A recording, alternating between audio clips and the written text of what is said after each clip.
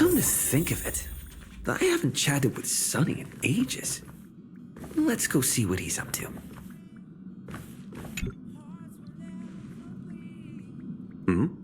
Miss March 7th is looking for you everywhere. I don't know the details either, but she told me that if I see you, I should remind you to check your messages. She also said that some things you missed are actually extremely important.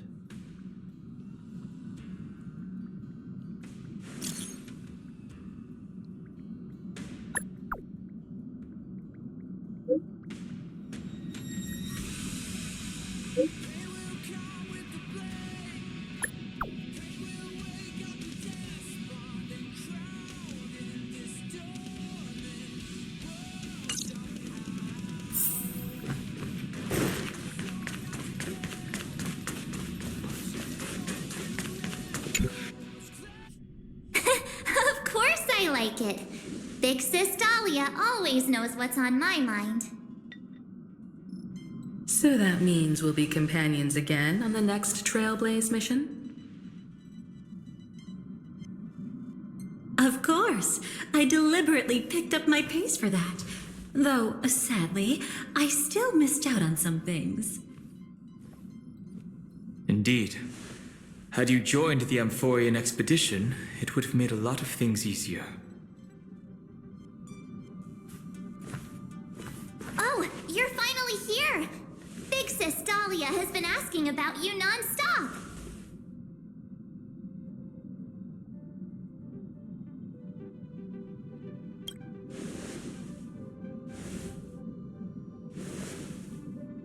Whoa! Have you gone mad? Did you forget that we should never mention words like old or senior in front of Big Sis Dahlia?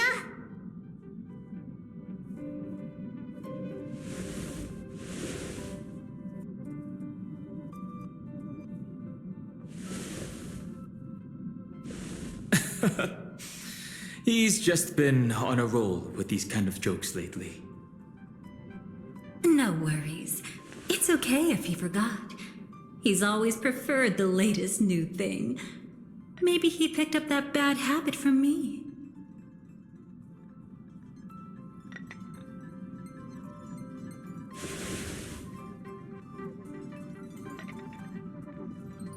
Long time no see. Now, does anything ring a bell?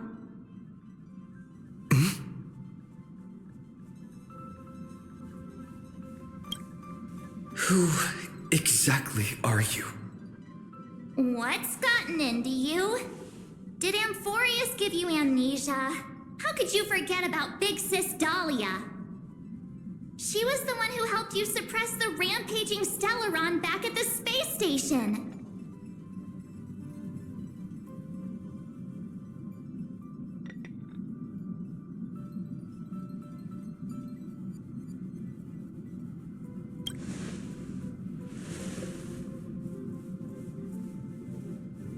Exactly! What's wrong with you? Totally! It was Big Sis Dahlia who dealt the final blow to that Lord Ravager the first time we went to the Cienjo. You haven't forgotten something that big, have you? That was why Big Sis Dahlia had to go back to the garden to recover and couldn't join us in Penacony.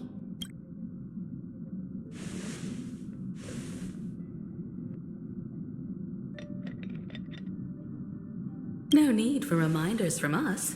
He has spent more time with the Dahlia than anyone else. Why don't you let her diagnose you? She's the Express's resident expert when it comes to matters regarding memories.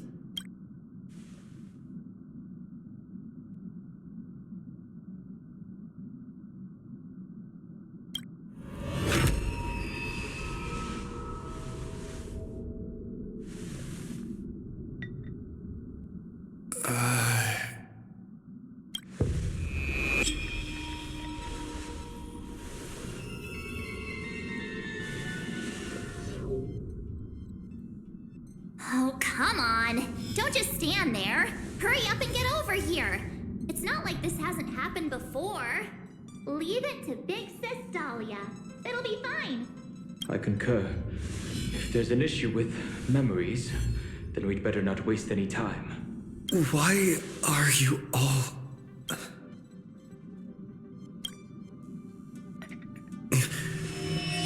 No. This isn't right.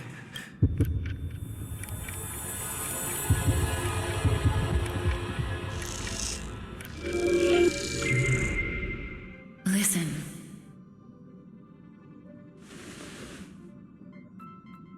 You'll face betrayal, lose your way, and seek answers. It was a wish of the cosmos that set you in motion. And in the tale where you are the protagonist, the stars themselves will defy the destiny of finality. Hang on.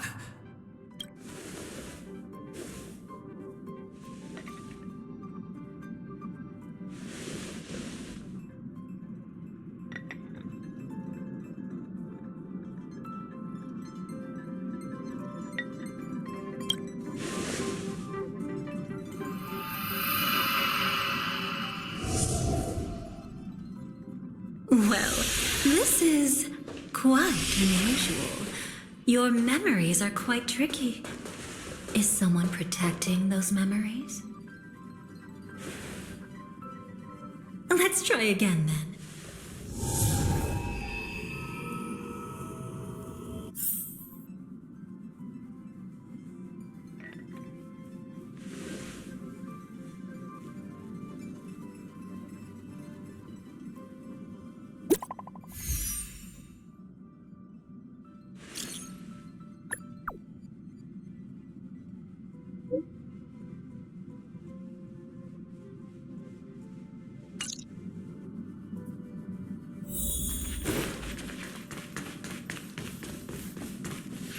Destiny is much like memory. Since it twists and turns like a maze, even the vastness of the cosmos isn't too great for those fated to meet. Perhaps we'll meet again soon. You're finally here! Lady Black Swan has something urgent, and you almost missed her.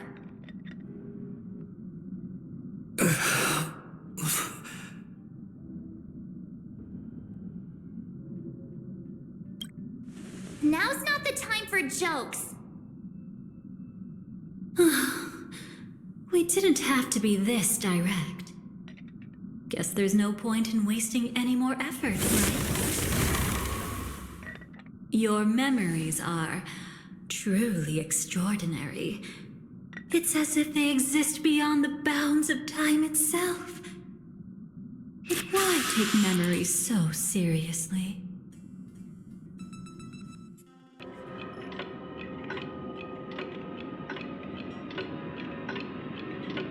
Welcome. Would you like me to dim the lights more? Don't worry, I haven't harmed your companions. What you've seen stays between us.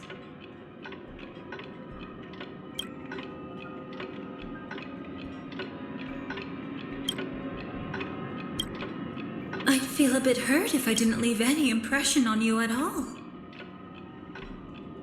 My name is Constance, an ordinary memo keeper. If you'd like, you can do what everyone else does and call me the Dahlia for now. It's a bit complicated to explain. Through certain methods, I've brought you into my own heart. We could be watched if we met anywhere else. This is the only place where I can feel safe sharing secrets that should stay between us. Let me apologize. I thought that becoming someone you are familiar with would make things easier, or simpler.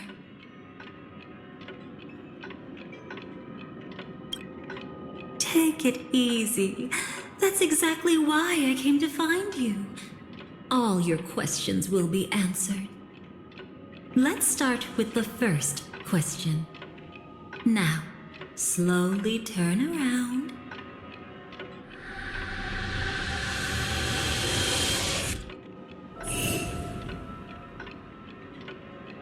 and witness your own death. How does it feel to see your own corpse like this? I know death doesn't faze the nameless. It's practically just another day at the office for you. So don't worry, this scene isn't real. It comes from something you're all too familiar with. This was foreseen by the script. It's another possible ending for you in Penacony, but it was prevented by the Stellaron Hunters long ago. It's a tomorrow that never came.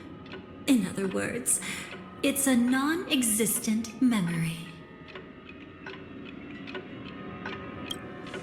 Actually, I'm one of them. That's quite the incredulous look. Like the others, I can't reveal too much. Even if we are hidden in this place, we can't escape from omnipresent destiny. But I trust you won't be surprised by a Stellaron Hunter's sudden visit. After all, that's what our two groups are. The Astral Express travels in pursuit of the light, casting long shadows in its wake. I'm here to tell you only one thing. Your memory of Penacony is incomplete. A part of it has already been stolen.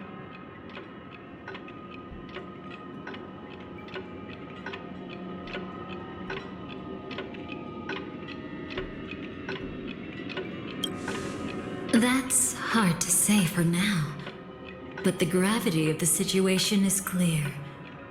Someone might have made you forget some critically important information. Either way, I must help you recover everything about the finality. It's not surprising. Have you ever kept a gentle pet?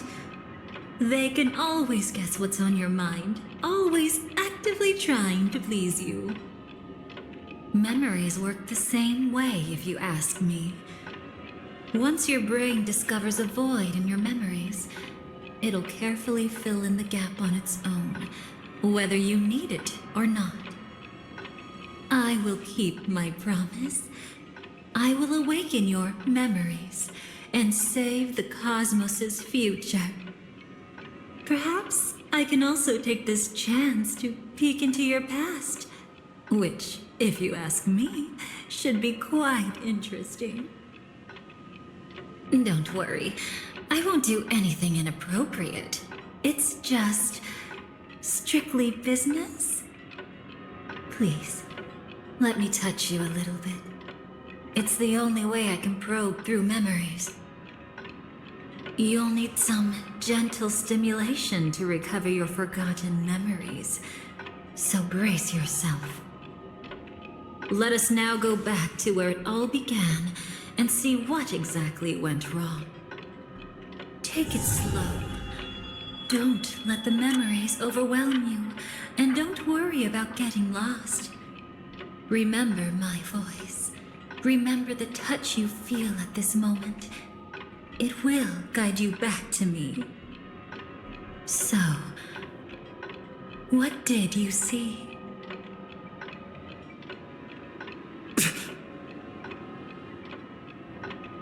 Seems like a rough start. Don't worry.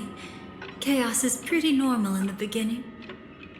Can you still remember where this journey began? Penacony, the land of the dreams, located in the Memoria-rich Asdana star system. At that time, a grand celebration of the harmony was about to begin, and as fate would have it, an invitation found its way into your hands. The family's esteemed guests are cordially invited to Penacony to participate in our grand celebration. Witness the impossible in the realm of dreams. Find the legacy of the Watchmaker, father of Penacony, and thus the answer to the question, why does life slumber? There, you encountered Adventurine, an IPC executive who appeared to be answering the invitation alone, but was actually there to reclaim lost territory. He desperately sought allies, attempting to tip the family's scales with himself alone. And then there was Sunday, the former head of the Oak family, a pathstrider of the Order who would soon usurp the power of the Harmonious Choir and become your enemy. There was also his sister, the renowned Robin. She was meant to perform on stage, but got caught up in a series of unfortunate events, and in the end, found herself as lost as any bystander. Oh my, have there been gaps in your memories from the very beginning? This is quite troublesome. Where should we begin? Right. Let's start with her. You must remember. That girl who called herself an artist and was hunted down by the family. Of course, her true identity is no longer a secret. What you see as a first encounter is actually a long-awaited reunion for her. Let's begin our story here. Think of that girl who could neither enter dreams nor wished to wake. Why did she slumber with you? Is this what dreams are? I can't see anything. Can't hear anything. Nothing exists except darkness. I don't understand. Why do people long for this darkness? Don't move yet. It's going to hurt real bad. Is the surgery over? Yeah. As expected, you can't recover the ability to dream. Even after paying such a heavy price, we only get one shot at this. It's fine. One chance is all I need. Is there anything else I need to do? Just don't die. Take a breather. Once the calibration is done, I'll let you officially enter the dream. And then I'll be able to enter that land of dreams. Don't get your hopes up. It's just a nickname. Your dream might not come true. I've been waiting for this day. People always describe it this way. Once you wake up, it vanishes without a trace. That's why sweet dreams are so precious. Sounds like you're just trying to make yourself feel better. Maybe. But when the day we cross paths again arrives, I think I'll pretend we've never met and get to know you anew, as if starting all over. I made a promise with him. Our reunion is right before us. I have no reason not to give it my all. Even if he's already forgotten it? But I won't forget. No matter how this story ends, I want it to begin with a smile. In the future that Elio foresaw, we never had an ending. But I still have the chance to wrestle back from fate the right to have a beginning.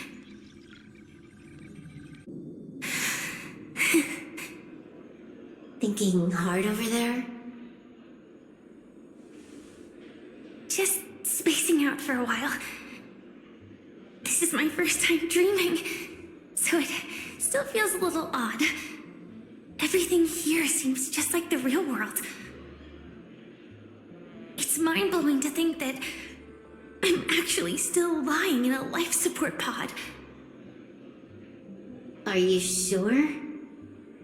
Never mind. Hurry up. The Astral Express has arrived. How is the situation? Can we avoid the family surveillance? ID's already taken care of, but there's a snag. Let's walk and talk. Head to the room I prepped.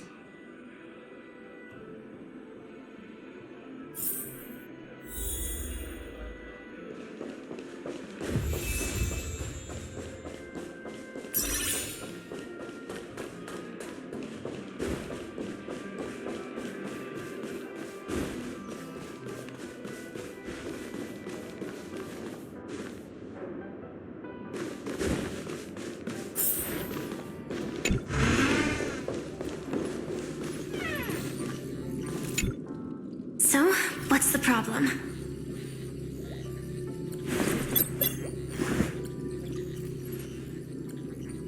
I hired a helper to slip into Penacony ahead of time to snoop around. She just sent me some intel. There's bad news. The family is borderline all-knowing and all-powerful in the Sweet Dream. Is there an emanator of the harmony here? It's not necessarily because of a person. It could be a phenomenon. Can't say for certain. Anyway, just like the script says, no matter how you sneak in, you'll be found out. There's not even a single gap? Even just for a couple of seconds? It's not that we can't create one. The problem is that you're too powerful. You're no small fry. Here in Penacony, you're a colossal threat. They'll be onto you even if you just try to enter the dream. That means, even if I manage to sneak in, I won't be able to escape the family's pursuit. Exactly. And a brawl won't change a thing. This is their turf. You'd be throwing your life away. It might be risky, but I have a plan. The family still hasn't figured out who Stellaron Hunter Sam really is, right? At least not this branch family. Then, let's use that to our advantage. I'll activate Firefly Type 4 and attack the Reverie Hotel. I studied their defenses on the way here. Their basic security won't be able to keep me in check. Create a commotion to force Sam in the spotlight. Then, I'll rush back here at top speed, and while the chaos is still fresh, dive into the dream as Firefly.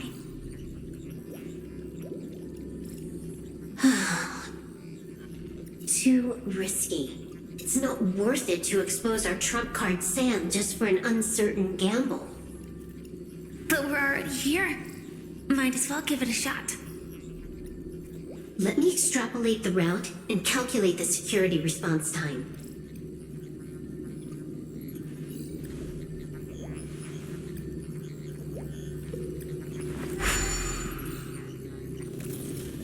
Hold on. What is it? Weird. My readings show security is practically non-existent. That doesn't match what you told me. Describe to me what you see, just to be safe. Describe? It's just your standard hotel setup. Sofa, dream pool, and... Who's there? Relax. There's no one here. I knew it. What you're seeing isn't quite the same as the surveillance I see. That is weird. How does that work? Let me fix it.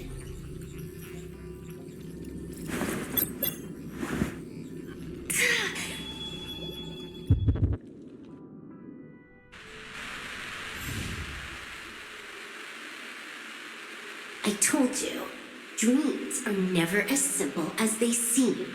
How about now? This place is... You haven't gone anywhere. You've been here the whole time, saying weird stuff. is my first time dreaming, so it still feels a little odd. Everything here seems just like the real world.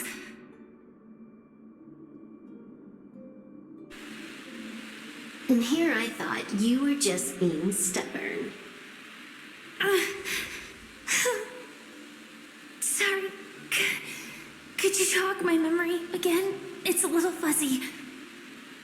Following the script, we secured a discarded dream pool. Wasn't easy. Some IPC lackey decided to fight us for it.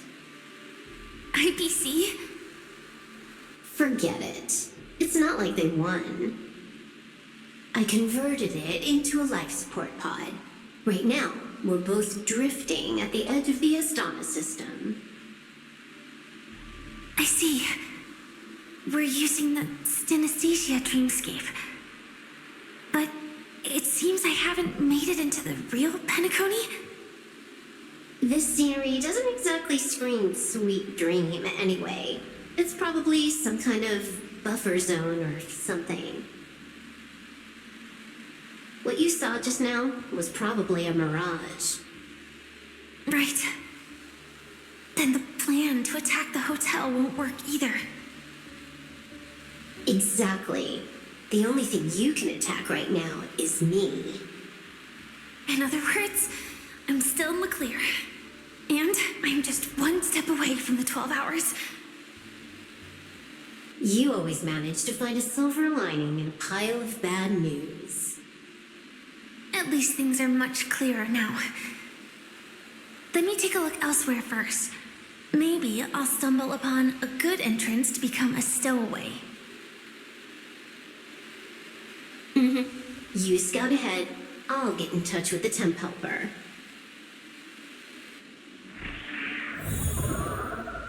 Silverwolf, did you hear something? I didn't notice anything. Strange disturbances in the memory zone are nothing unusual. They say many memories of the past will replay over and over again.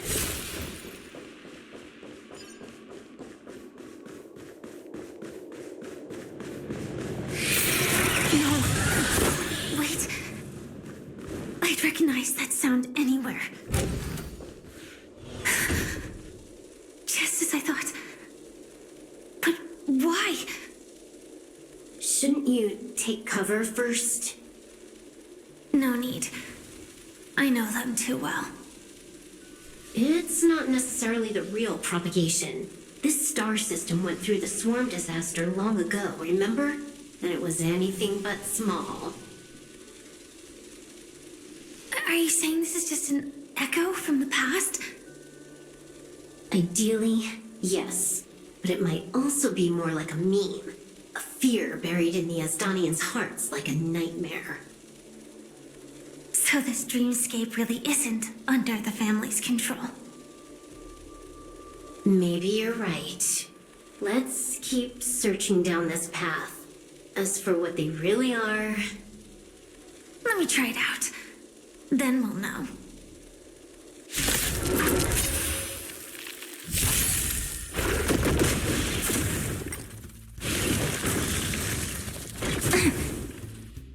Have some sunshine! Stars, shine for the heroes. Root here. Your time to shine. Rise and shine.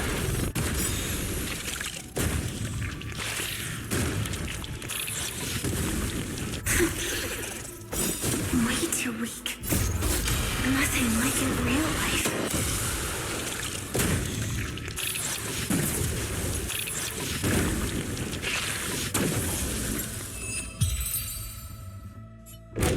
The remains are gone. Was it just an illusion formed by Memoria after all? Figures. No wonder a scrapped dream pool isn't worth a dime. Without the family's protection, any regular visitor here is just begging for trouble. Better stay on guard. Not every illusion has good intentions. Got it. Also, you can actually just go around them.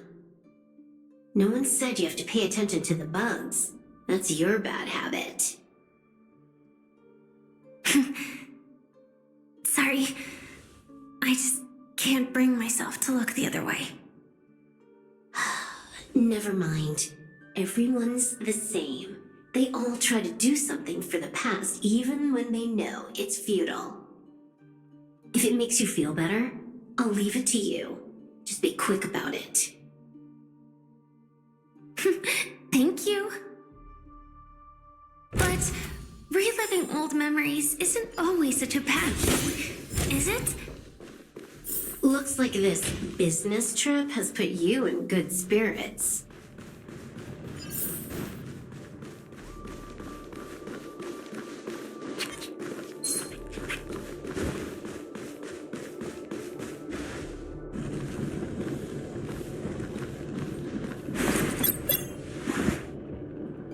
Oh, got a response from our helper. Head to the main lobby. She'll send someone to meet you. But watch your back. That one's a masked fool. Who knows what they might... Hello? The signal's gone. Here we go again. Huh? The mech won't start. Why? Huh? They didn't attack me. Are they running away?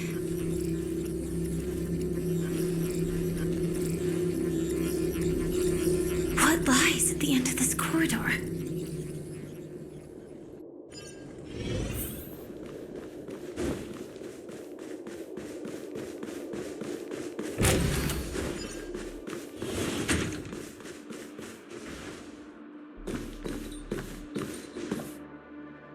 Debris everywhere. But weren't they just illusions? Could it be that there's someone else here besides me? The true Sting died from a high heat reaction and the scar. How can this be? I know it all too well.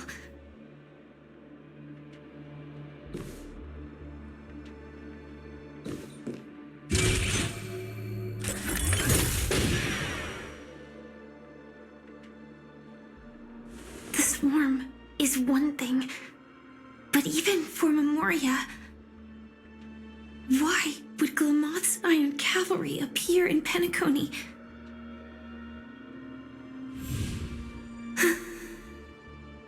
I hope we can see the stars on the next battlefield. Will we see each other again? Then we should be able to find each other.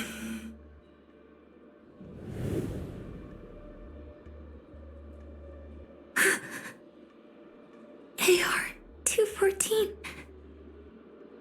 Is this what dreams are? Is this nightmare your memory? All right. Not the best timing, but that's as far as this first try goes. So, how are you feeling? Any discomfort?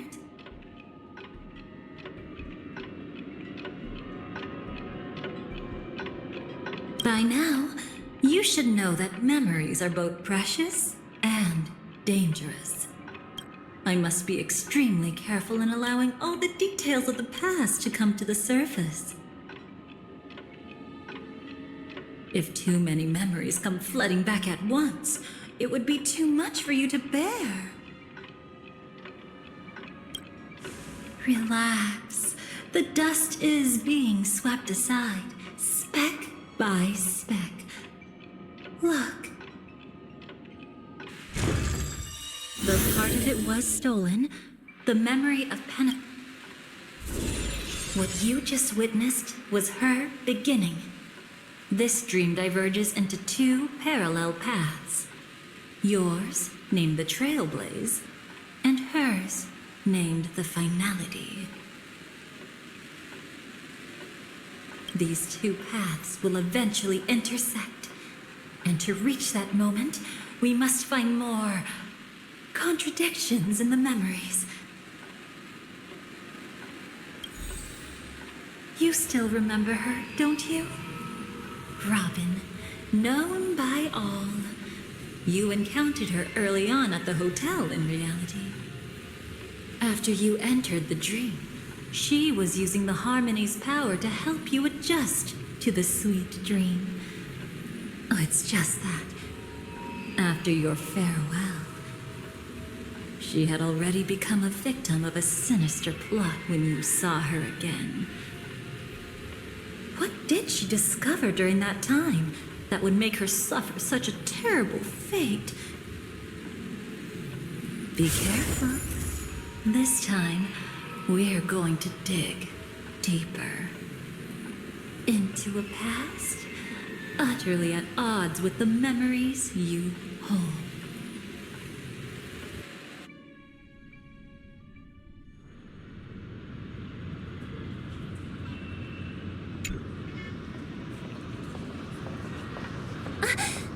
Are you all right? Surprisingly, I don't feel anything. Well, you are in the dreamscape after all. Seems like our guest here hasn't gotten used to the transition. Fret not. Feeling a sense of weightlessness is normal for new visitors. Robin, please guide our friend in getting more comfortable with the new environment.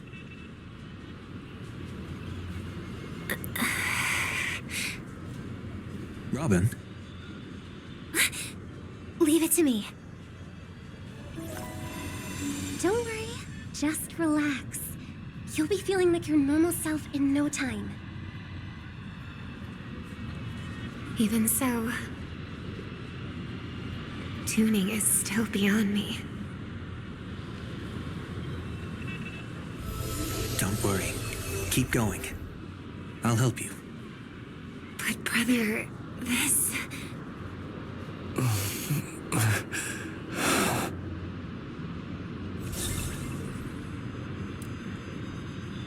What did you do to me? Relax. Just did some tuning on you with the resonance of the harmony to allow you to control your limbs freely in the dreamscape. Essentially, the dream of Penacony is a world formed by memoria. Only by fully understanding its nature can you move freely within it. Unless you're one of the memo keepers of the Garden of Recollection, it can be difficult at first to manipulate the memoria as you wish. But once you've been tuned by the harmony, you can use the same laws of physics from the real world to understand how the dream world works. Oh, oops. I've fallen into my professional habits again. I just can't seem to shake off this urge to be a know-it-all. Don't mind him. He's always like that. Please, enjoy the beautiful dreamscape the family has built for everyone. We shall take our leave. Have a blast!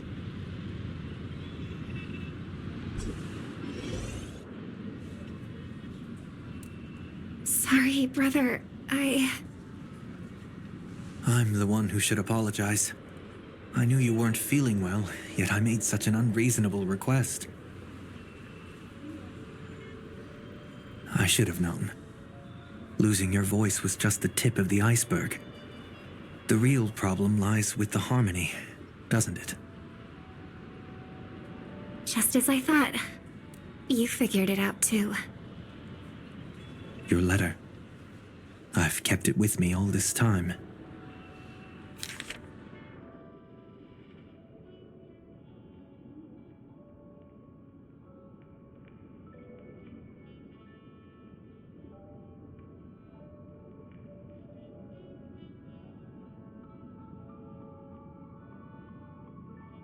Don't worry. This is crucial. I'll uncover the truth before the festival begins. Let me help you shoulder some of the burden. Did something happen in Penacony? The Charmony Festival is approaching, and with all sorts of guests mingling, Mr. Gopherwood must focus entirely on the preparations, leaving no attention for other matters. This creates an opening for some people to exploit. If there really is a traitor in the family, now would be the perfect time to make their move. I heard the Dream Master has fallen ill. Since I came back, I haven't seen him even once. There was an accident not long ago. He's gravely ill, and I'm afraid he won't be able to appear in his humanoid form for a while. That's why we need to help him even more. Leave the investigation to me. You don't have to worry about anything else. Just focus on the stage. But... No buts. Listen, Robin. Never get involved with death in dreams. You need to sing your heart out. I promise you, when the curtain rises, no noise will drown out your brilliance. Not even the shadow of harmony itself. that's true. Ever since we were kids, there's nothing my big brother couldn't handle. Then I'll go get ready. I won't take up any more of your time. Be careful, brother. And don't forget to save a good spot for yourself. Of course. Who says I can't play favorites once in a while? See you later.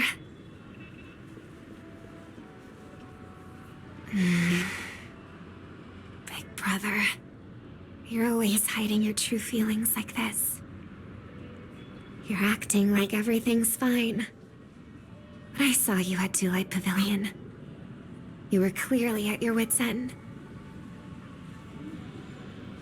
When I wrote that letter, I could still barely manage to tune.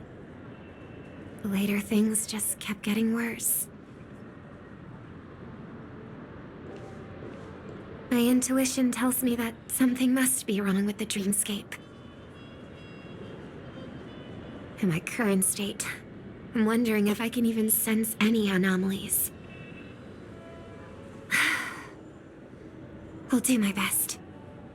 Let's hope this is just a false alarm.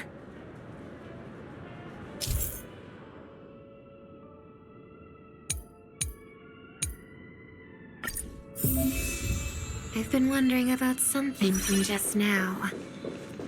There seems to be a faint dissonance nearby.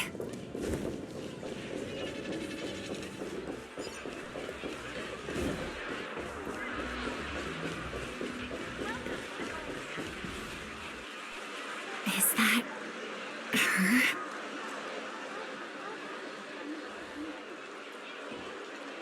Don't even think about running away. You stowaway. Sorry for bothering you. Please, I need your help. What's wrong? I'll help you.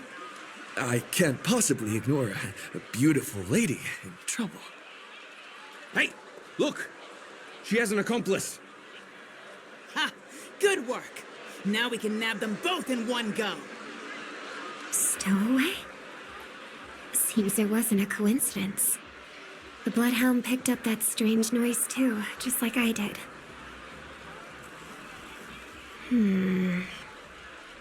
Better to stay out of sight for now. If that girl really is an outsider, this could be my chance. That's enough, boys. Sir. What's gotten into you all? Open your eyes and take a good look. Is this lady the stowaway we're looking for? Huh? Who's this? Don't you know him? Look at his brown hair and grey vest. He's the officer, sent here by the family to maintain order at the Charmony Festival. I see. Sir, the thing is, we're trying to apprehend a stowaway. And that young lady there looks very suspicious. We're sure she's the one. That's nonsense. Take another look, will ya? The witness report says that the suspect is a lad with silver hair, and you guys are going after a girl with silver hair. Does that even make sense? She's our guest. Well, just get out of my way and I'll take care of this. Yes, sir. Something's off.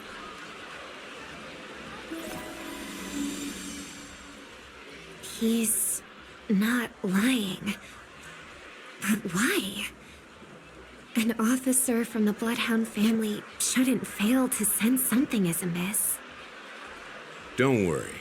I believe this is just a misunderstanding. How could such a lovely girl like you be a stowaway? Thanks. Without your kind help, I wouldn't know what to do. Just part of the job. I need to get going.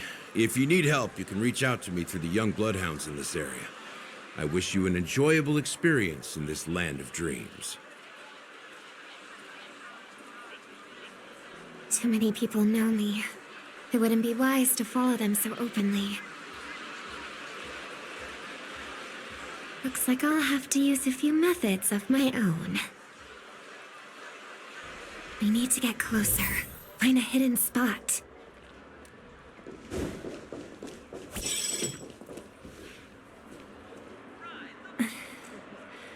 I hope I still have the strength to do this.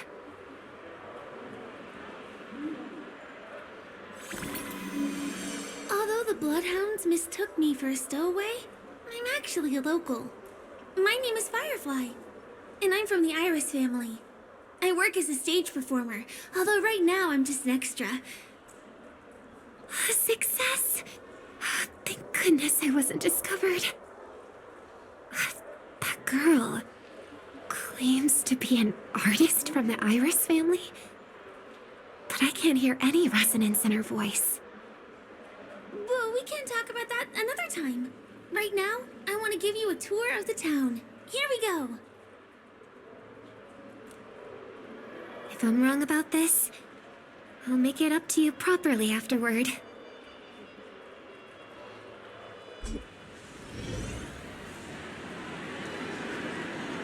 Since this is your first time here, I say we start with the easiest games.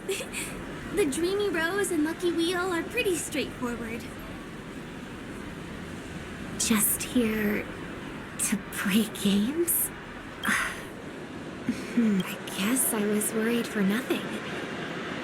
Sorry, Trailblazer and Miss Firefly. Maybe this was just a beautiful encounter.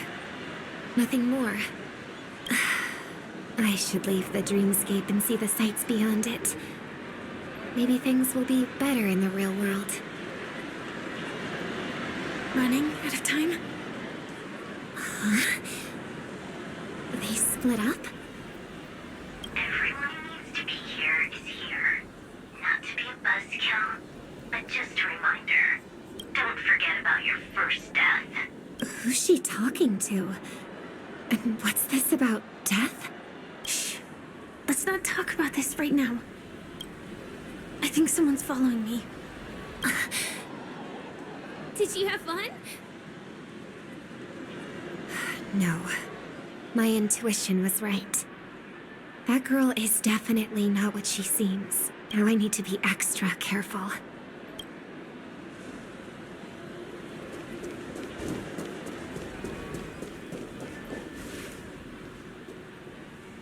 Ah! He's coming our way!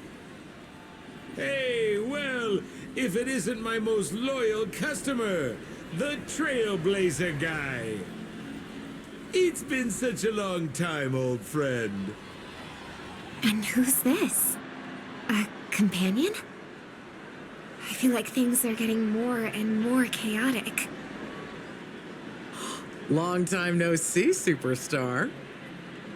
There's someone else. Oh! Lady Siobhan? Still radiant as ever. I could spot you from a mile away. I came over to say hi. What brings you here? Drawing too much attention is never a good thing. Oh, reminds me of that old saying, from afar, anyone under the spotlight seems endlessly charming. but only when you get close do you realize how restless that heart truly is. Sorry you had to see that. I just came out to clear my head. The Charmony Festival is coming up soon, and I'm a bit nervous. I heard about your voice issue. Drop by the Dream Jolt hostelry when you're free, and I'll take a look at what's going on.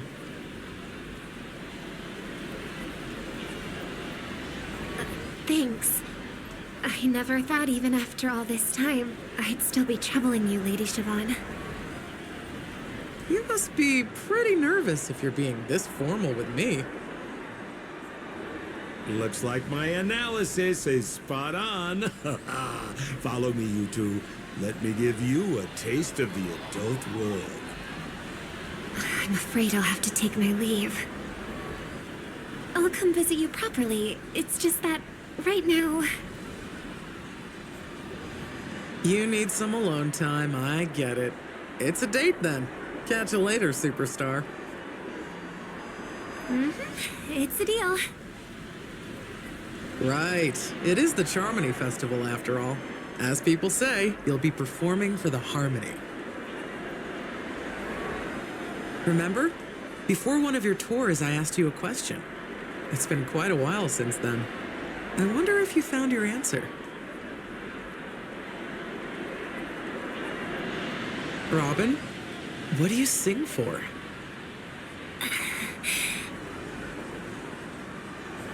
I think I've got my answer now. But instead of words, I'd rather answer with a song. That would be more convincing, no? That's actually more convincing than a straight answer. Looking forward to your performance.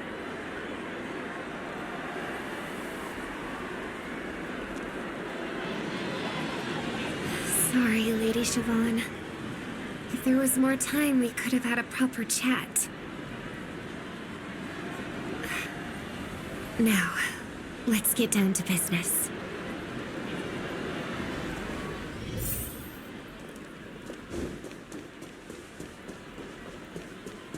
The distance. It's so far. Just where did they go? The static's gone.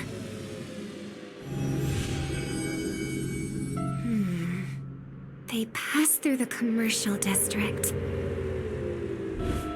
And past the Papashi Club. And then the voice just vanished. Did she return to reality? That can't be right. There's no entrance or exit there.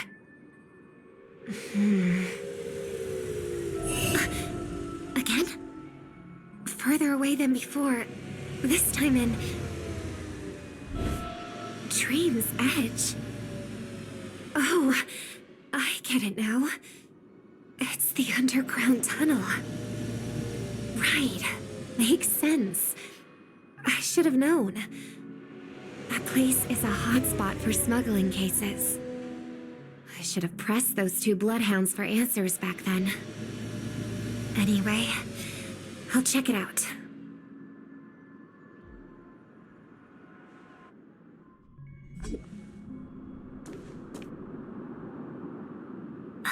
Can't navigate any further from here.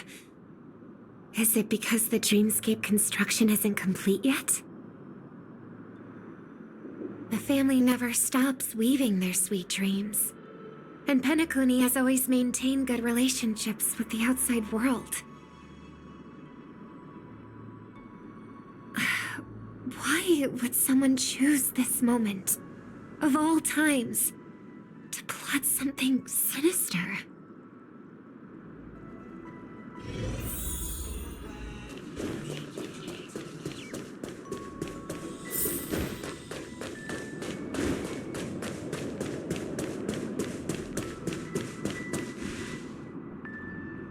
Excuse me, ahead is... Is that... Miss Robin? Hello. I never thought I'd meet you here. When I joined the Bloodhound family, you were the one who delivered the family's greetings.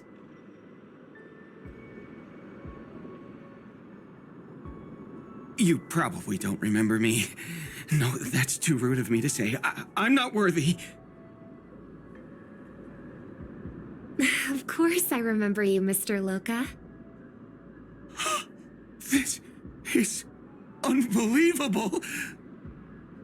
I don't spend a lot of time in Penacony, and have even fewer chances to help out the Harmony. If I'm willing to go, I always make sure to get to know everyone beforehand. After all, family greetings can't be mere pleasantries. They must be heartfelt blessings for each and every family member. Miss Robin, you're absolutely dazzling. By the way, what brings you to Dream's Edge? Do you have anything you need from us? Pardon me, but have you seen two tourists?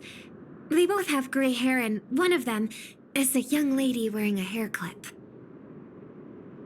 You're looking for someone?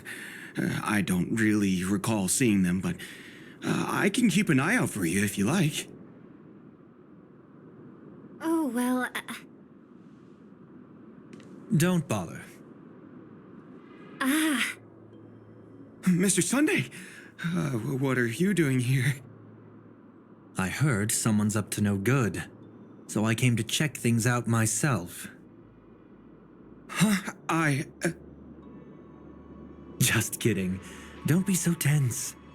Robin hasn't been home for a while, so I brought her here specifically to look around and reminisce about her childhood days. As for those two mentioned earlier, they were guests we met. They left some items behind, which I've already returned. There's no need to ask anyone else about it. Understood. There's a construction site ahead, so we won't go any further. Goodbye.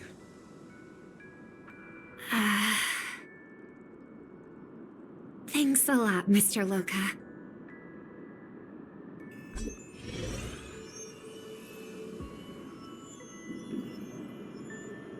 I couldn't speak freely earlier. Robin, why did you come here? Like you said, I'm here to reminisce about old times. What about you? What brings you here? Tracking down criminals is my duty. And you, my dear sister, you've always been this stubborn, and in times like these, I wish you never had this trait. You're still investigating on your own, ignoring what I said? Yeah. I can't stop thinking of death, so I followed some people all the way here. After all, I witnessed that horrific scene at the Dewlight Pavilion with my own eyes. I can't let you bear this burden alone.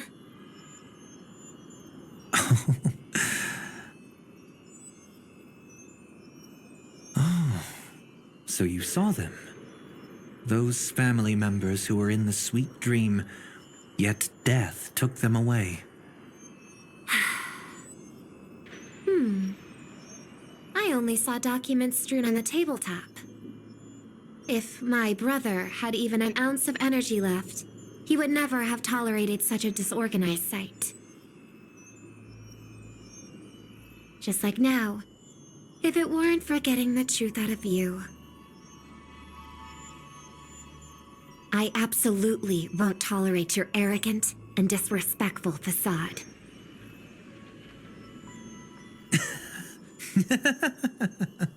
What are you talking about, dear sister?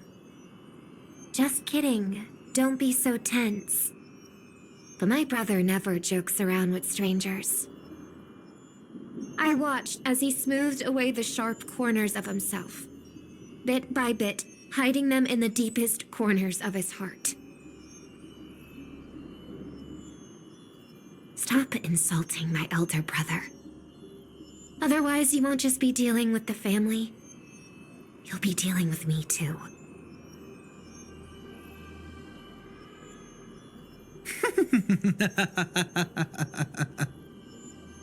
And Hiii thought you'd enjoy my little creative spin I'd put on him. Don't you think he's more likable that way?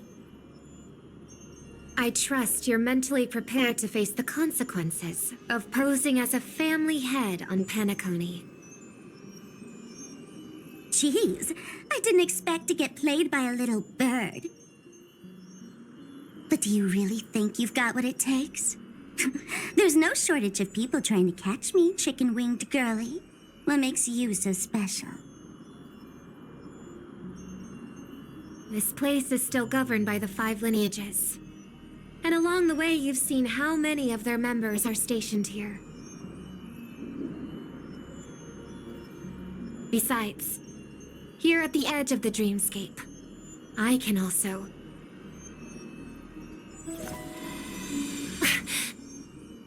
What do you mean, can?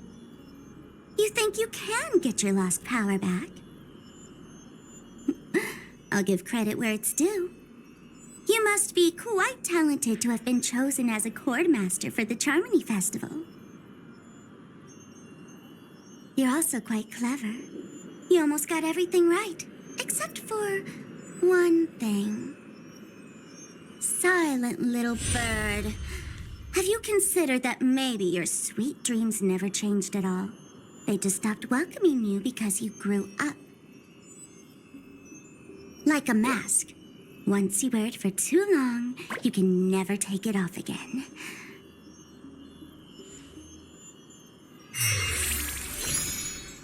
As for that mask of yours, is it really called the Harmony? The twin of the Order?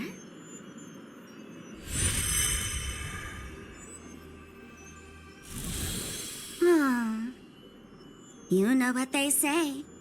Robins will fight tooth and nail to protect their territory, even at the cost of their own lives. Looks like that name suits you pretty well. Oh, right on schedule. Gray hair should be wrapping up soon. Miss Sparkle, time to head to the next scene.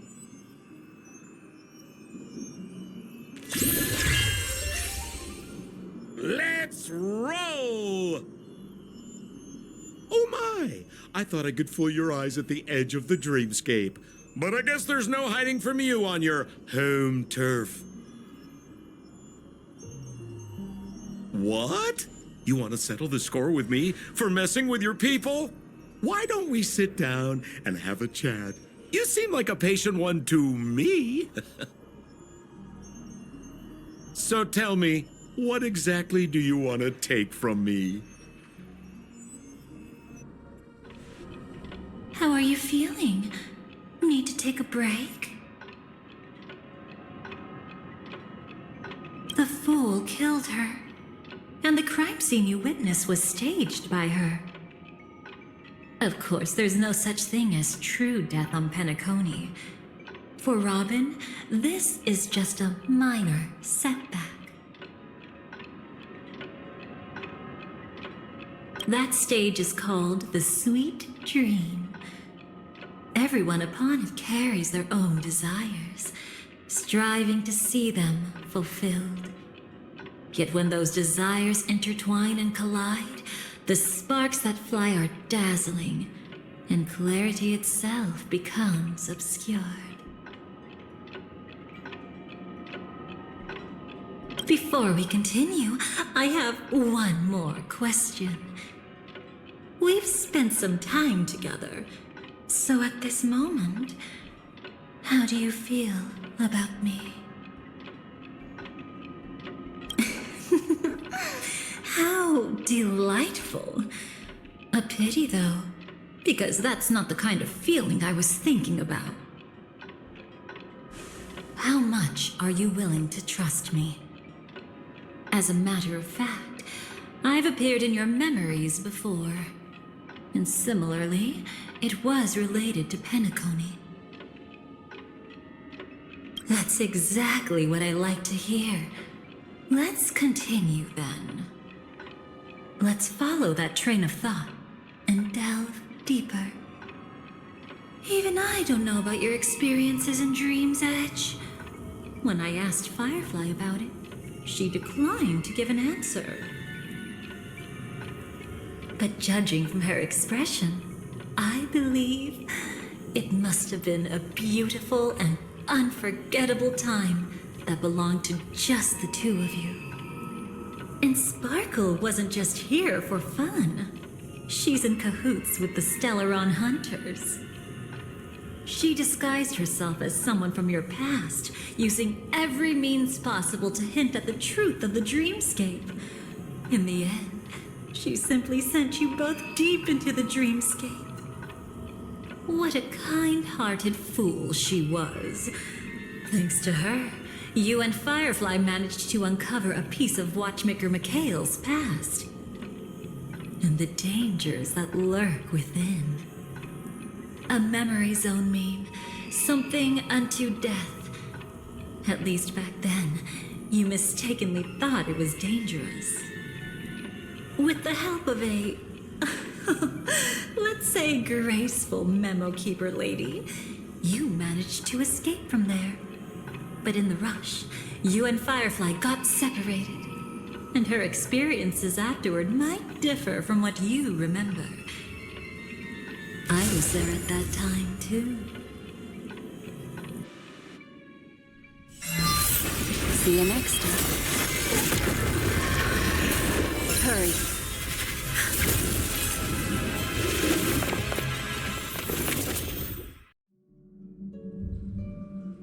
Don't worry, I've got you. How are you feeling? Passing through Memoria so suddenly always leaves you in a daze. That memo keeper had ulterior motives. She could have sent all of you away, but deliberately kept you behind. What happened just now?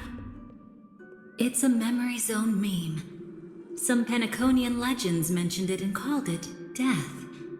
I caught something unusual, but couldn't get a clear look at it. But I saw it. In that instant, before it was about to strike, a reflection of another dreamscape appeared in its pupils. It was somewhat similar to the 12 hours, yet the atmosphere was completely different. What if death doesn't exist in sweet dreams? Or so they say. But what if that's not a lie? Perhaps death is just sinking into a deeper dreamscape. Too bad. A nosy memo keeper had to show up. Next time we meet, leave it to me. I'll give her an experience she won't soon forget. Every time you say that, it's always you who seems to be having fun. This time, try not to go overboard. It's not necessarily a bad thing. If I really do meet my end, I won't have a chance to tell them the truth anyway. Are they still around? I can't sense them anymore. I'm afraid they must have gone back to reality. Hold on. Still no good. I can't get in touch with Silverwolf in the primordial dreamscape. Oh. I left her a message. If she gets it, she'll help guide him back here. Or we could head back to reality first and get in touch with Silverwolf.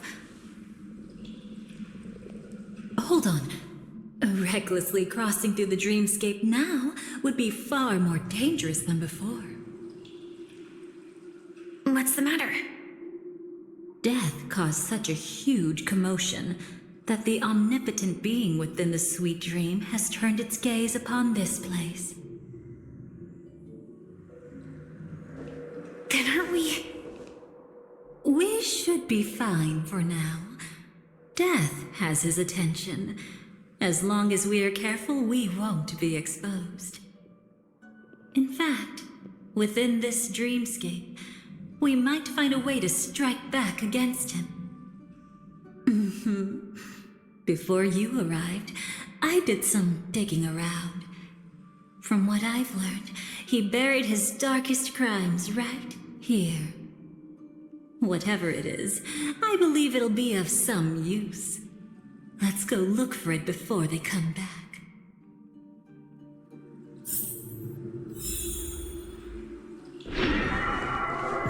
It's that memory zone meme. Be careful. What's that? Firefly, let's... From the traces nearby, it was Death's doing. But did they really die? No, your conjecture is right. It's just that these birds weren't welcome in another dreamscape. You've seen them before? Yes, but that's what makes this so intriguing. The outcome of the battle was the complete opposite of what I expected. That reminds me, there's something important I still haven't asked you yet. Would you like to die together with me? Today? Not really. I just love catching you off guard like that. It's adorable. Then, take a few steps back. I have a few conjectures. There might be some risk. If anything happens, don't worry about me.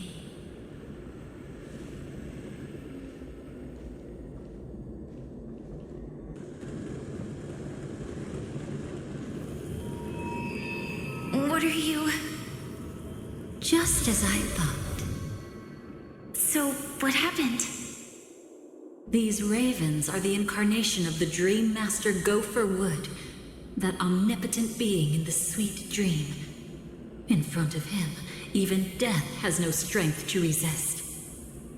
The power I just released should have been enough for him to notice and deliver a fatal blow. Yet here we are, completely unharmed. You know, you're quite similar to Blade sometimes.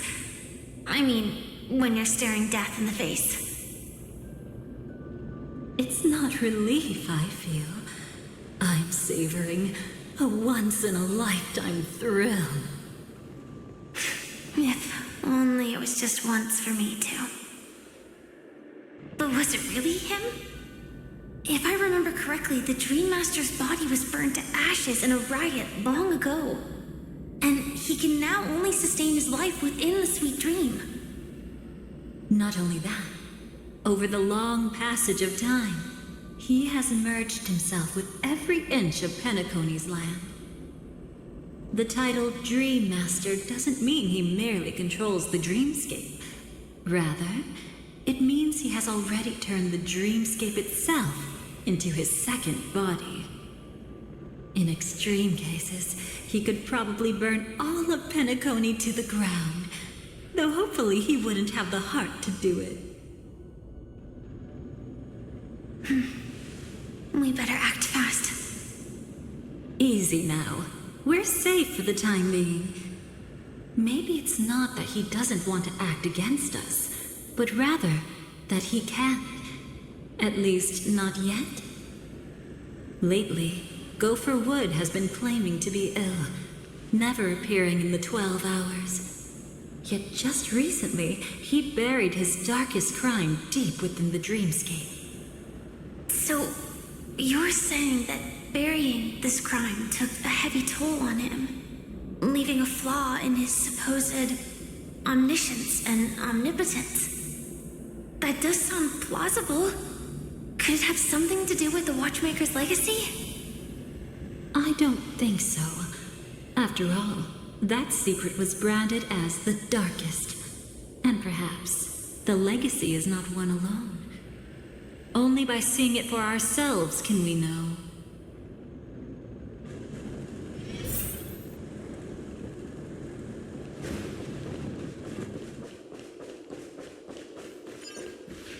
A mistake anyone could make.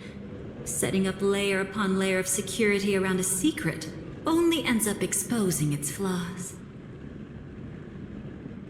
Why don't we give it a shot and build up some experience dealing with memes?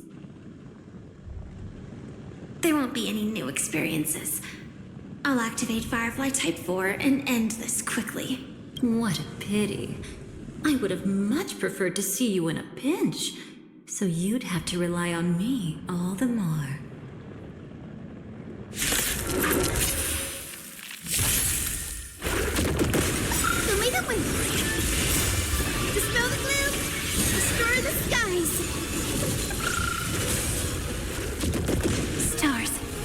for the heroes.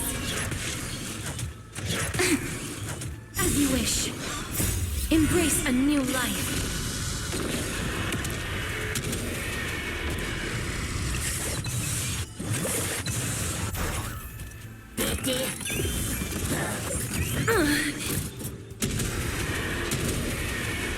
May death protect us!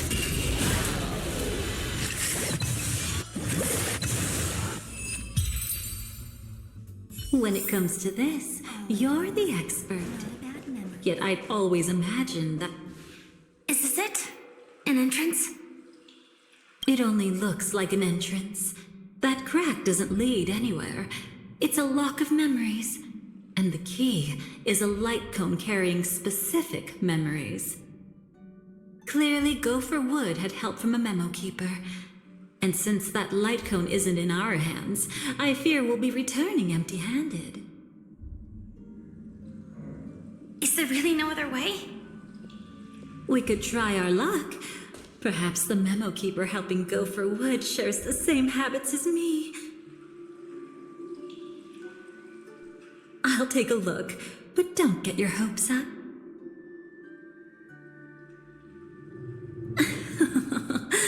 Pretty careless indeed. Just like an old friend of mine. Looks like we're in luck. We found one of their contingencies. Do you have memories like that? A moment in time you never want to forget. One that you find yourself reliving over and over again. Of course. More than just one. What a shame. Don't take it to heart. I'm just imitating those annoying memo keepers. In their view, the more memories recalled, the more likely it is to become distorted beyond recognition. Each time you recall a memory, you risk distorting its true face. That's how they justify the necessity of light cones. How tragic. They never understood the truth. The more eternal a thing, the more it stirs the desire to destroy it. But they weren't wrong about the present situation. Even if Gopher Wood were to come in person, he'd need to bring a specific light cone. His own memories can no longer be trusted. That's exactly why we have a contingency plan right in front of us. But I haven't seen anything since just now. Oh, sorry.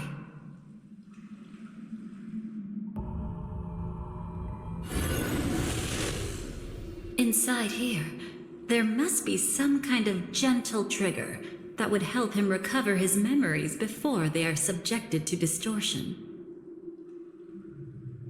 But for us, that's probably meaningless.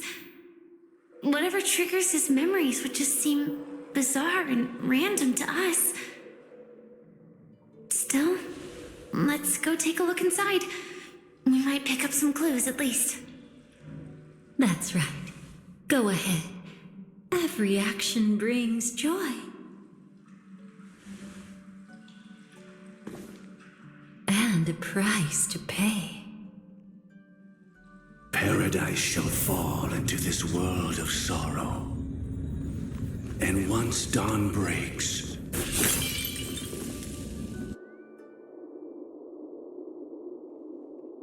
how can this be?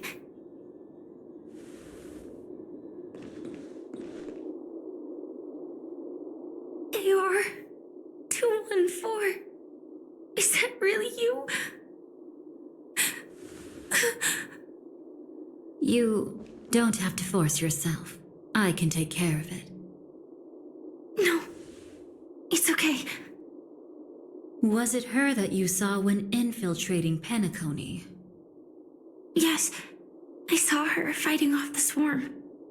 But it was just Memoria, and it vanished quickly. Silverwolf mentioned that Penacony had also faced a swarm invasion before. I kept telling myself that she was just passing by and lending a helping hand. And after everything was over, she had already left. safe and sound. So this time, do you still want to know the answer? Would it be any different? I really want you to tell me that this is not real. It's just Memoria. But thinking about it calmly, nothing can change it. A memory is ultimately something that's already happened. You're more composed than I expected. I wish I wasn't like this. She and we could be called friends. I wish I could just break down and cry for her, like any normal person would, to mourn her loss. But what surfaced in my mind was that one sentence. This is our predestined fate, and one day, I too shall meet the same end. One day. Not today. Though it's already too late, there are still other things I can do for her. Maybe you should calm down first. Unfortunately, this isn't Memoria, but a real Glamoth Knight. Clearly, Penacony was her final destination. I'm surprised she made it to Penacony at all. Oh, the Glamoth regulations. She broke those prohibitions? Worse than that. She was the first and only deserter of the Glamoth Iron Cavalry. The Empire hadn't fallen yet, but she didn't want to accept a fate of dying in battle. So she left on her own. She said she wanted to choose how she would die.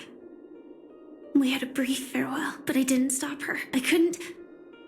Leaving the Glamoth Empire itself would quickly drain her life away. If we can't change the outcome, why should I stop her from making her own choice? Quickly drain her life away. Oh, entropy loss syndrome. Yes, just like me. Leaving the cockpit without permission is strictly prohibited. Surviving knights must actively return to formation. These aren't just military regulations, they're the terms of our survival. When not piloting the Firefly Type 4, I must stay in the cryo sleep pod. Otherwise, my entropy loss syndrome will only get worse. So, have you figured out the reason yet?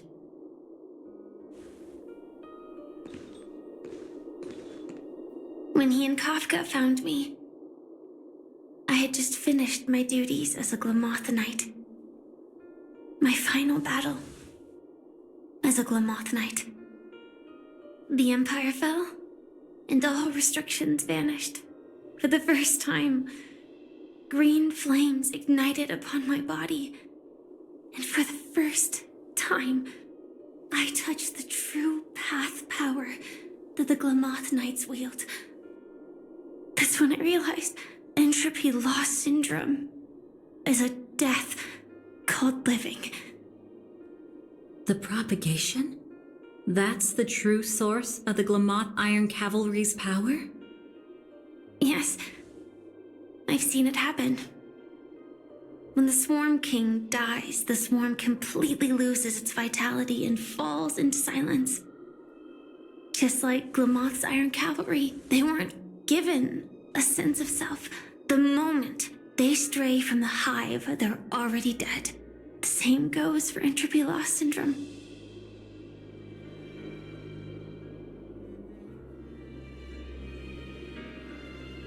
Could you help me take her away? I don't want to leave her here alone. After all this is over, I want to give her a proper burial, just like any normal person. I'm happy to help. She wanted to escape her fate, but in the end, she died fighting against the Swarm in Penacony. The detestable thing about destiny is that it brooks no defiance. Do you know her name? When we parted, she had no name, just like me. But I hope, by the time she leaves this world, she will have found both a name and a purpose for her life. Why did Gopher Wood leave her here? No matter how much I think about it, everything he's scheming couldn't possibly be connected to the propagation. How deeply is your past intertwined with this place? It's not clear yet. But obviously she had multiple fatal wounds on her body. She didn't die from entropy loss. Before we left, Kafka told me, in her view, dreams are inherently a convergence of the past. It's the same for everyone, no matter how much you want to avoid it. No matter what you're seeking, you can't avoid it. Perhaps she was right. However, the Dream Master's weakness has also given us an opportunity. Good. Now then... Oh? Good news. It seems like we've got a few intruders in this dreamscape. Looks like Silver Wolf can still pick up signals from here after all. That was fast. Must be that Memo Keeper's guidance. Either she's lost her sense of restraint or got something nasty up her sleeve. Let's go check it out.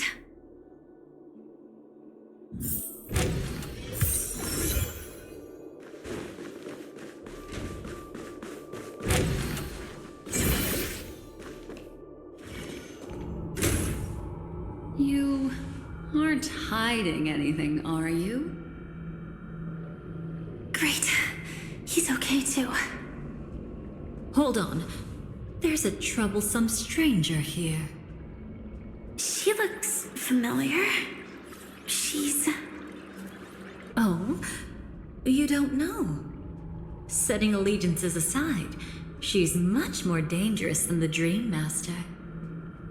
When facing an emanator who walks in the nihility, we must always tread carefully, no matter when or where. An emanator of the nihility. Was she ever mentioned in the script? No. If it weren't for my father's death, I wouldn't have known about this either. Your arrival is timely. This dreamscape is fraught with danger. Since our destination is the same, how about we join forces? I can protect you from harm, but in the memory zone, I'll need assistance from the Memo Keeper as well. And if we run into the family, it wouldn't hurt to have one more person to explain the situation. Absolutely not. We need to keep her away from him. Shh, be careful. What's wrong? Right now, their journeying together is actually saving us a lot of trouble. I can sense it. Death has cast its shadow once again. It's close. And unless things change, they'll cross its path before long. That Mr. Stellaron is clearly unfamiliar with Memoria. And that arrogant swan, always mindful of appearances, is unwilling to show all her cards. Only with Acheron present can they cross beyond death. Then all the more reason I should find them right now and tell them the truth. There's no need for another conflict with death. But Black Swan is still here, with unknown intentions.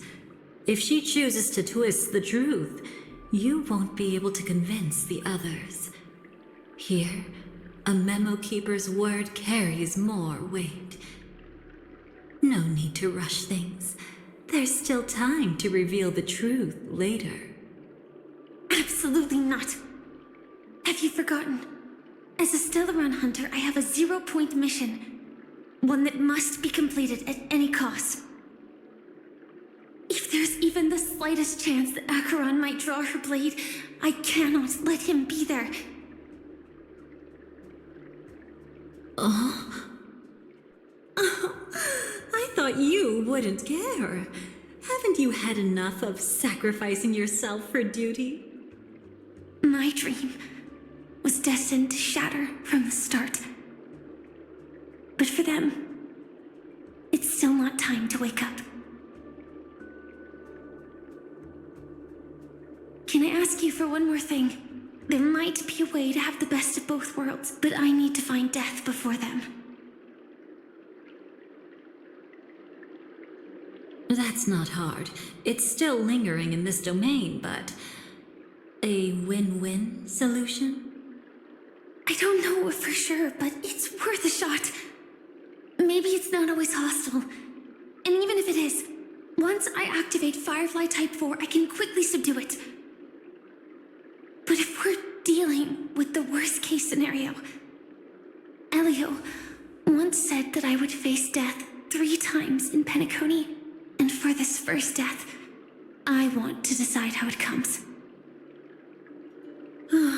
I just hope that reunion a moment ago didn't rattle you. Go on ahead. I've burned a hole through the Memoria that'll take you straight to the meme. Better hurry, though. It might not stick around in one place for long. Got it. Thank you. There's no sign of anything. Could it have already left?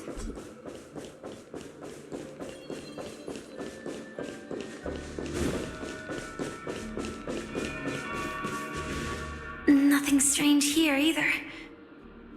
Wait, it's right here. I need to end this quickly. Watch out! A dangerous presence lurks nearby. Already? There's no time. Then I'll... It's fine, it's fine. At least I get to choose how to die. That alone is great. Besides, this is just a dream. So it won't hurt that much. This is just my first death. I still have plenty of time to fulfill the promise we made together.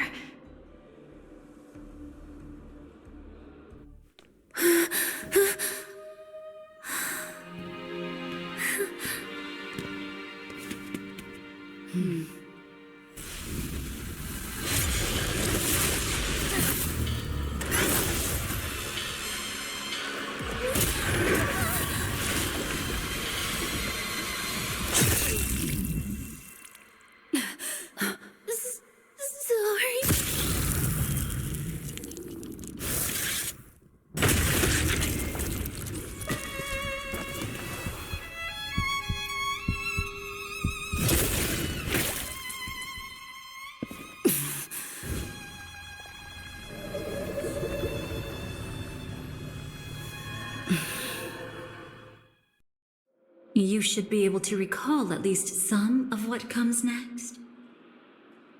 She hoped to reveal the truth of the dreamscape to you through her own death. At the moment she was impaled, even the emanator of the nihility would falter, blade wavering in hesitation. That was her way of securing the best of both worlds. Unfortunately, fate still played a cruel trick on her. The Memoria transformed so quickly that she didn't even have a chance to explain. After that, she arrived at Dreamflux Reef, land of the exiles, the true Penacony. The family went to great lengths to conceal its existence, using death as their justification. However, at that time she still couldn't venture deeper with peace of mind. Unable to reveal the truth, the situation that had worried her before continued to persist. She was burning with anxiety to return and get you away from the battlefield. Fortunately, a kind and caring lady was still watching over her.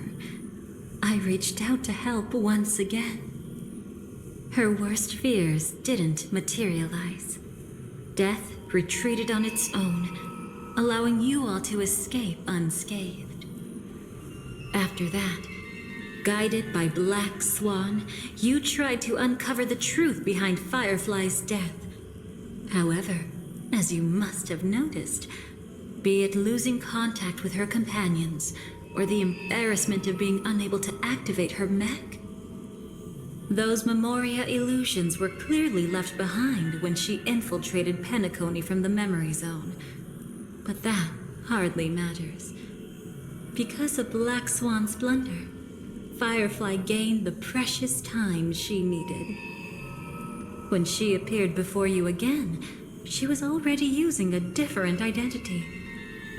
That encounter stirred the whirlpool of destiny, causing many paths to converge.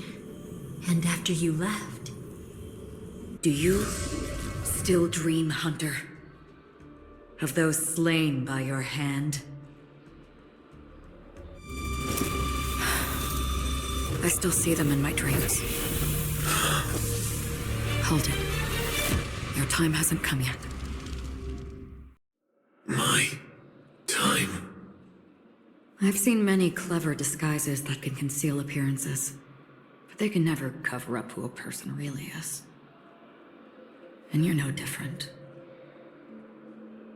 You had no desire to kill the Trailblazer. You only did what you did to drive me and the Memo Keeper away, but... why? Did Destiny's slave make you do it? You know, Elio. I thought this is just the kind of thing that'd get written into your script. My script has always been brief. Other than that, anything beyond that is unnecessary. Now it's my turn to ask. Who exactly are you? Why ask when you already know the answer? I tend to forget things. Which is why, rather than memories, I'm accustomed to using my emotions to capture what I normally wouldn't otherwise. So, I know who is inside that cold armor. Therefore, I can sense it. You know who I am. You know this blade, and the meaning that lies behind it. How about it? Ready to take off that armor and sit down for a talk? It's not yet time. You shouldn't know so much, lost self-annihilator. Like I said, my memory isn't great, so you needn't worry. What's next then? The Trailblazer's been taken by Black Swan. Will you go look for him? No need for that. No harm in telling you. On Penacony, Elio only gave me one instruction. Allow the Astral Express to pursue the Grand Legacy. The Astral Express is not your enemy. If your goal is the Watchmaker's legacy, then go look into the family. Not only are they covering up the existence of death, but they're burying the past and the truth about the dreamscape. Already on it. Before we part ways, let me give you a piece of advice. No matter which path you and I walk, death is the inevitable finale. Even if we say farewell in the mortal realm, we shall have one final reunion when Terminus ascends to godhood once more. And the same holds true on Penacony. I've already been to the Dreamflux Reef. It's not a secret that's hard to uncover. Well, I'm afraid you have yet to realize just how awake you truly are. It is precisely because life dares to slumber that they can awaken. Ascends to godhood once more. Even if she's an emanator. She shouldn't.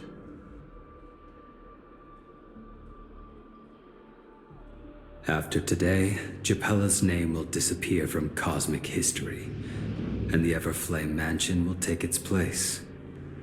In the not-too-distant future, you'll receive an invitation. That's your next stop. Land of the Dreams, Penacony. I hope you find whatever you seek there. Be it answers or salvation. Thanks. I hope. Huh? A phone call? At a time like this? You can turn him down. You know what I mean. But Elio said I'm the perfect candidate. Candidate. So Elio finally came to a conclusion. Yes, he said he saw the fourth fate clearly, and there won't be any more surprises. He also chose me as the last survivor.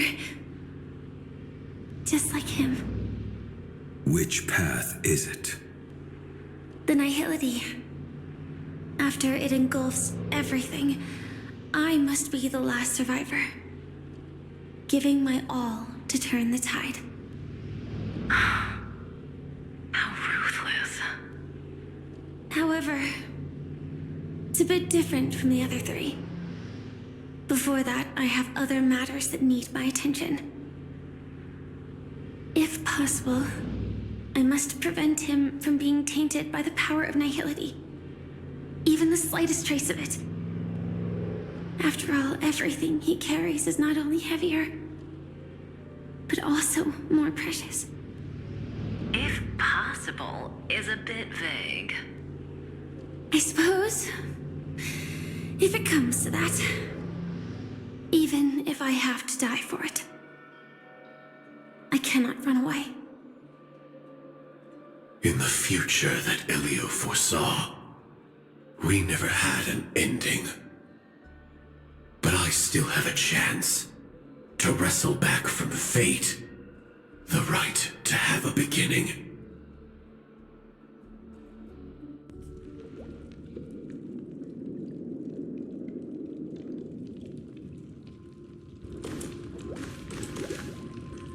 Your guest room in reality is surprisingly modest. An aesthetic you share, Miss Acheron. It's a cinch, this music box. The invitation received by the Annihilation Gang. There are latent memories that linger on it yet. You see, memories of you are not yours alone. They travel in other people, other things. I know much, and I can predict even more. With some help, the dead can be made to speak. The Annihilation Gang, that band of desperados who all disappeared after meeting you. What exactly happened to them? Well, let me reveal all.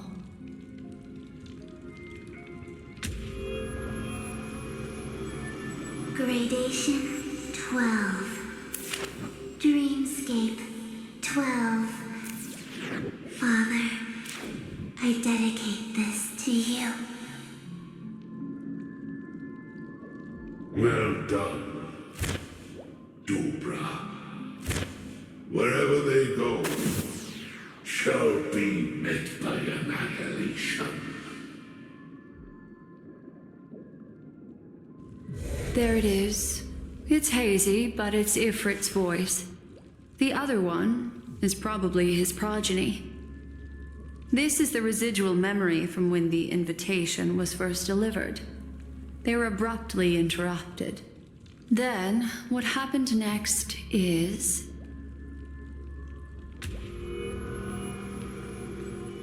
They sought refuge in a land of sleep, merely wishing for undisturbed rest away from the storms.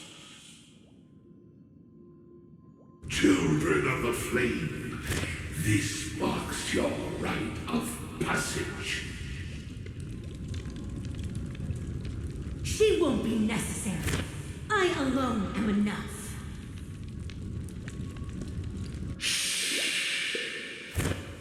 When have thou, on the path of destruction, feared death?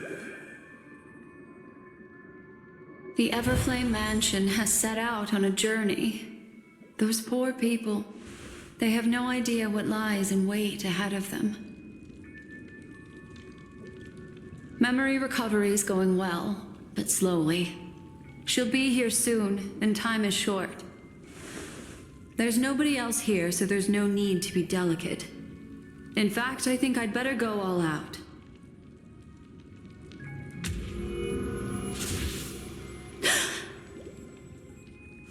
What happened?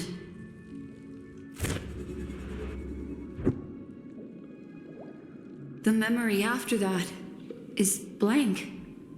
How is that possible? This music box fell into Acheron's hands, and she brought it to Penacony. That's a fact, and that's how it should have gone. But along the way...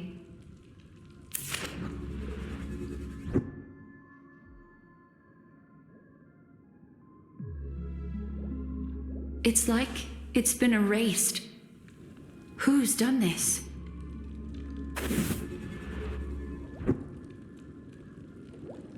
Who are you? Who are you? It's... No. Is this not a memory? Oh, a memo keeper. Do you serve the Garden of Recollection? Or the Cremators? My name is Constance. A pleasure to meet you. We were supposed to meet in Penacony and spend an unforgettable time together. But that seems unrealistic. Dolly is not welcome on the Banquet Star, and I don't need a coming-of-age ceremony. And you, I know what you're looking for. Want her secret? I can give it to you. And then, you can enjoy the banquet for me. I wish you unforgettable memories. Cut the mystical act. I'm absolutely certain you're not thousands of miles away. In that primordial memory zone, my acuity was blocked at every turn. I thought it was because of the family, but it turns out there was a colleague present. What brings you here? My, how aggressive. Are you backed into a corner? Or have you figured something out? What could bring Constance of the Everflame Mansion here? That's your fatal flaw, mysterious cremator. The Annihilation Gang has always operated in plain sight, with no secrets among its members. And Duke Inferno has never had an offspring named Constance. Oh? Are you so sure? What if I'm just too capricious and can't help but betray anyone? That's impossible. The Antimatter Legion has been after her this whole time.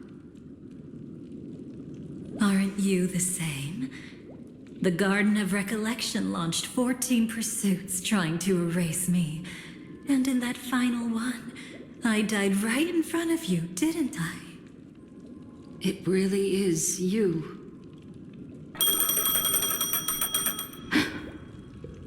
To interrupt another's reunion. Such a graceless act. But by all means. After this, we'll have ourselves a nice long talk about your ingratitude, my dear cellmate.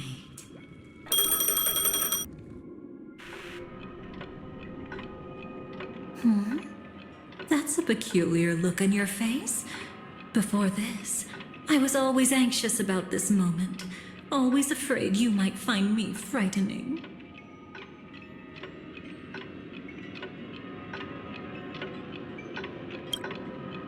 course. Everything about Penacony is more important than you think. To prevent other terrible outcomes, the Stellaron hunters were forced to use great power. If you're willing, and if you can endure it, I can keep going. Or perhaps... would you prefer to indulge in my double standards? Yeah, we were quite close. Don't get the wrong idea from how I phrased it back then. I've always thought that when two people are locked in a knife fight, with their blades pressed to each other's throats, they become more intimate than any pair of dancers.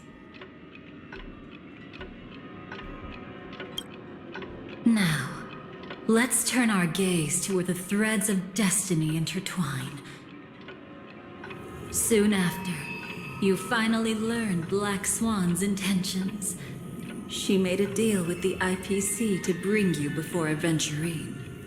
In order to reclaim Penacony, the IPC had been seeking temporary allies. As a show of initial sincerity, he revealed his discovery to you. The crime scene of Robin's death that was staged by the Fool. From that moment on, Aventurine embarked upon his great gamble. Willing to shatter the cornerstone as precious as life itself, he deceived Sunday with his schemes, earning himself a chance to risk it all. With such a high-stakes gamble, he succeeded in provoking the Emanator's strike. The family's carefully guarded secret was exposed, and you, caught in the eye of the storm, were pulled into the chaos. But that's all about the living. In the same moment, what became of those within the world of the dead? Miss Robin arrived at Dreamflux Reef ahead of you. But what awaited her wasn't the uncertainty of a gamble, but rather a destined life and a destined death. Brother, I don't understand. For a bird, does flying also need a why? Since it falls to us to decide whether to release it back to the sky, we must take responsibility for that choice. That really sounds like Mr. Gopher would. But I've made up my mind. Let it soar free and wild. If I had feathers and wings like it does, I definitely want to fly. Even if just to try it once. Besides, Big Brother will help it, right? But... It's truly reassuring to hear such words before parting. Come, Sunday. Your little sister will be walking ahead of you now. Mr. Gopherwood, how did you... The gods bestowed upon us heavenly fire, and with it divine tribulations. Let them be, for we are all mortals, born to love and to suffer. Today, more than one little bird will embark on their long journey. How could I miss the moment of your departure? Come here, child. I've prepared a farewell gift for you. What did she give you? Miss Robin? Sorry, where was I? In Dream's Edge, a masked fool attacked you and left behind a parting gift. Though it's hard to call it a gift. When the fool killed me, they put a mask on my face. But when I woke up in Dreamflux Reef, it was gone, and I couldn't feel any effects from it. As for that mask of yours, Is it really called the Harmony? The twin of the Order?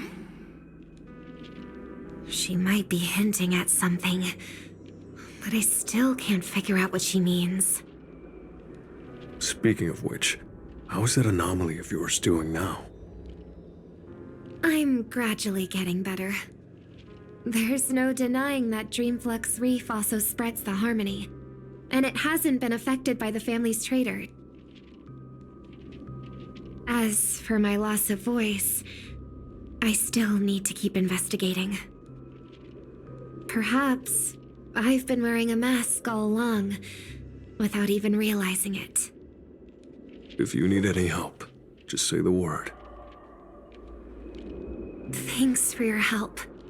I'm starting to get familiar with this place. But Dreamflux Reef is so isolated. Is there any way to know what's happening outside? I want to check on my brother's situation. That's easy. Just head to where all the action is. Want me to show you the way?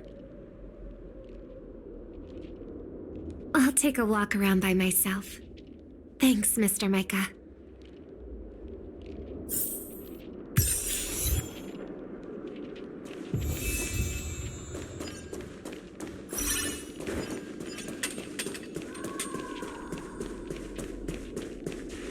Miss Robin, can you hear me? That voice. Over here.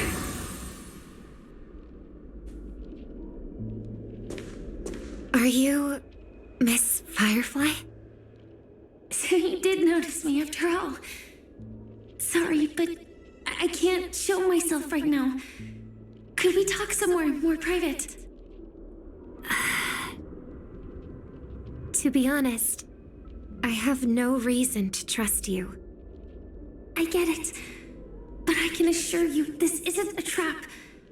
If you really need a reason, there are anomalies in the 12 hours.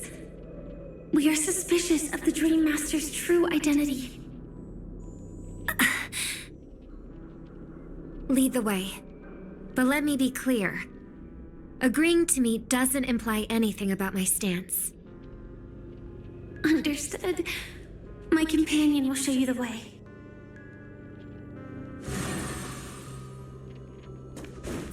Blue flames. Is there a cremator among Miss Firefly's companions? Miss Firefly, you can show yourself now. Sorry, just a moment. My companion will bring you this way shortly. This way?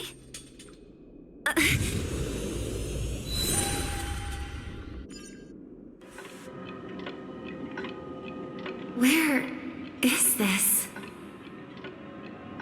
As expected of the Harmony's favorite, passing through such dense memoria without even being affected in the slightest.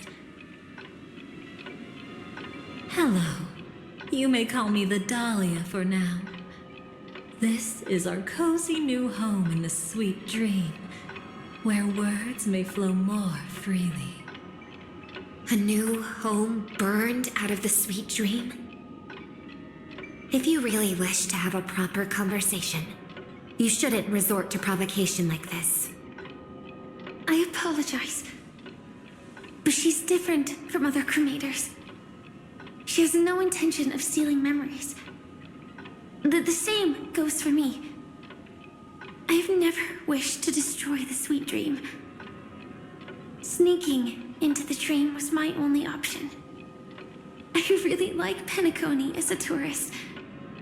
This is my first time dreaming, and Penacony is more wonderful than I imagined. Thanks. So, what brings you here? I'm sure you've noticed it too. The Dream Master Gopher would completely merge with the dreamscape, becoming virtually omniscient and omnipotent in Penacony. But now, he's losing his grip on the dreamscape. To find out why, we conducted some investigations. In the primordial dreamscape, we uncovered a crime that he had buried away. We suspect that's why his powers aren't what they used to be. And that's why he's been telling everyone he's under the weather. Crime? I'll show you later. Belonging to his family. You wouldn't believe me unless you saw it with your own eyes. You've indeed uncovered many clues. But before we proceed, I must confirm your true intentions. My purpose is about a reunion, a rescue, and a farewell. Will you believe me? Miss Firefly, that expression and tone of yours just now, I've seen it many times in my audience. Expression? That's the look one has when describing what they hold most dear in their heart. So I'll trust you this time. When I first left Penacony, the Dream Master gave me a parting gift. A divine law, so to speak. For a leader of the 5 lineages, that's pretty cheap, isn't it? Since then, I've walked the path of harmony as a Pathstrider, wielding its power. Until I returned once again for the Charmony Festival. In the 12 hours converged by the Dream Master, I developed symptoms of losing my voice, and the strength of the harmony began to wane. Yet in Dreamflux Reef, I wasn't affected at all. I believe that the path he once pointed to might not have been named the Harmony. That's why I gradually became incompatible with the sweet dream. In the past, the Dream Master would harmonize for me. But when he was too busy to tend to me, I finally noticed something was wrong. So, which path did he choose to walk? It's not clear yet. There aren't many clues about this, but I suspect it's the Order. Thank you, Miss Robin. You've helped us clear up many of our doubts. However, regarding the Dream Master's path, we have different conjectures. What is it? Come with me. It's time to see it with your own eyes.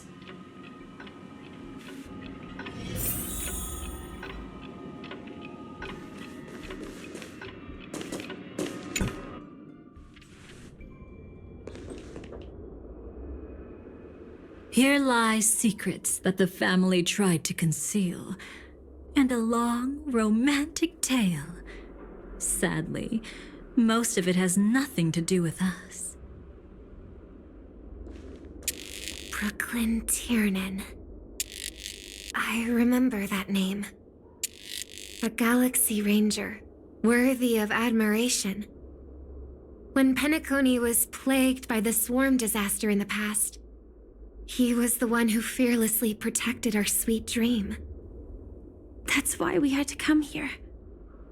We suspect that after turning away from the family, the Dream Master sided with the propagation.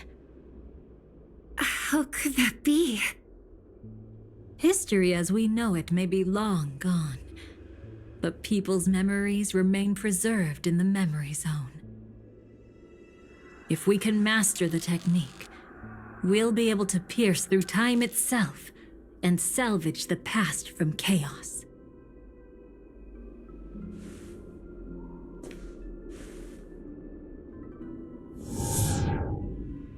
Is this Memoria? Every disaster brought by the swarm was accompanied by countless sacrifices. Some names were remembered, but others were not only forgotten, but betrayed. What are you doing? I am not your enemy. Indeed. Our true foe is that abominable fate. Then why? Why? Easy, child. Your struggle only adds to the pain. The strike I just delivered, dishonorable though it may be, did not miss. Here and now, your death is certain. But I was clearly helping fight against the swarm here. Indeed. As the swarm ran rampant, a Glamoth knight passing through joined the battle without asking for anything in return. Truly admirable. But have you ever wondered why, right after that, the infestation only grew worse? Could it be? The Glamoth Knight, born to purge the swarm, turned out to be a pathstrider, walking the path of propagation. The sweet dream has never been tainted by the propagation. You brought it here, and only your death can remove it. How can this be? I can leave and never come back here. I can't die. I don't want to die. That's precisely why I said that strike wasn't honorable. I explored your secrets for the sake of the sweet dream. But striking you down, that came from selfish desires after glimpsing eternity. Paradise shall fall into this world of sorrow, and once dawn breaks, it will shatter in the light of day. How could anything golden abide in glory forever? You shall become my darkest crime, in the beginning of a great undertaking. Your remains shall become the foundation for eternal paradise.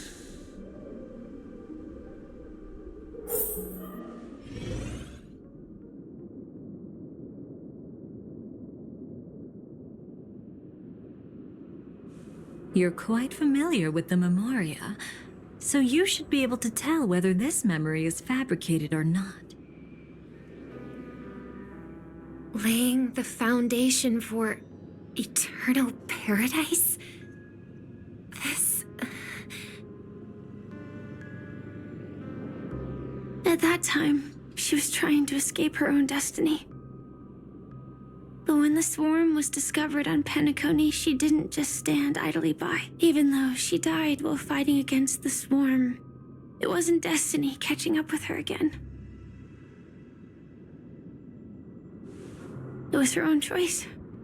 Because like any ordinary person, she had a conscience and knew compassion. Is she your friend? Yes. And in many moments, looking at her is like seeing myself. I know it won't undo what's been done, but I'm sorry. No matter what purpose the Dream Master has, it doesn't give him the right to sacrifice anyone. I promise you, when all of this is over, regardless of the outcome, I'll tell everyone about her deeds. She deserves to be remembered by the sweet dream. Thank you. But there's one thing I don't understand. Even if the Dream Master is after the power of the propagation, there are plenty of swarms left in the cosmos. Why resort to killing? That's exactly why we came to find you. With the Charmony Festival about to begin, It can't be a mere coincidence that the Dream Master is pushing forward with his various machinations now, and you were chosen to perform for the Harmony. Whether you're aware of it or not, you must be absolutely crucial to his plans. I see.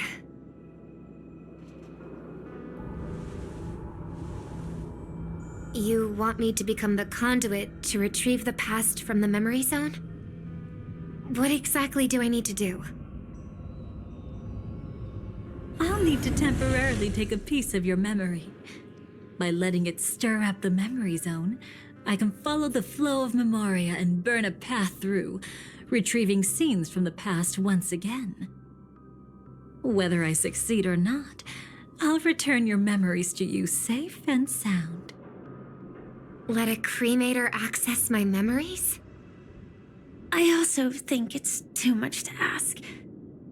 If you deem it necessary, you can use tuning to leave a safeguard in our minds, preventing any ulterior motives.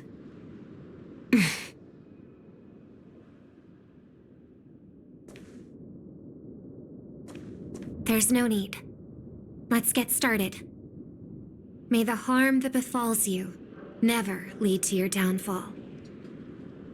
This is a blessing that has been passed down through the family for generations. I don't want all trust to be built upon mutual threats. So this is what star power looks like. You've even made me a little starstruck.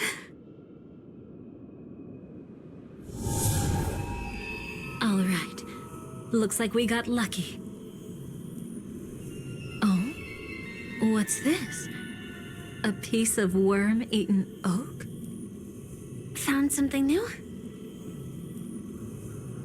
This time, I'm afraid we've uncovered quite a disaster. Let's go see it with our own eyes.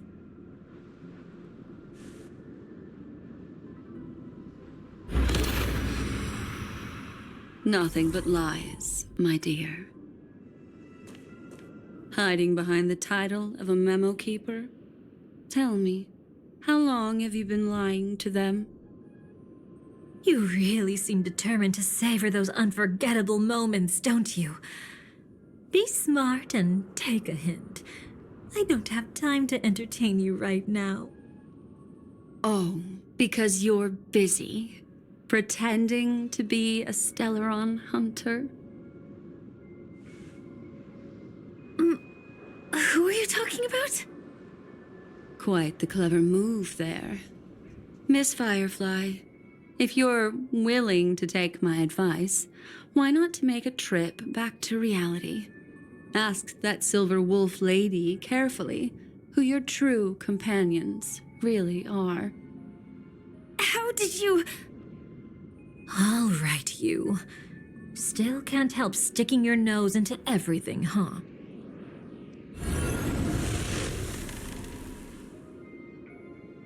Who exactly are you people? She's just a cremator who manipulated memories and pretended to be a Stellaron hunter's companion. She fooled all of you. What about Miss Firefly? Is she all right? She might get lost in the memory zone's turbulence, but don't worry.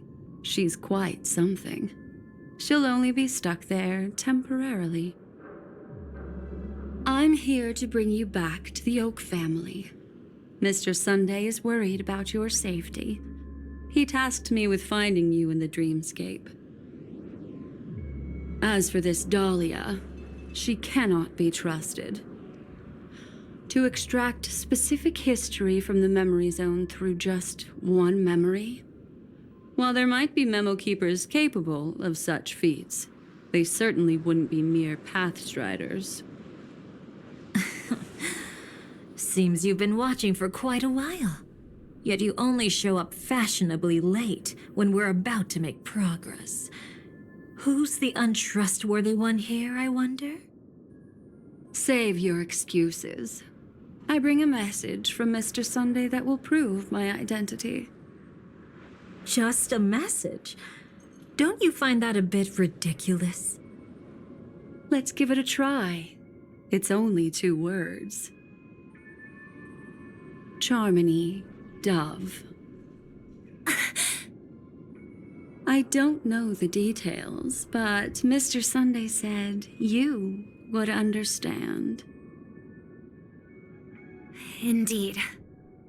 Unless it's an extreme situation, this is enough to earn my trust. The IPC, Astral Express, and now you're even taking assignments from the family? My, aren't you popular? But you just had to choose the path of your own demise? Back then, I not only kept Lady Acheron's secret, but also left you with your life intact. What? You're that eager to rekindle our past? Well, you are the Dahlia, after all. I have to keep an eye on what kind of trouble you're going to stir up next. I've been questioning this for a long time. How could Destiny's slave possibly accept someone like you, whose very nature is betrayal? And what's the deal with the Stellaron Hunter? Let's get somewhere safe first. Then we can talk. She's too dangerous for us to let our guard down. Many thanks.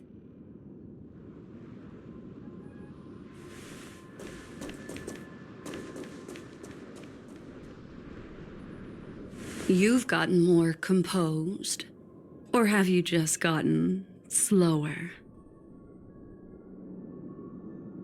She's already left this area. There's no way you can catch up to her now. Catch? Why would I chase after her? Arrogant swan. If I didn't take her memories just now, then what exactly did I do to her? I might as well tell you. I planted a spark of the cremator's fire in her memories. It will spread silently, and in an instant, it will burn away all her memories of seeing me. She'll believe she was never here. The suspicions that have already taken root in her mind will also gradually fade away. No matter what she has discovered, the moment she attends the Charmony Festival, she'll revert back to that good child who was born to walk on the Order. You're the one who's run out of time. I see.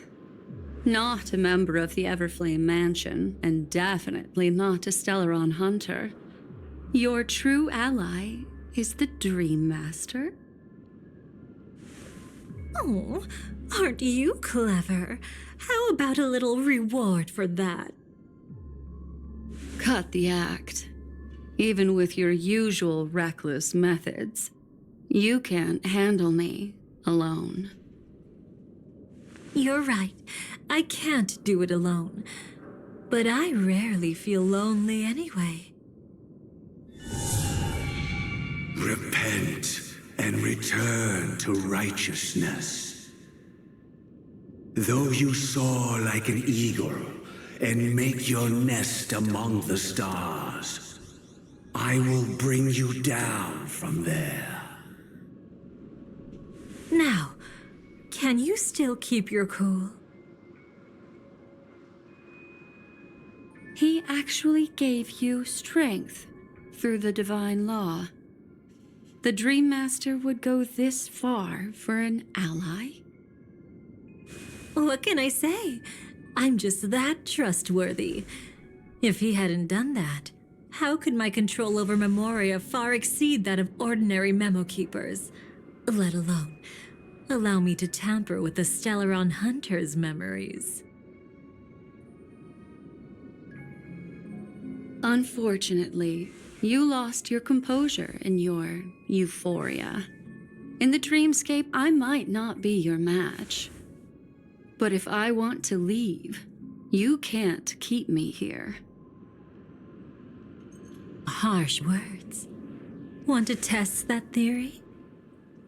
It's easy to throw away a flower, but the fragrance lingering on your hands won't fade so easily. I can be quite persistent, you know.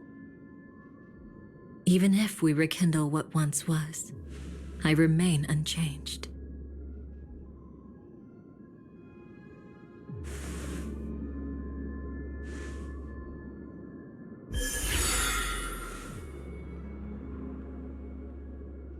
Run faster. I love watching people resist, love watching them flee. Let's savor this moment a bit longer. After all, for us, this will be an incredibly crucial moment.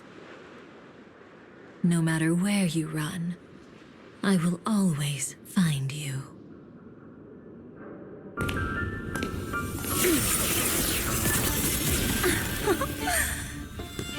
I have the numbers advantage.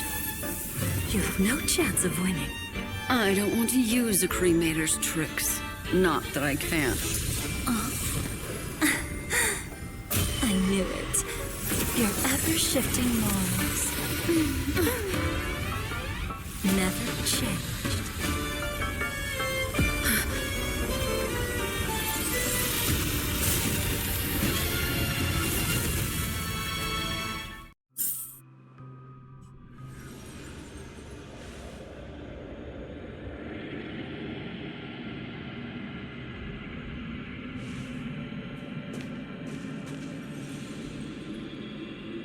Where do you think you're going? After putting on such an elaborate show, won't you stay for a little chat?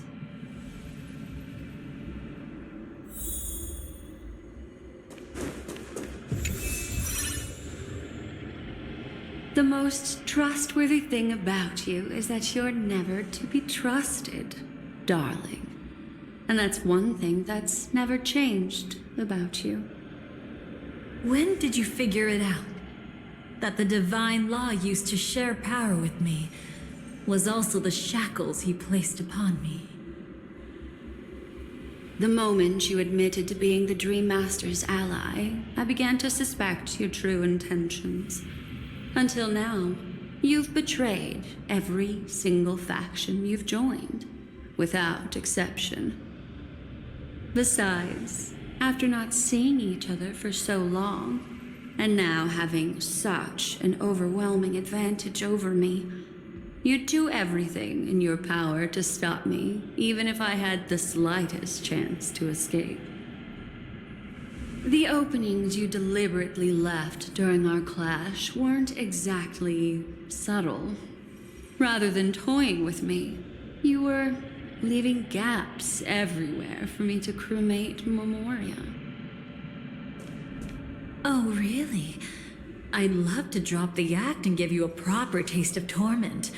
But alas, as long as the constraints on me remain, I'm not my own master. I can't do anything that would harm Gopher Wood, nor can I reveal his secrets. Good thing we've always had this kind of tacit understanding, always trusting in each other's capriciousness. I wish that wasn't the case. I'd rather not draw the garden's attention because of my association with you. Oh? Back to your old tricks again? It's an epiphany, dear. Something you'll never understand. Let's talk about what's really important here. What are you hoping to get from the Dream Master that made you willing to submit to his control? After putting on such an elaborate show, using me to regain your freedom, which kind of memories are you trying to steal from the sweet dream? Why, of course, the destructions. Stop joking around. You abandoned that path long ago. You're still as charming as ever. So, let me show you a glimpse of the past. Just this once, Weren't you really interested in the Everflame Mansion? So you were the one who erased the memories from that music box after all. That's right. I kept only this scene as a memento. I wanted to remember how I felt at that moment. And look closer. It's not just the memories. The Everflame Mansion itself has ceased to exist. Those claw marks. You've long since strayed from that path, yet you can still wield the power of the destruction. Isn't it the same right now? I've betrayed the Garden of Recollection, yet I can still show you the memories. If you have time, I can help you savor the memory of our first encounter. Go ahead and savor it on your own. I want to put it behind me. The sooner, the better. But can't you tell me something I don't already know? You betrayed the Everflame Mansion. Is that really supposed to be surprising?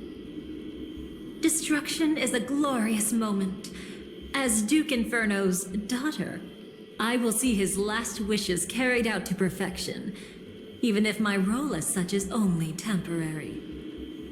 And besides, who said I betrayed them back then? I came here to fulfill Duke Inferno's last wishes. This was his command to me. Make the Knights of Penacony crumble and wither. Leave naught but a tomb of remembrance. In other words, everything on Penacony related to the remembrance was my target for destruction. But this was already a world of memoria. How could I possibly accomplish this without any help?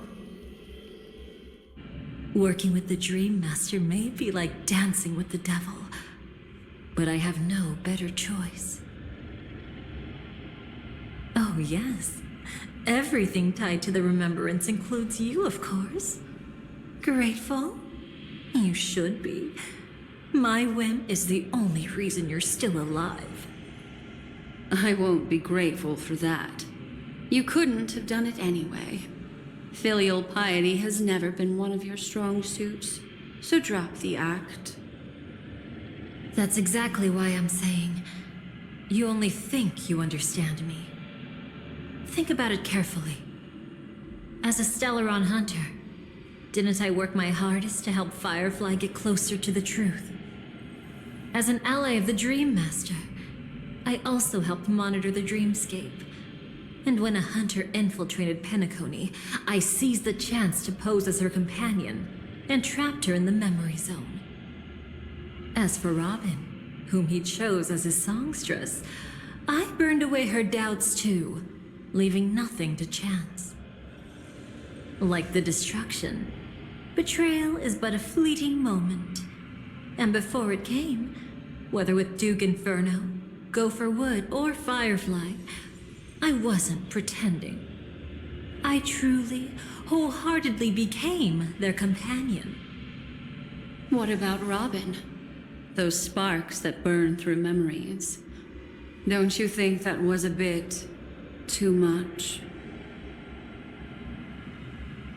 Oh my! I thought I could fool your eyes at the edge of the dreamscape. But I guess there's no hiding from you on your home turf. What? You want to settle the score with me for messing with your people? Why don't we sit down and have a chat? You seem like a patient one to me. So tell me, what exactly do you want to take from me? Don't worry, I only went with the flow, suppressing her power a little to make it easier for you. I trust. You're someone who knows how to return a favor, right? There's this thing called the script. Now that I find quite intriguing. Stellaron Hunter collaborator. Soon, Robin will understand the true purpose of those sparks and thank me for it. I can hardly wait. Even though I'm not a Stellaron Hunter, this time, I might have a chance to betray destiny too. So stop thinking you've figured me out. I don't want to miss out on any possibility life has to offer. Betrayal isn't in my nature. Greed is. Darling, are you fatally wounded or terminally ill? Unless you're on your deathbed, I don't believe you're actually being this honest. I can make an exception for you, but most people, I certainly don't want them to remember. Sometimes I resent memories, because some people don't deserve to witness my radiant bloom again in their memories. And besides, you're no better when it comes to greed. On my deathbed, I suppose that's not entirely wrong. I was hoping a little honesty could talk you into dying with me. No, thank you. Too late. You're already caught up in the secret. Come on, just a few steps more. Even if I tried to turn you away, you wouldn't want to.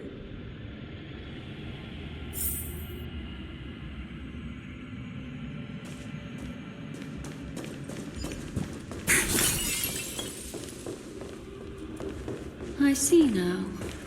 A piece of worm-eaten oak. You aren't just making that up. Oakwood is prone to insect infestations. Nothing surprising about that. It's him.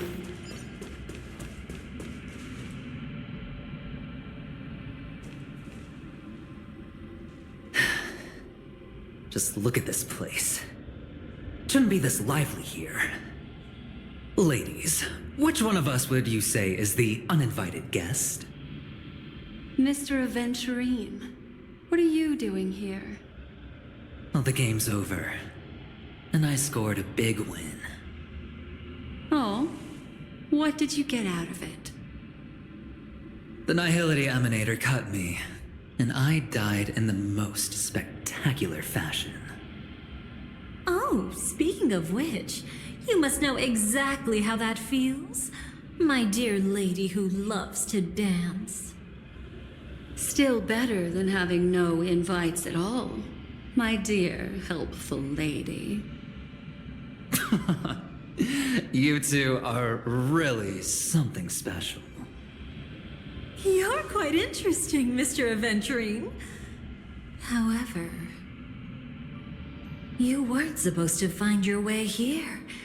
Unless you can give me a reason, I'll indulge you by letting you die once more. That confident, huh? You haven't hidden your weakness well, even though you're one of the 10 Stonehearts. Right now, you'll be easy enough to handle. I wouldn't be so sure. Since you know who I am, you should know better than to gamble. Consider this warning a welcome gift from a friend. So long as my trump card remains unplayed, none will dare see the hand through to the end. Too bad you've used up all your luck for today.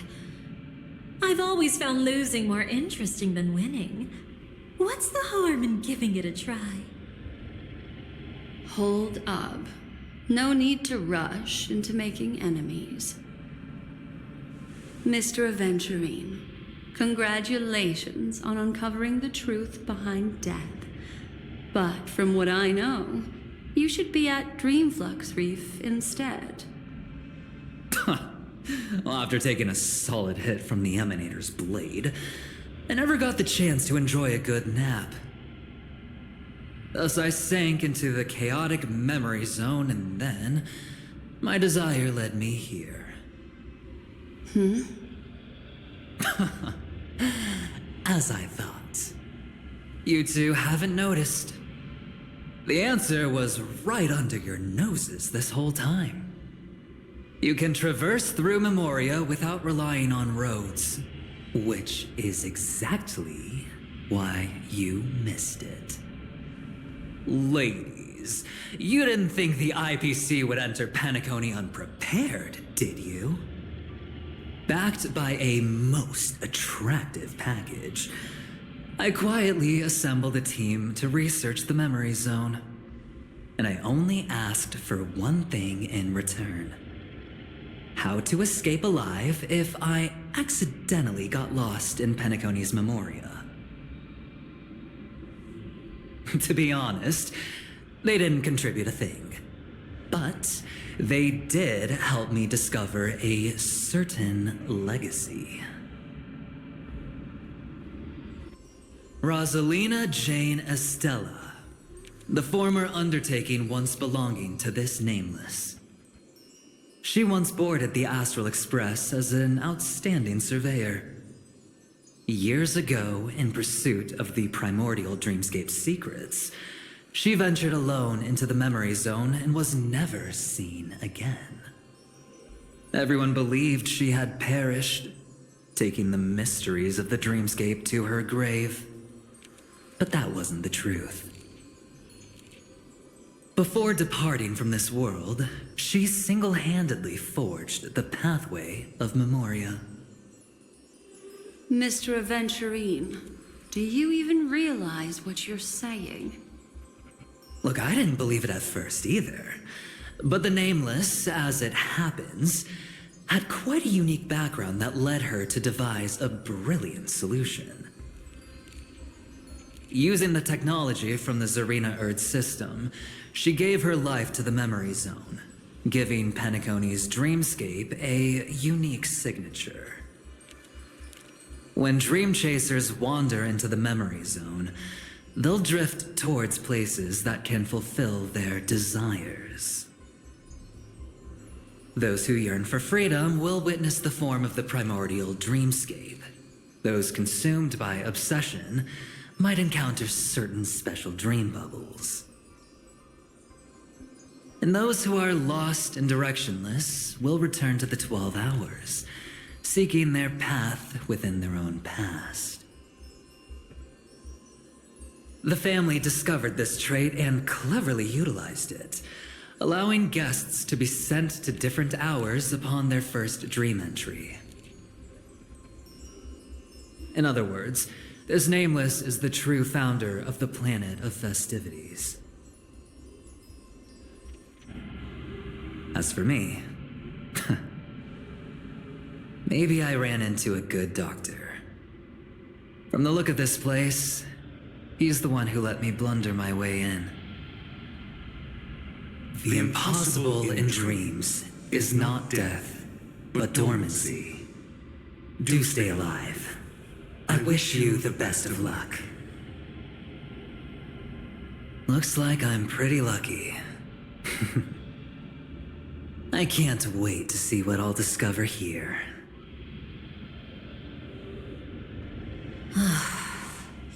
It would seem luck favors you still, Mr. Aventurine. Fate is truly fascinating, yet cruel. Remember Miss Robin's question? If the Dream Master was after the propagation, why did he have to harm the Glamoth Knight? Years ago, he had already completed this plan, waiting for a Glamoth Knight to enter the dream. Unfortunately, with the sudden fall of his empire, his hopes seemed to have been dashed. Yet just as the Charmony Festival was about to begin, a descendant of the Glamoth Knights appeared uninvited, and everything began to turn once again. The Dream Master was never afraid of Firefly investigating the propagation. That was exactly the truth he wanted her to see. Wait, Is that why you trapped her in the memory zone? Correct. This place is where the Dream Master wanted her to be. And he wanted her to think she'd figured something out, only to make the wrong decision at the most critical moment. So, what exactly is the Dream Master plotting?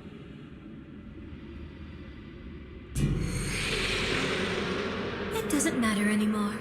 We've missed our chance to stop him. Even if we catch him in person? From the very beginning, he never existed anywhere at all. When he attempted to merge with the dreamscape, he transformed himself into 4 primordial divine laws. The gods bestowed upon us heavenly fire, and with it divine tribulations. Let them be, for we are all mortals, born to love and to suffer. The first law, as his parting gift, he bestowed it upon Robin, guiding her onto the harmony. Repent and return to righteousness. Though you soar like an eagle and make your nest among the stars, I will bring you down from there. The second law is the power he bestowed upon me as his collaborator. At the same time, it serves as a constraint to ensure I won't act recklessly. And the third law... Paradise shall fall into this world of sorrow, and once dawn breaks, it will shatter in the light of day. How could anything golden abide in glory forever? I haven't seen it myself either. According to him, it was an all-out attack, like a torrent of fire pouring down from above. And the last one? Nobody knows. After claiming to be ill and withdrawing from public view, even though the constraint remained in place, he never contacted anyone again. Not even me, his collaborator. It's just my theory, but I'm pretty sure I'm right. By then, he had finally completed the last law, and used it to eliminate the one weakness that exists in any plan.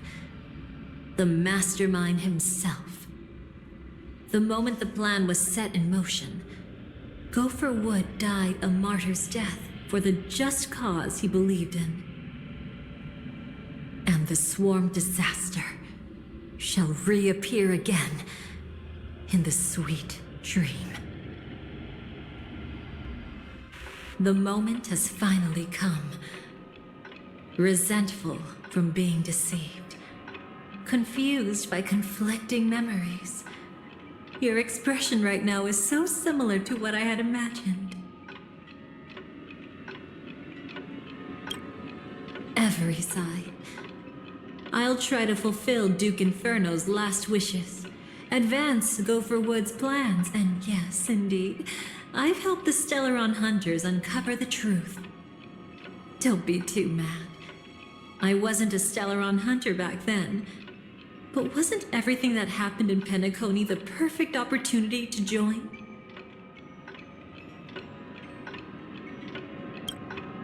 Though it wasn't my original intention, I wanted to help her, to keep her from getting caught up in Gopher Wood's schemes and facing such a detestable fate.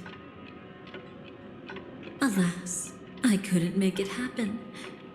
The path your predecessor Rosalina left in the Memoria pushed Firefly towards a new lease on life. Indeed, how could a nameless who walks the path of the Trailblaze leave behind a legacy built on evading destiny?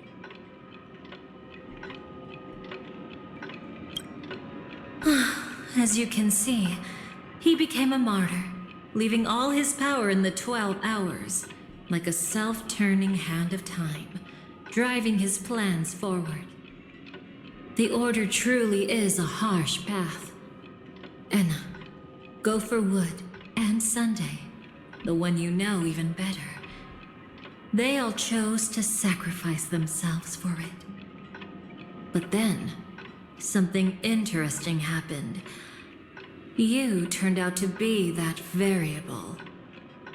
As Aventurine said, Rosalina's legacy would send dreamers to where they truly yearn to be. For Firefly, that place turned out to be by your side.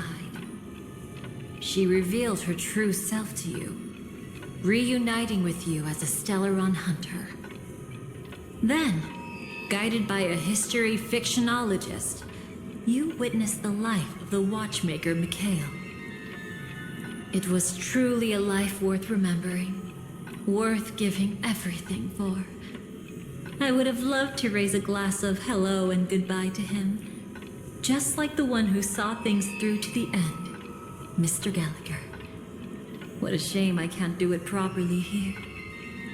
Sunday also came here, feigning cooperation, to reveal to you the truth about Penacony, the foundation of the sweet dream, hidden behind the Grand Theater's curtain, was actually a Stellaron, and the true mastermind behind everything was none other than the Dream Master Gopher Wood. But you know now that his words weren't entirely true. What followed was one of the few beautiful memories that Firefly has held onto to this day. In order to win tickets to the Grand Theater, you and Firefly participated in the moment of scorched sand auditions. Your coordination was so perfect, like you were companions who'd long shared the same rhythm. See? Even though you've forgotten everything from before, some traces remain etched in this moment, becoming part of your instincts. Until, following the script, Firefly sent you all to the final stage before departing on her own. In those beautiful moments before that, she experienced the joy of living, yet she still had to face the terror of death. However, you may have noticed that during this period there was a small gap. She and you weren't together the whole time. You returned to a child's dream through a dream bubble left by Mikhail and witnessed his legacy. However, Firefly was not a trailblazer, so she couldn't enter it. While waiting alone, she met her true collaborator, and thus learned that there was more than one legacy in Penacony, and more than one watchmaker.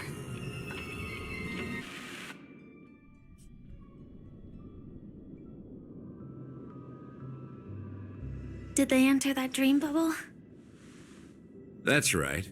Unfortunately, you won't be able to follow them in so easily, even if you've traveled together as companions. That old man can be so stubborn sometimes. He'd rather have the Nameless be the ones to witness his legacy. No, I think it's quite romantic. A legacy left in the past will give them the courage to continue walking towards the future. Even if I can't walk alongside them, I'm content in knowing this. Huh. You're quite like the Nameless. Awkward, but admirably so. Maybe we can't walk the same path, but... Passphrase, respond at once. Why does life slumber? Huh? Ignore that. Must be some meme. How did it end up here? Sorry, I want to go check that out real quick. Be right back. Oh, so you're into fluffies too. You've got taste. Better not wander too far though.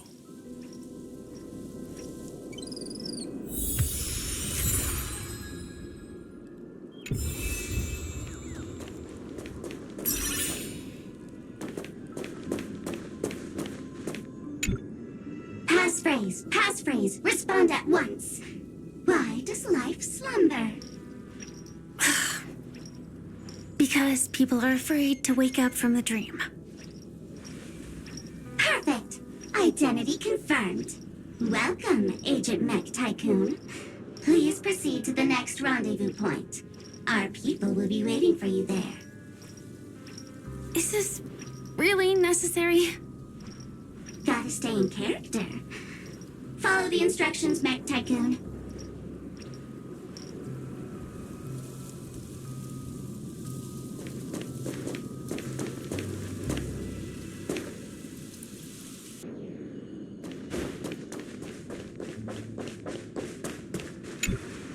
Hello. Please submit identity verification for Agent Ultra Firepower Instant Star Traveler. Who? Mech Tycoon wasn't cool enough, so... So, Miss Sparkle went ahead and changed it. Masked fool. You shouldn't be here. Well, someone's been kept in the dark this whole time, completely oblivious to their real body standing right in front of them. Buddy? Don't tell me you still haven't noticed. That memo keeper has already stabbed you in the back once. No way. Silverwolf never mentioned me. But she's the one who invited me to team up. The family's omnipotence in this sweet dream, that was my intel. Now you all are going back on your word. Your intel?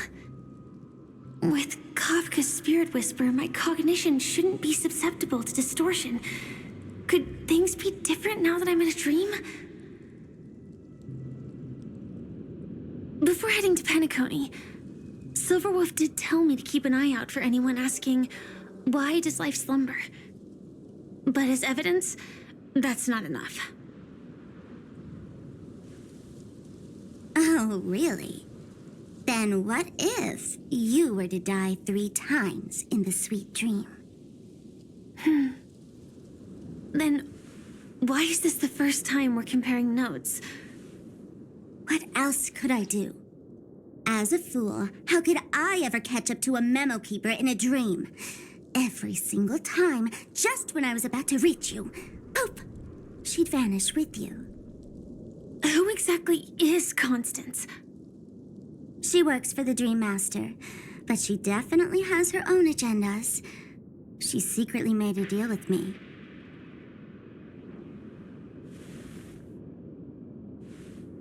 She pointed to a nightmare in which all the Dream Master's schemes would be carried out. I've been looking everywhere for you just to give you this spoiler. A nightmare? What exactly is in it? Tell you straight up? No way. I went through hell and back for this. Here's the short version. After you've lived through the best of times, soar toward the sky with all your might. You'll hear insects chirping at the oak's crown. That's way too cryptic. I can't trust you. Please, we're working together. I'm not some lackey. Just because someone else fooled you doesn't mean you get to pin it on me. You're back sooner than I thought. Any results? Yes. And now, it's up to us to forge ahead. Sorry, I'll catch you later. But thanks. At least you brought good news. Which part was good news? The best of times. And now, the Dream Master's plan begins to turn like clockwork. And so too does destiny. What does the Dream Master gain from recreating the swarm disaster? Oh, reminds me of the good old days during the War of Gods. Silly me. I almost forgot. I need to retrieve a certain lost item. Otherwise, there's a lady who won't be too pleased. Sorry, but I need to get going. Sorry, but you're not going anywhere. This is the land chosen by Gopher Wood to meet disaster. But he doesn't want the swarm to truly surge forth and devour the world. The swarm disaster will be trapped here, and so will you in your weakened state. Unless a kind memo keeper lends a helping hand, right? But I can't find a reason. So far, there hasn't been a single case of one of the 10 Stonehearts being killed. It's driving me crazy with curiosity.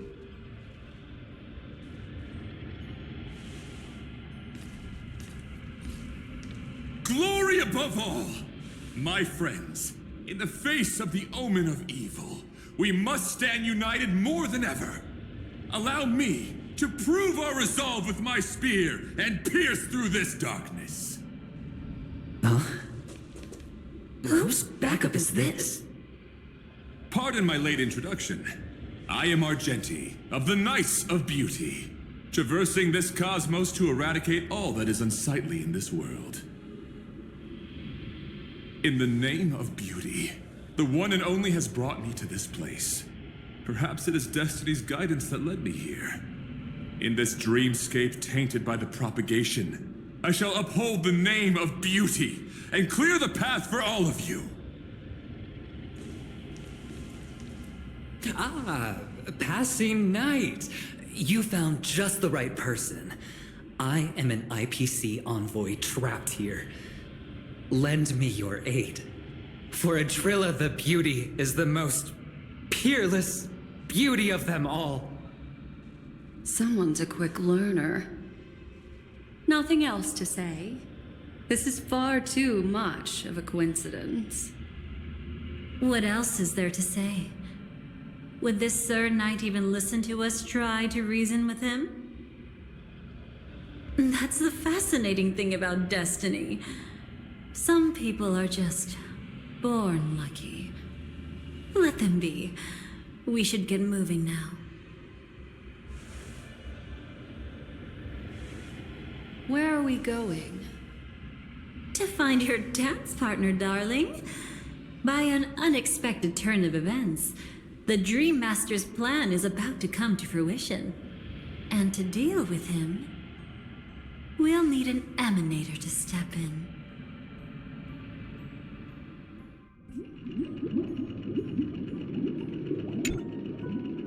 Since the future of the Stellaron, Penacony, and even the entire cosmos is at stake, let's draw a conclusion there, in all fairness. Does that mean he wants to fight us during the Charmony Festival? I'm afraid so. Anyway, we can't leave the Stellaron unchecked.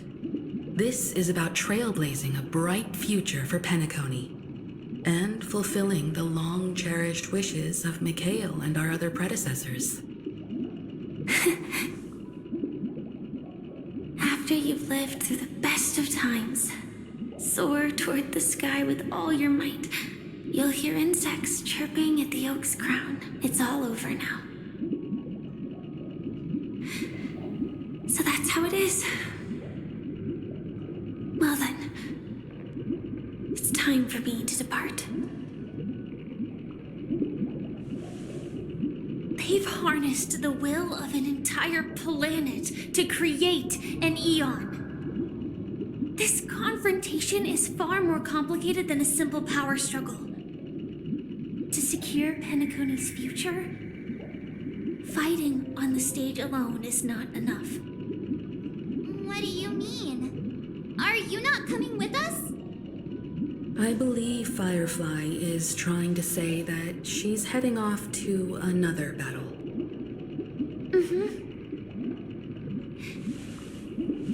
Before I left, the Destiny Slave told me that this journey would bring unforgettable rewards.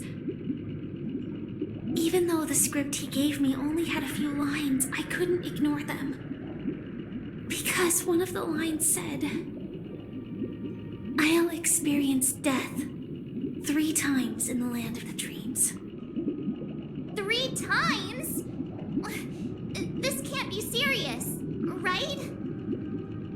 first time was a painful death when I was stabbed by the Blade of Dormancy, which led to all subsequent events. The script will always come true, but in a way that will only be revealed when that page is turned. But the death granted to me by the planet of festivities was merciful enough. For my first death, I chose how it would come and what it would change. For the next two, I want to try my best to achieve the same outcome. Have you made up your mind, Firefly? Yes. Otherwise, I wouldn't be here. Thank you again for your assistance for the Astral Express. May we meet again, in reality. Yeah. Farewell, everyone. May your trailblazing expedition never end.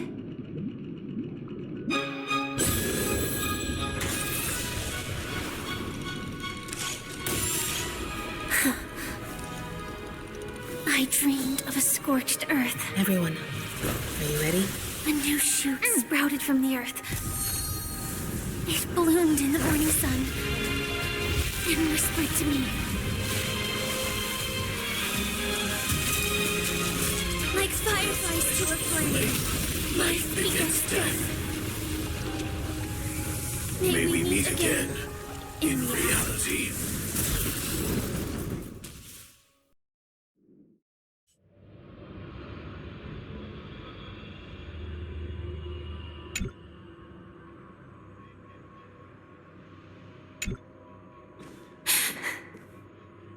Is this the place where the Dream Master executes all his schemes? Or perhaps it's the place where he'll find redemption. Dream Master? No. Just one of his divine laws. Don't think I'll let my guard down. I know your true nature. Whatever your goal is, I will stop you. No need to be so tense, Miss Firefly. I am but a thought, formed from memory. Feel free to strike me if you wish to verify this. But his actions aren't baseless. There's a reason for my presence here. Please continue. Thank you for your openness. I'm equally unaware of the Dream Master's malicious plans. But he's been waiting for your arrival. That Glamoth Knight he killed with his own hands, through me. He hopes to restore justice for her.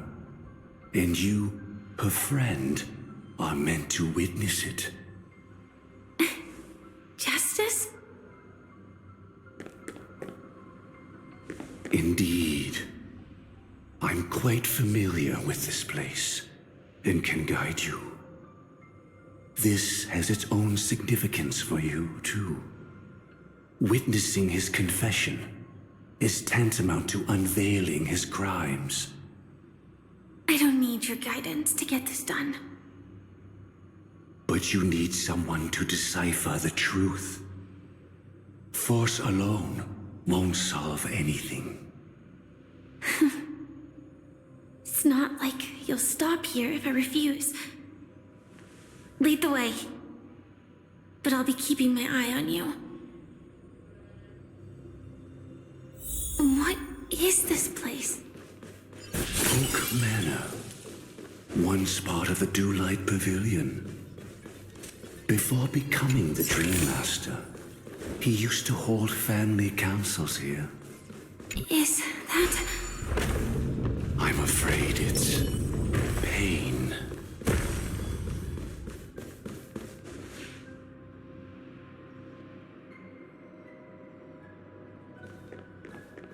Did Oak Manor always have decor like this?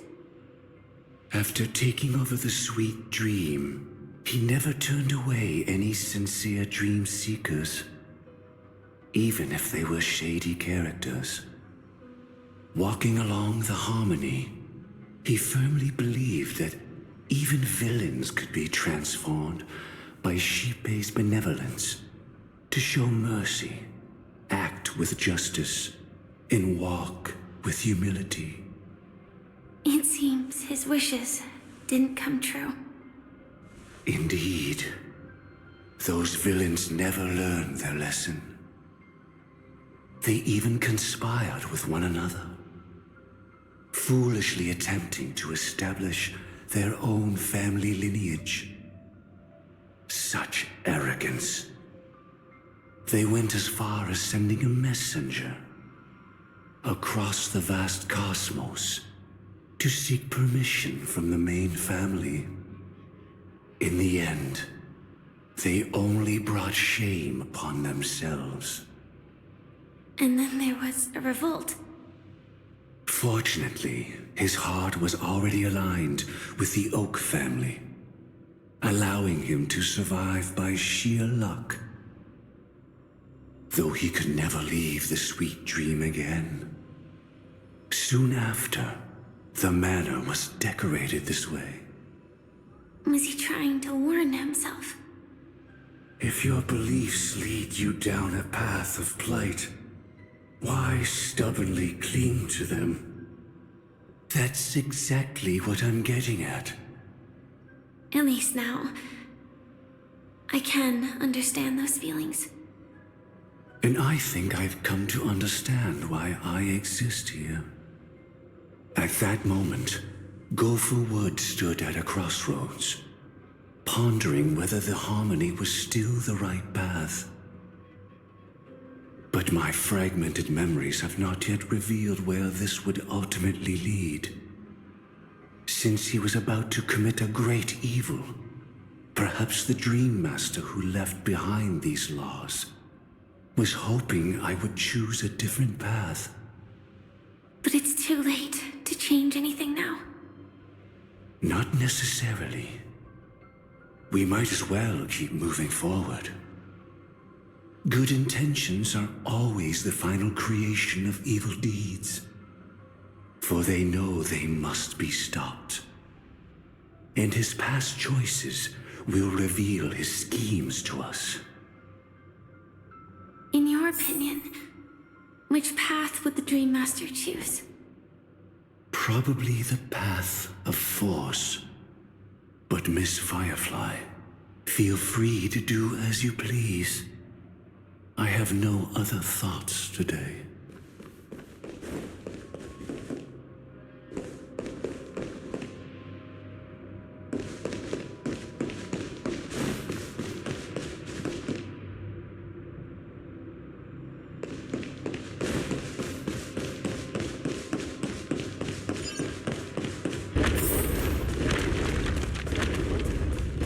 The road not taken can never be retraced. Even in dreams, this truth remains.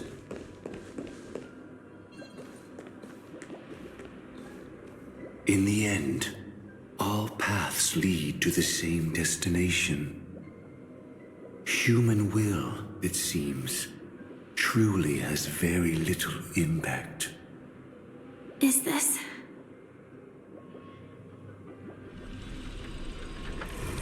The manifestation of Nanook and the fall of the Eternal Centurion.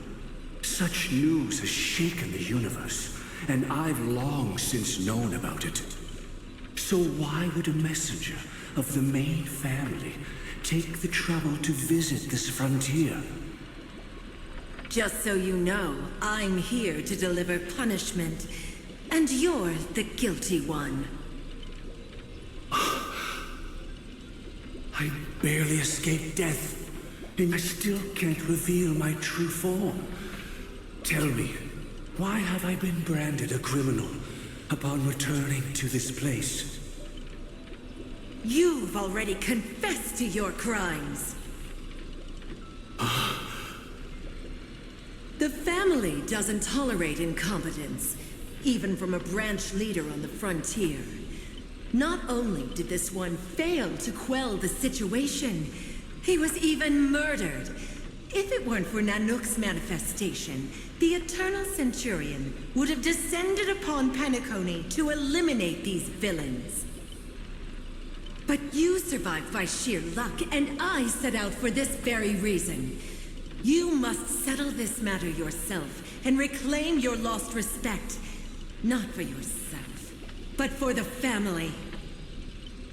To survive, but without the power to do anything.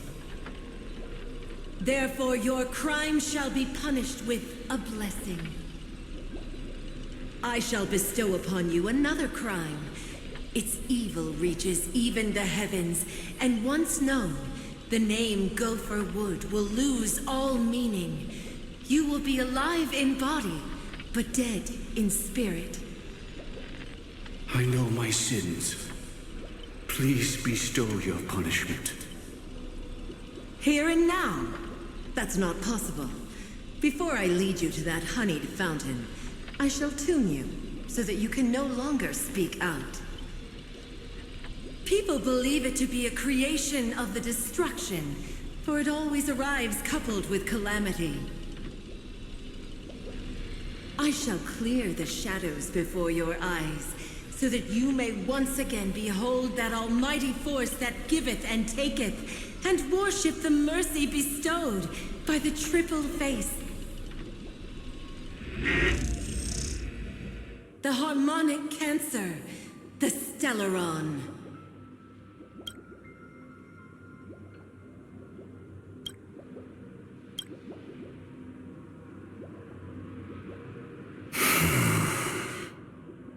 Did the Dream Master already know back then that the Stellaron was actually a creation of the Path of Harmony?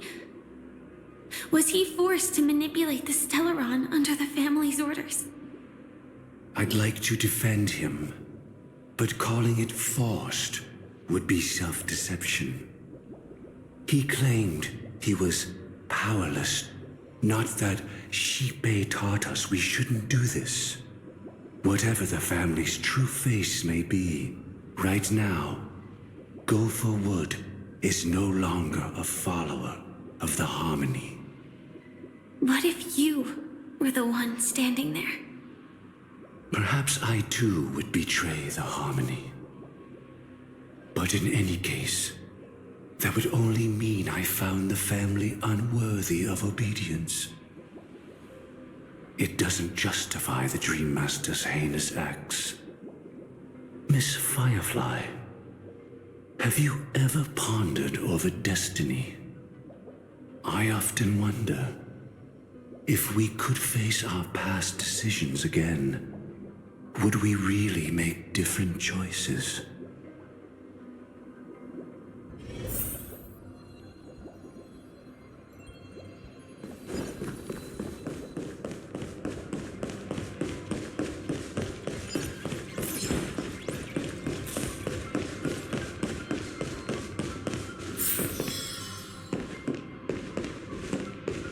It's in that puppet's hand.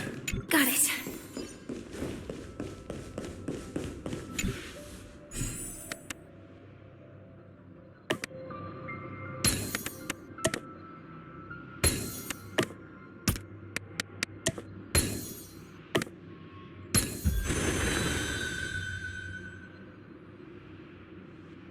Rest in peace now, old friend.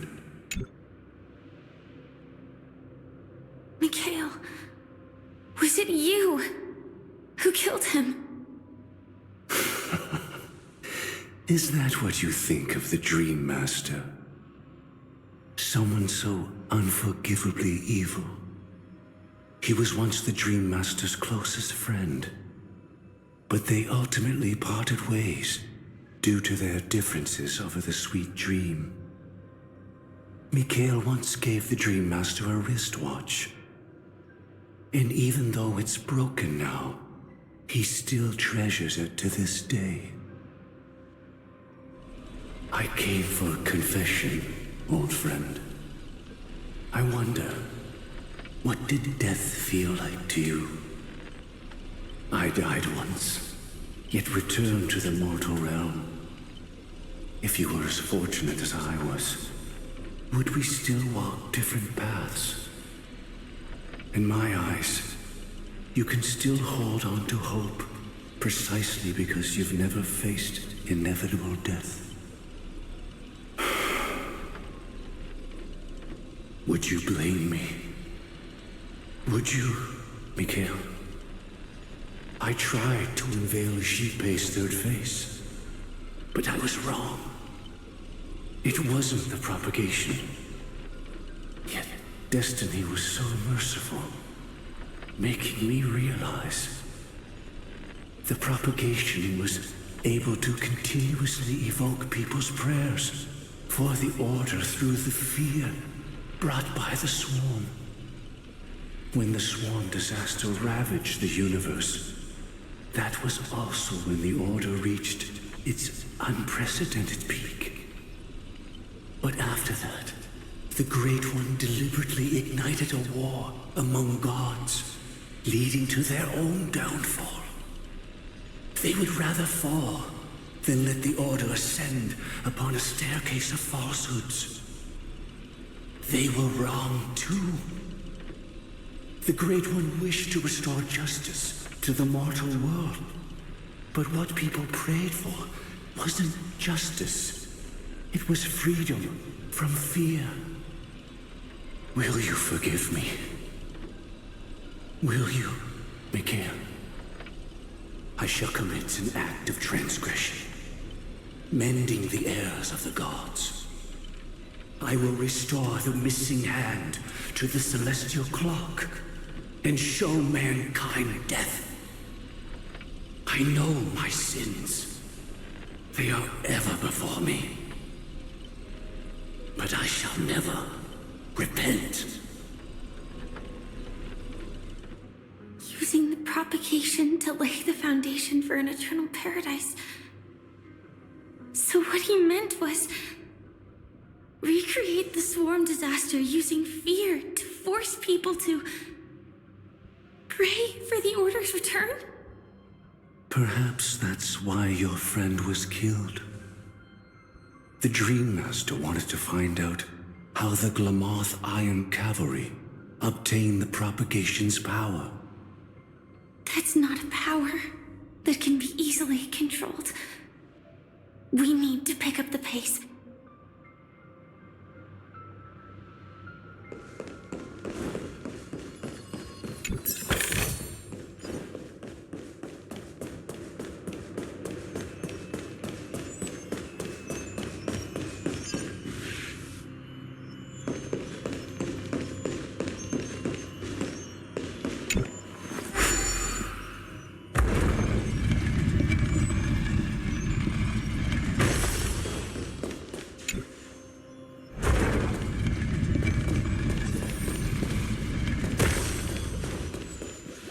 Past this point lies the Grand Hall at the end of Oak Manor.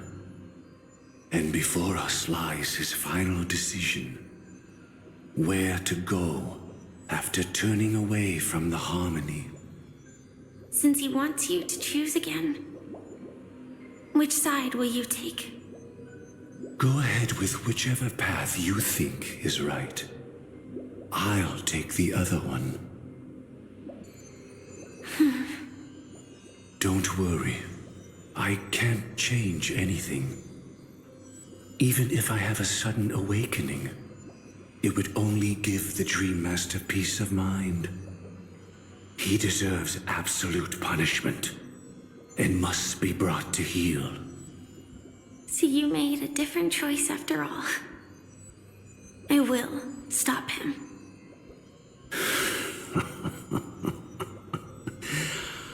I hope everything goes well. This is goodbye, then.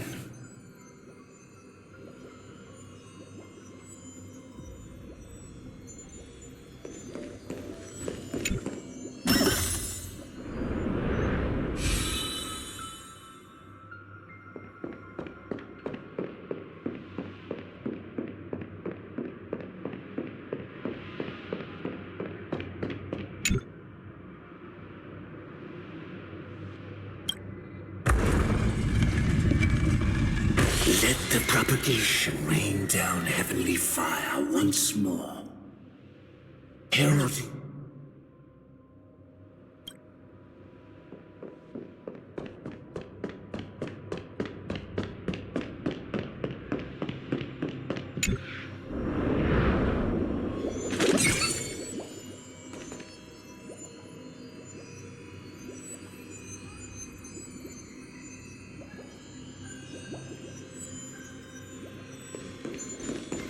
Well then, our paths diverge here.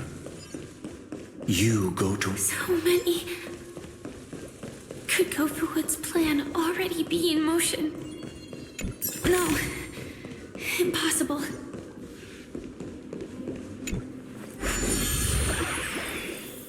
This place already looks... We need to hurry. Make sure you keep it safe.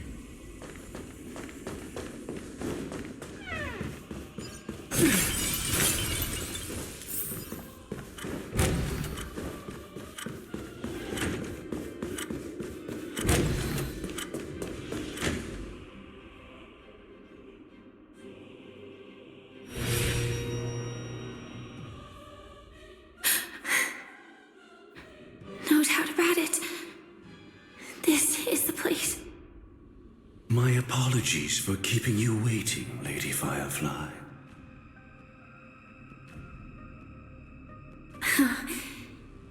It's you. It seems the other path leads here too.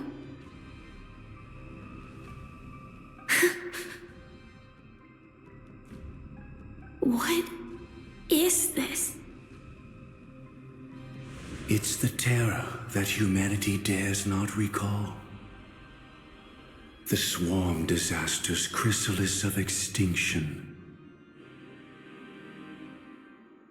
The Dream Master's devastating strike, like a torrent of fire, lies hidden behind the stained glass, waiting to shatter it and unleash the swarm disaster once again.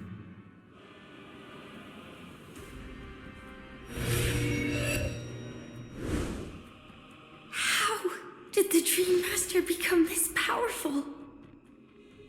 We need to stop him.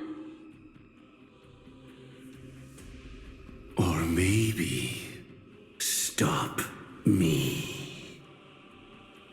As expected. I shall end this matter on his behalf. This thought, together with the power beyond the window, completes a single, true, divine law. Divine law. Everything you saw along the way, none of that was meant for you. It was meant for me, so that I could bring you justice. I don't see any justice in any of this. Lady Firefly, I assume you've pondered over destiny, too. I don't think it can be used as an excuse for anything. Even if the ending is predetermined, we can still decide how we get there. That's just self-deception. You've never been able to change the course of events. When we stand at the crossroads of choice, no matter how many times we start over, we'll always make the same decisions. By that moment in time, we've already been shaped by our past, believing that choice to be the only correct path. All the past you've left behind has already determined your future. Your friend tried to escape destiny, only to meet the same end. And now, here you are, no different.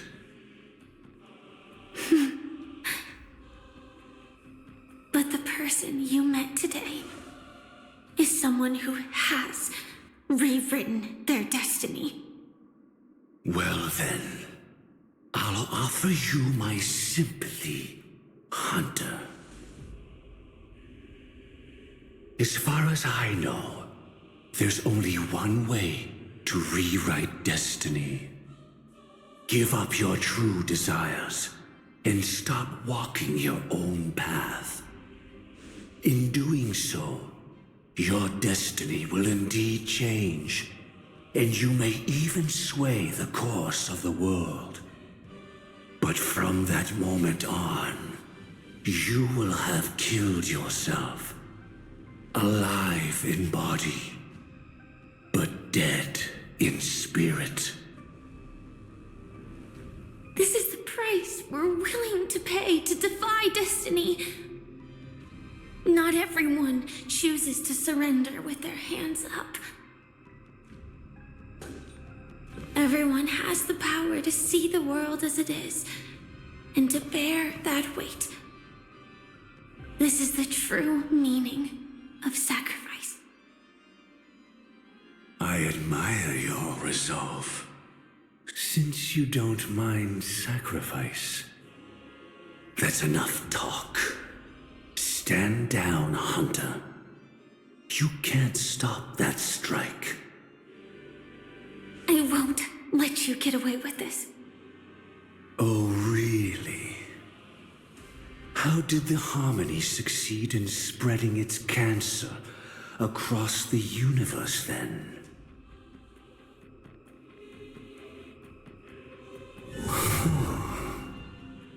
Though she wasn't my true companion, the cremator left me with a spark of her flame.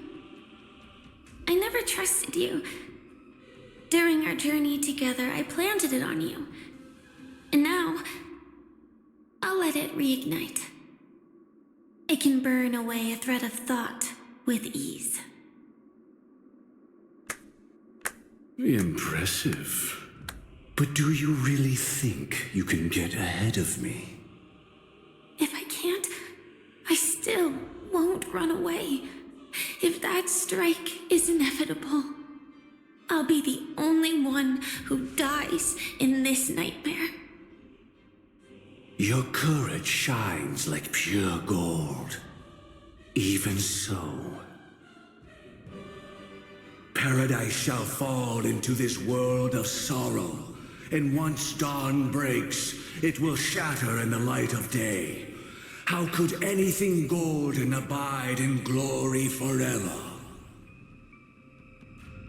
Come forth and present yourself, last heir of the Empire. I permit you to unveil the true face of order. I permit you, with mortal hands, to bring forth the Great One.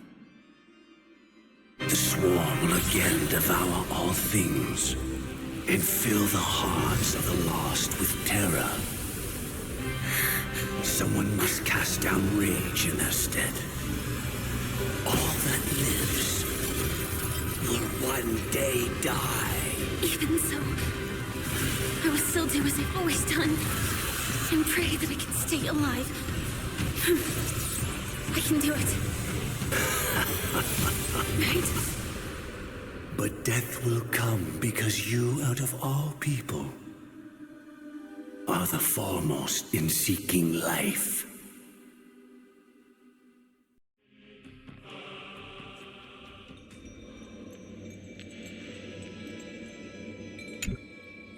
Your last confession took me by surprise. Mr. Gopherwood. No. The final divine law. I suspect there was never any chrysalis of extinction from the swarm disaster to begin with. Was there? What exists in Oak Manor is nothing but a disguise. The only thing hidden within is a Stellaron. True. I never unraveled the secrets of the propagation. Now, split into 4 parts. A single strike of mine cannot harm that hunter. But if a Pathstrider of the same origin as the Swarm were to be deceived by tuning, mistaking what lies before them as certain death, if they were to make a wish to live before the Stellaron, the outcome would twist into a catastrophe that brings death. The Swarm disaster. Her life shall beget death, and that death shall beget life unto this world. But why are you so certain that nothing will go wrong? I've already glimpsed the secrets of the Stellaron, and I have no need for certainty here. Even if she never entered the game, that strike would still fall at the appointed time, causing the Stellaron to shatter. The Dreamers will learn that the power to destroy their own lives comes from the harmony, but that it is ultimately the worst option. You should know that I won't agree with this. Too late, child. The hands of time have struck midnight. Look up at the stars. Do you know why they are so cruel? That reason shall be the final divine law. And with this, we entrust everything into your hands. Because the stars belong to everyone, they have never belonged to anyone. If you love everyone, then you love no one. Well, that's where our conversation ends. Go ahead. The 107,336 souls of the Oak family have dreamed of this moment too many times. The opening is near. Go, my child. Seize the power of the harmony and reveal your karma. I shall walk the path of the Order to its end, as you wish. But I can no longer accept your divine laws. If I become the only star in the sky, even if I belong to no one, there would still be no cruelty. The stars are cruel, only because they have never shared their heat with the masses, burning fiercely only for themselves. Well, there can't be 2 suns in the sky. I'll step up and take down the other sun if necessary. Moreover, how could I allow other stars to shine during the day? Paradise shall soon be created, not at midnight, but at noon. I shall initiate the first and only divine law of the great Septimus. I shall ascend to the heavens, becoming the scorching sun. Bathed in my light, my people shall flourish, while all evil shall be eradicated.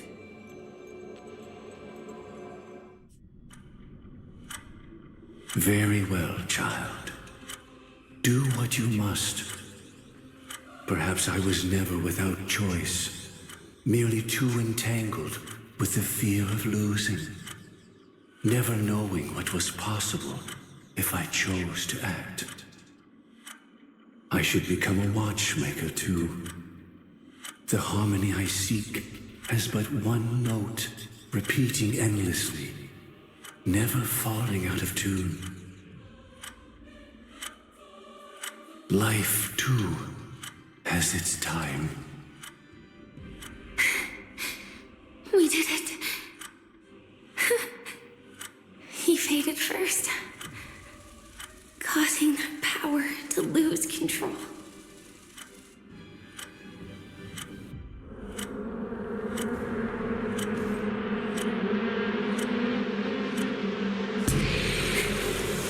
Is that the...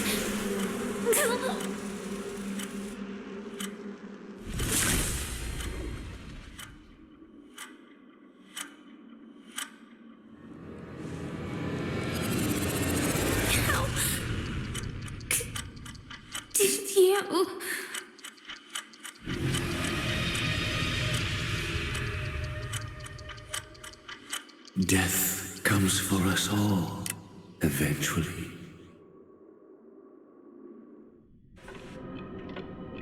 I'm starting to hate how powerless I am. How I wish that I had some way to comfort you right at this moment. Don't worry, that was all in the past. She had almost reached her demise, yet she survived. Her second death hadn't come yet. It would be upon her soon.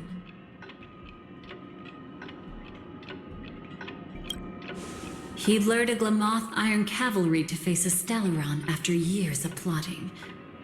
Though everything Firefly had learned since entering the dream was true, they were only truths that the Dream Master wanted her to see. And that is often regarded as the highest form of deception. The Stellaron answered Firefly's desire to keep living.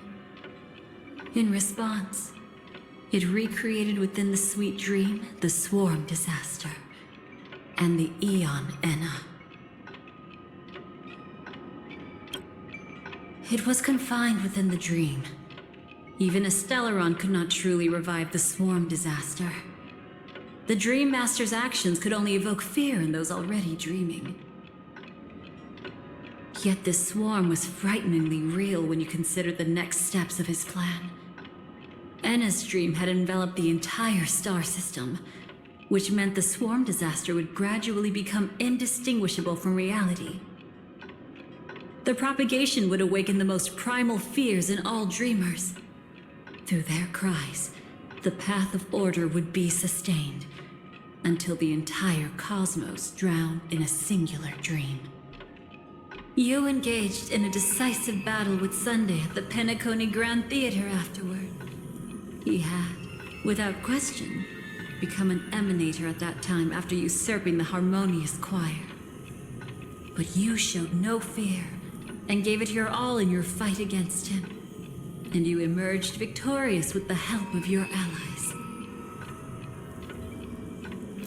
Yet that battle, the setbacks, the victory, was just an illusion woven by Sunday. Enna's dream had already enveloped the entire Asdana system. It was impossible for you to beat Sunday at that time. Enna's dream was so terrifying that even memo keepers could not act freely in it. Fortunately, we sought out Acheron first, and she lent us a helping hand. That allowed us to take action and try waking people one by one. Indeed. Don't forget that, even within the sweet dream, there were still many people yearning, striving, and pushing forward with all their might. At that moment, you too would face a similar death match. Being woken up by Black Swan was a watershed moment. Due to the existence of Enna's dream, your memories from that point onward can no longer be viewed from the same perspective as before.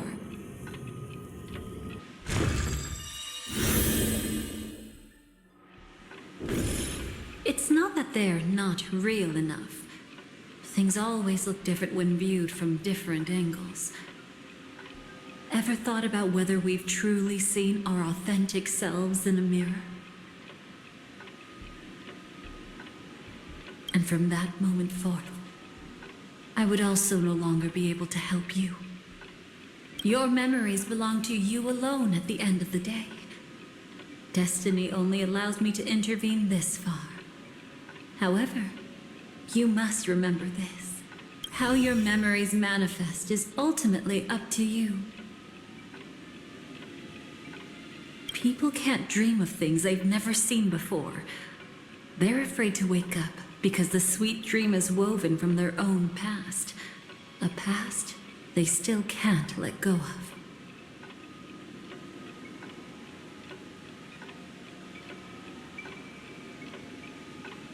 It's just like your actions at this very moment. Only by embracing the past can you find the strength to walk towards the future. Firefly, me, the Stellaron Hunters, this entire world. We're all waiting for you to reach that moment.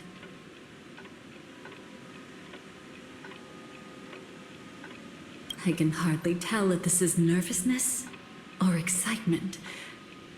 You are different, unique, and worth waiting for. Go and write a prelude to memories once more.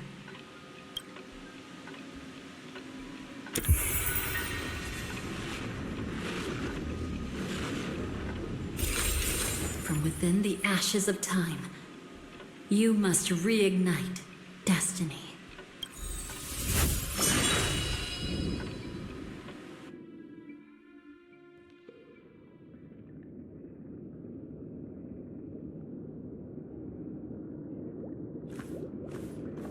This way, darling.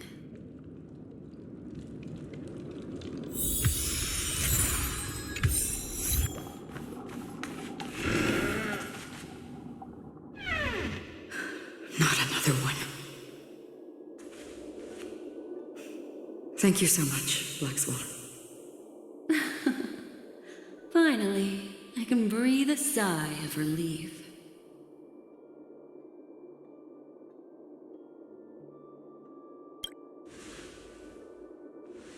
I understand you must be confused, and will do our best to shed light on the situation. However, before that, it's essential to know that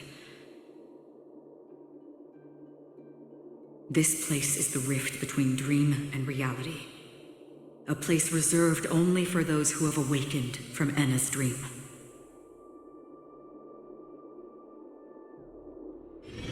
Do you remember Sunday's ambitious plan? He intended to harness the power of the Stellaron, the collective will of over 100,000 Oak family members, and the desires of everyone in Penacony to usurp the harmony and restore the order. Unfortunately, it didn't stop there. From the early days of our journey into Asdana, we were already affected by the Stellaron. That strange dreamscape where we met. Maybe it was a sign that your thoughts were beginning to drift away.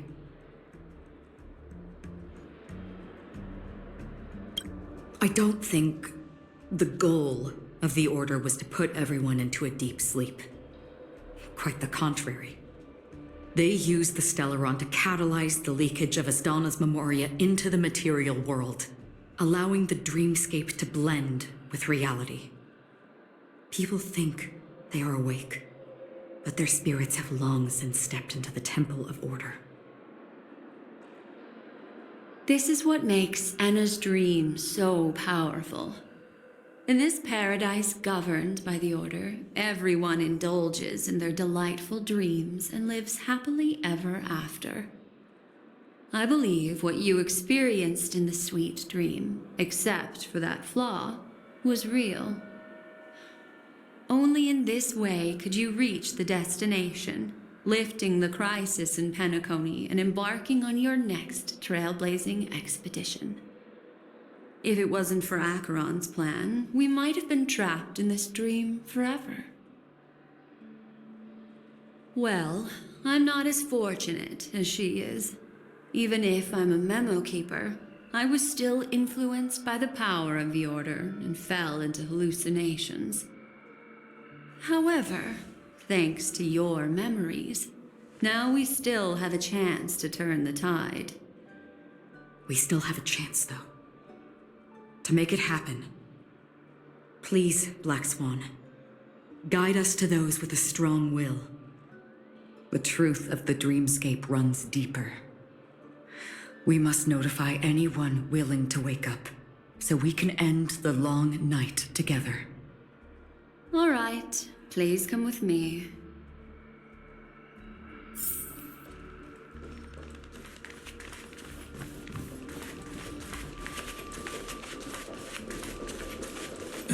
Stay calm.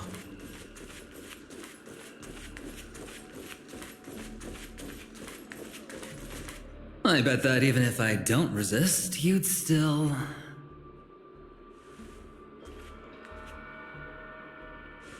Time to get down to business, cowboy.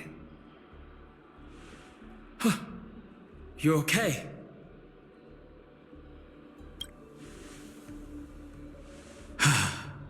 Me too. Quite the fateful encounter we have here, friend. Seems you're also a light sleeper. I'll send you some of the IPC's sleep aids one of these days. Unfortunately, we need to stay awake right now rather than sleep. We're still nowhere near capable of breaking free from Enna's dream. Let me break the bad news first.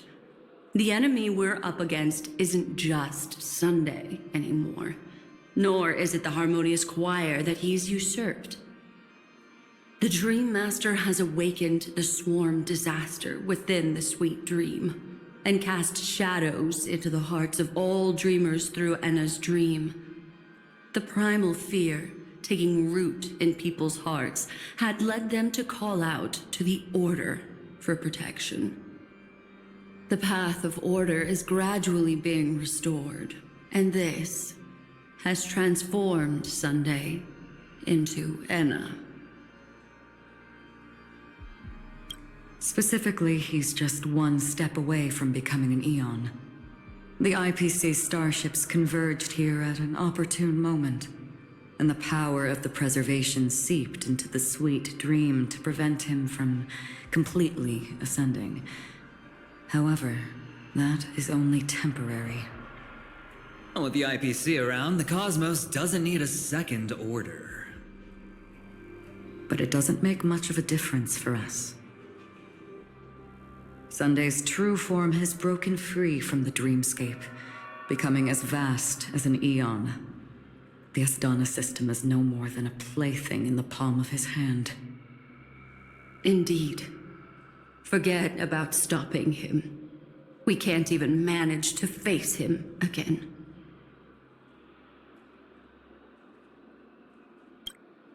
The key still lies in Enna's dream.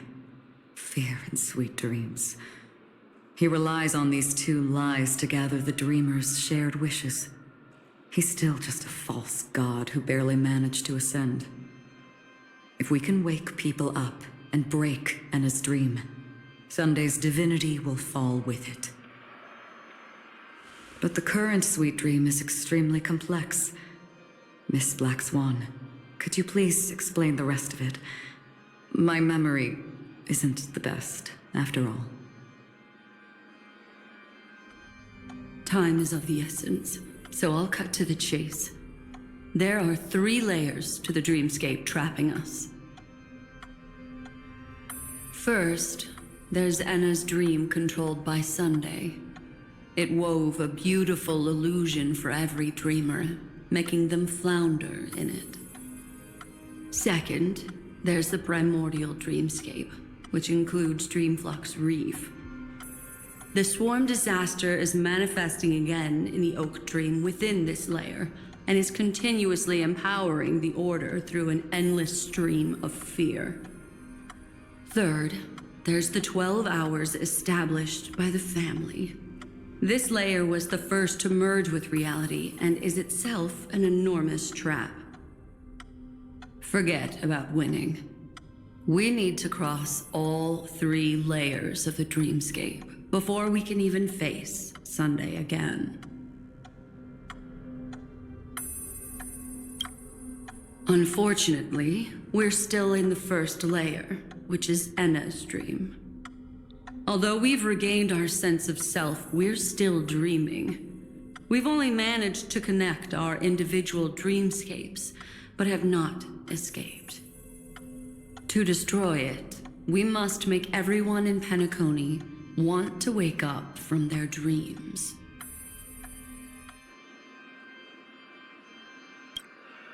Humans yearning for sweet illusions borders on obsession, leading them to subconsciously resist the harsh reality. Therefore, I carefully selected a moment where he was completely unguarded, guiding him to uncover the truth himself to make him regain his consciousness. However, to wake up everyone in Penacony and get them to share the same determination, that would be nearly impossible. But we can't just stay here and do nothing. This is the first step of our plan.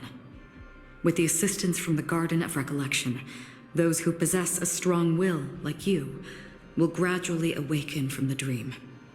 These free wills are the discord that will sway Anna's dream. However, awakening a mere handful of individuals is insignificant compared to the vast number of people immersed in the dream.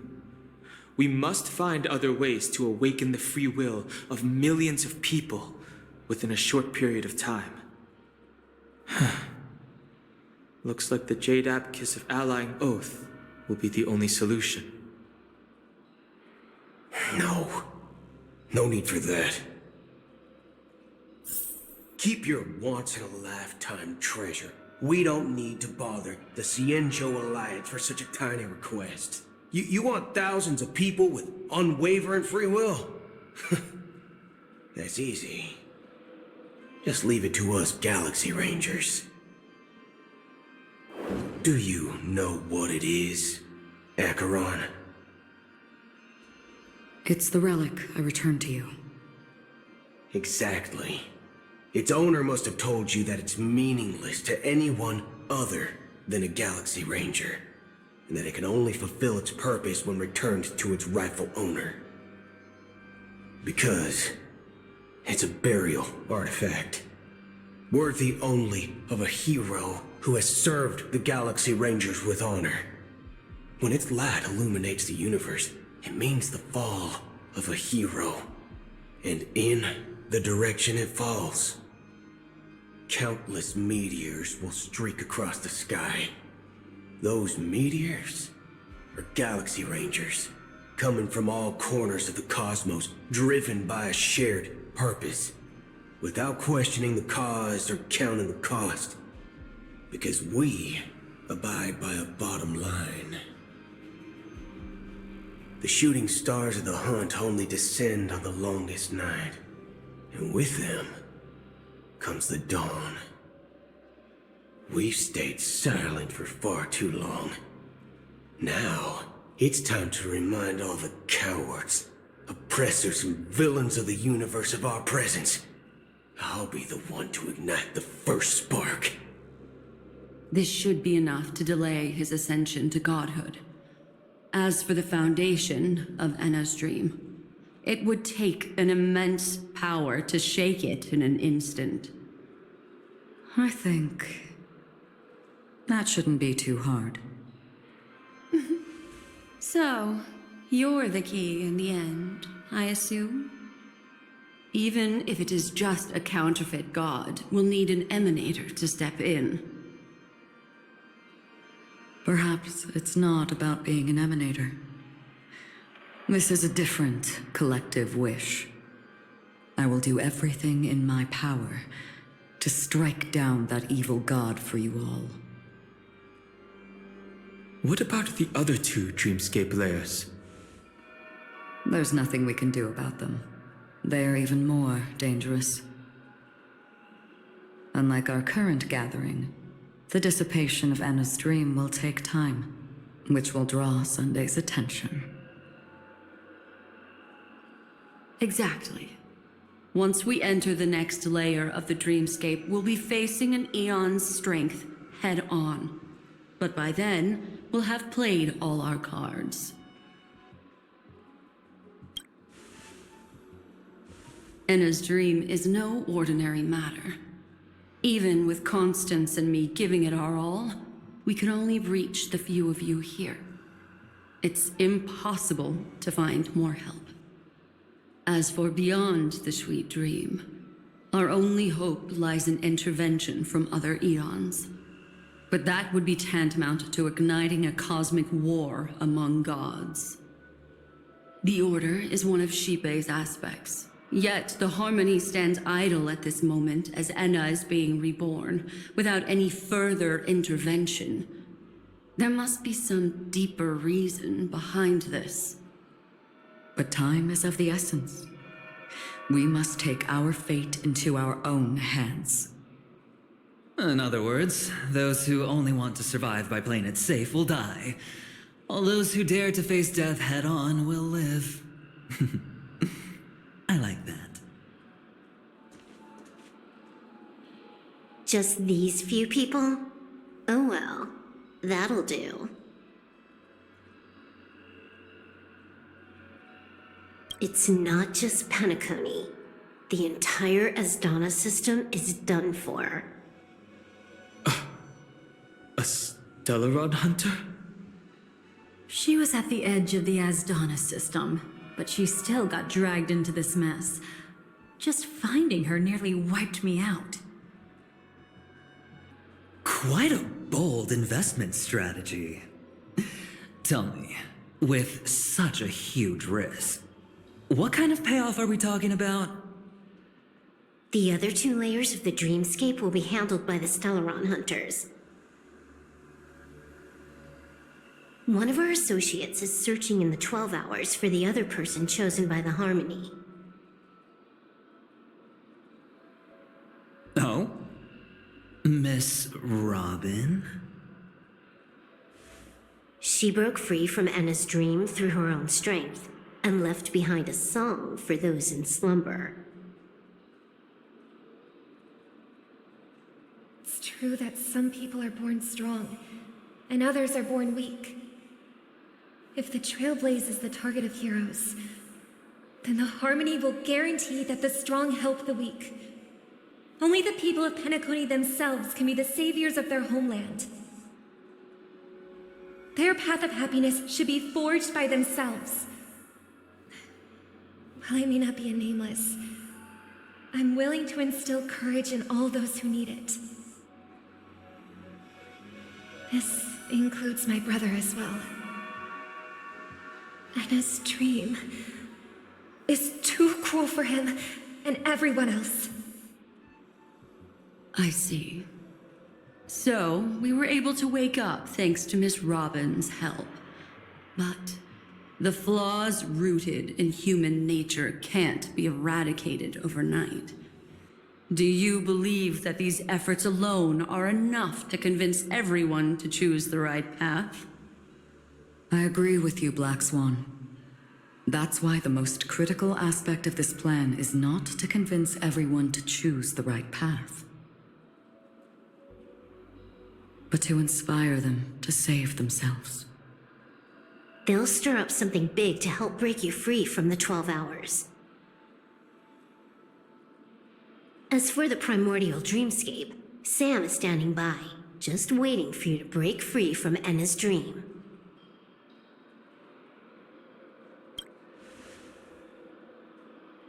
Now, I'll tell you, but don't panic.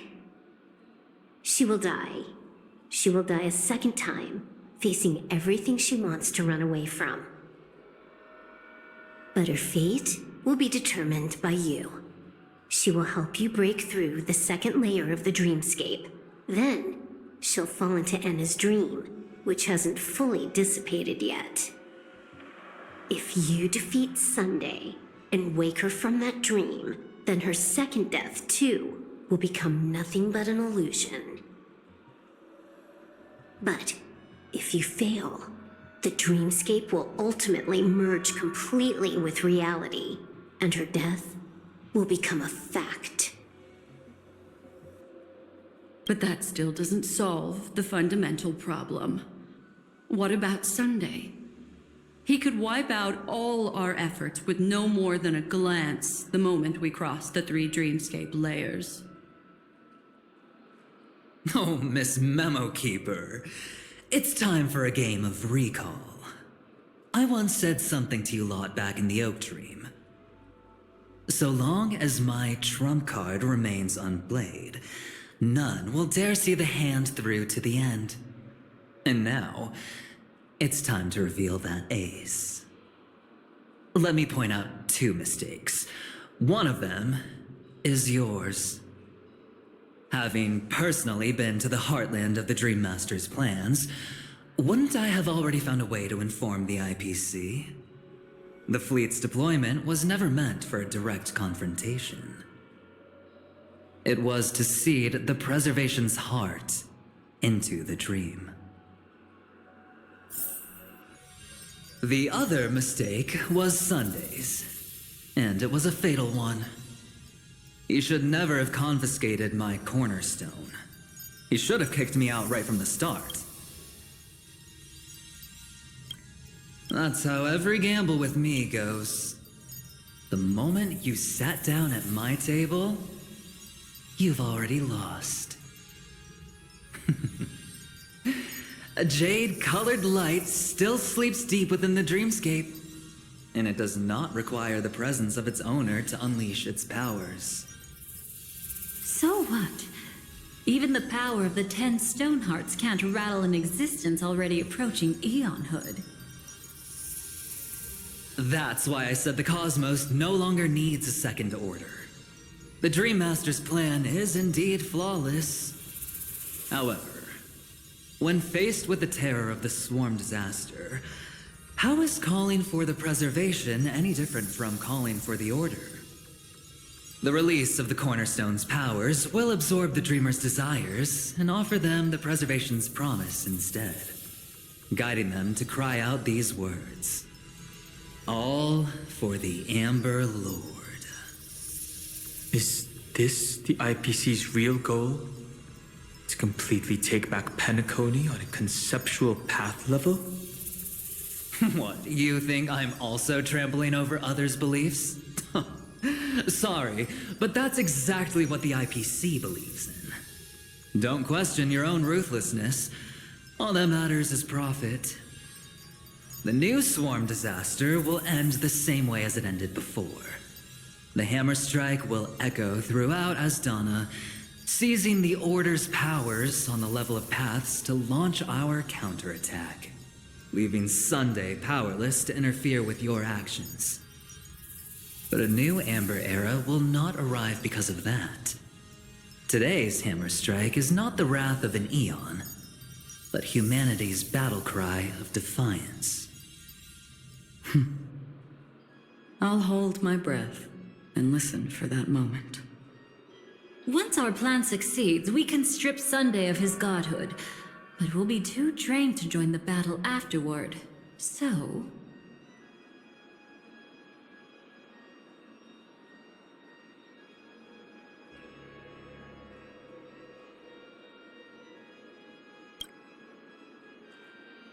Take your time to prepare. Before you head out, may I have a moment alone with you? There's one more thing I need to explain to you.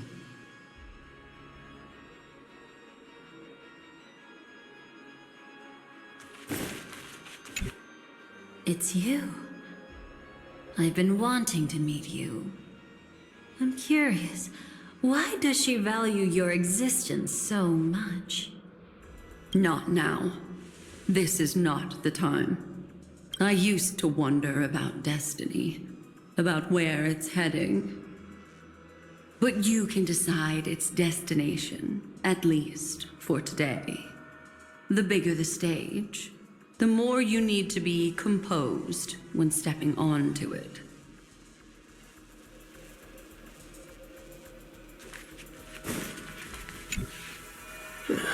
Now that our roles are assigned, let's get to our battlefield and pose a grand finale. Go. You already know what I want to say.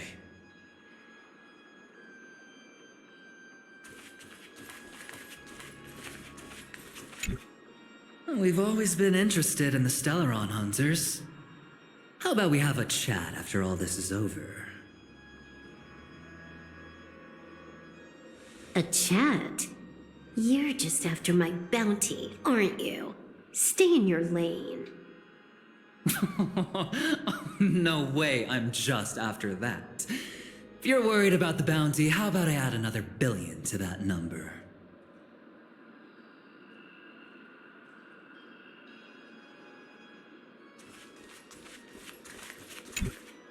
This grand festival is drawing to its close. This is the starting point for the ultimate stage of our journey.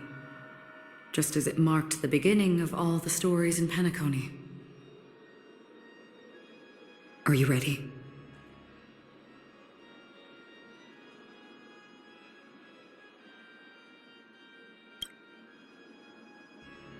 Very well. Now, please close your eyes. A glimmer of fireflies, a sigh of regret. It is because life dares to slumber that they can awaken.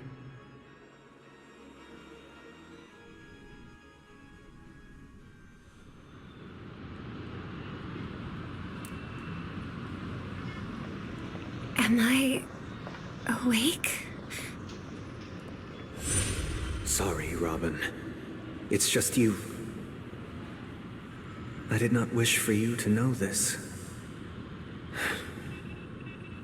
It's a pity that things have turned out this way. Within the foundation of law, humanity establishes civilization, and through harmony, we obtain order.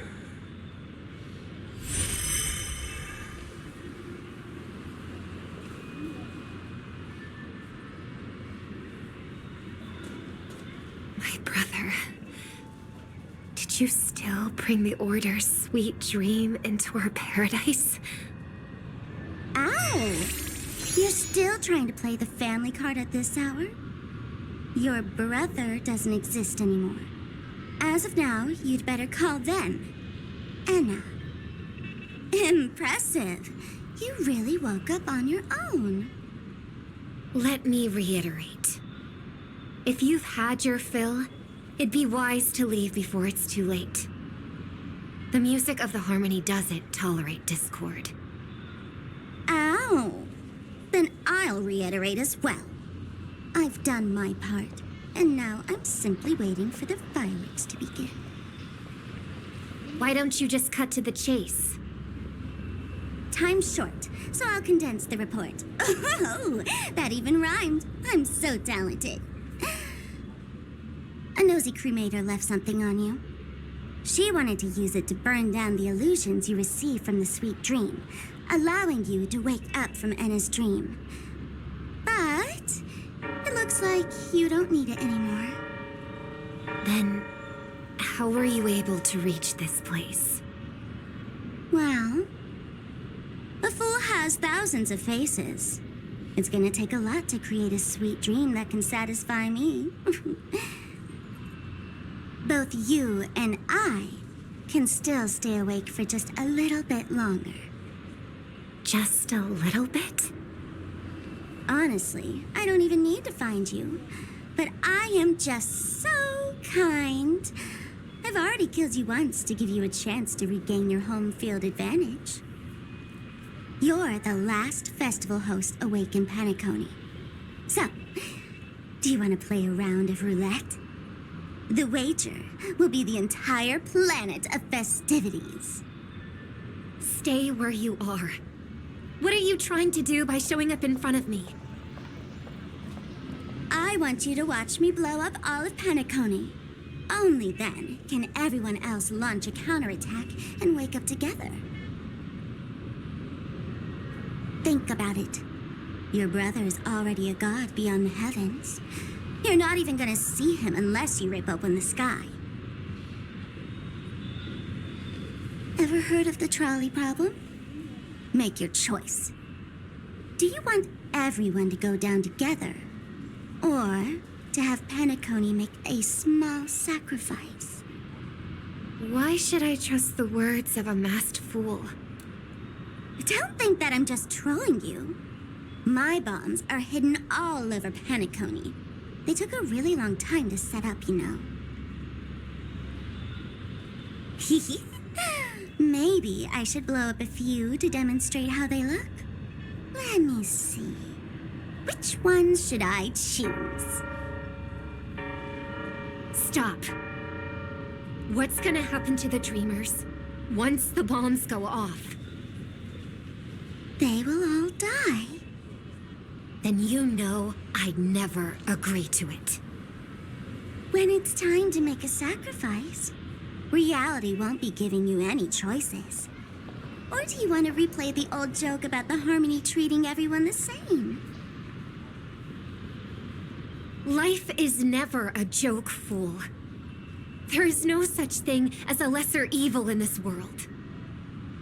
Evil, just like morality, cannot be measured, nor can it be compared. Isn't that still the Harmony's same old song and dance? But that suits me just fine. Didn't I already say this is a round of roulette and not an ammunition showcase? Get ready to sing. Be like a bird. If you can make Sheepei hear you, then they definitely won't allow me to blow everyone to pieces, right? What will you choose now? You can either watch as I blow the entire place up, or you can try to save their lives. Maybe this will be your last ever performance. Last ever performance. You feeling nervous? I know the feeling. You should feel nervous when going up on such a big stage for the first time. I'm okay. I just remembered something, that's all. Miss Siobhan, why do you think birds fly? Why are you asking that all of a sudden? That was my response as well the first time I heard that question. It's what my brother asked me before I left Penacony. I keep finding myself thinking about it. I don't know. I fly when it's time to fly, and I stop when I don't want to fly anymore. There's no reason. It seems that your answer is really similar to mine. You've also asked me, why do I sing? I think I can answer both of these questions in one go. The answer wasn't what I initially had in mind. Originally, I wanted to sing because of something specific that I experienced. A Stellaron fell into my homeworld when I was young. Everything I knew was instantly destroyed. We didn't even get a chance to react to it. No matter what we did, it was too late. But for some reason, my mother chose to hum a song when she tried to comfort me and my brother. I remember that story. Everyone thought that's why you decided to sing. No. That experience only made me detest singing. I've believed for a long time that songs can't change anything when disasters strike. That music is the most useless thing in this world. I might be extraordinarily talented in singing, and I might feel super happy whenever I sing. But its futility had always made me depressed. Then what changed? I grew up, and I realized that my brother would sometimes hum the same tune as my mother did. And I thought maybe he missed her, but I was too embarrassed to point that out. I tried to comfort him instead. However, his answer to me made me realize what I should be singing for. Obviously, he didn't give me an answer directly, but it got me to think. Maybe some things don't need a reason or meaning at all. Go and do what must be done, fool. It's for the sake of Penacony's future. But I won't let anyone get hurt. Oh, did you just have a flashback? Now I'm even more excited. Let me check one last time. If you were to die, how would you want people to remember your ending? Like a bird, she lived her life, graceful and composed. Now her beak parts slightly with a sigh, as soft as falling feathers. Like it? Drop the sanctimonious mask. Singing only needs one thing, and that's sincerity.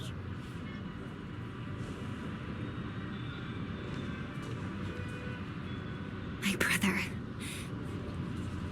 Birds born with wings need no reason to soar into the sky. And those forced to fall back to Earth don't need anyone's condescending sympathy. The sky and Earth are each other's proof and aspiration. When a soaring bird looks down below, it discovers that even after falling, life still holds hope to continue. And when a fallen bird looks up to the sky, it discovers that the possibility of soaring once again still exists in this world. Perhaps they'll never truly understand each other. But what people need is an understanding. It's showing a little more compassion for the way others choose to live. And, when necessary, extending a helping hand. Even if you become the only star and prevent everyone from soaring into the sky, they will still be inspired by your radiance, flap their wings with all their might, regardless of whether they've been hurt in their fall. Thus, the Order's sweet dream will eventually fall. Oh, triple-faced God. If I manage to step onto the path of harmony, then please extend your hand and shelter those who believe in you. And if I am a bird destined to fall, doomed to never sing again, then while the sound of me hitting the ground may be my last note for the harmony, it will never be this world's swan song. In the name of the sweet dream, the Charmony Festival now begins!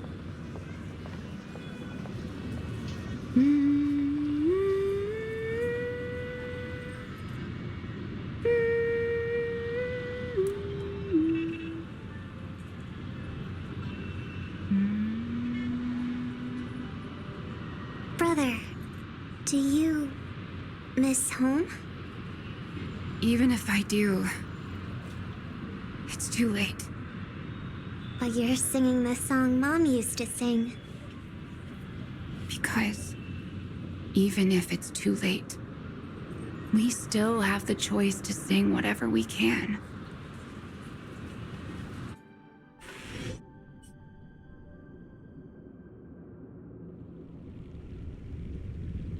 Welcome to the horizon of existence. This place is one of the thousands of manifestations belonging to the sleeping and shapeless. And it's also an exit out of the nihility for the awake ones. Let's bid our final farewells here. Remember your name. I'll be waiting for you at the end.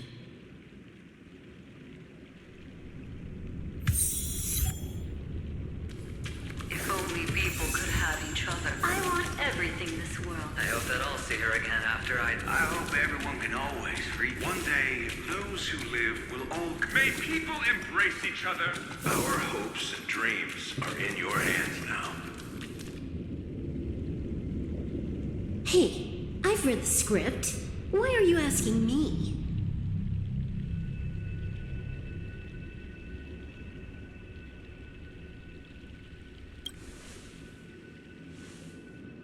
Then do your best to not fail.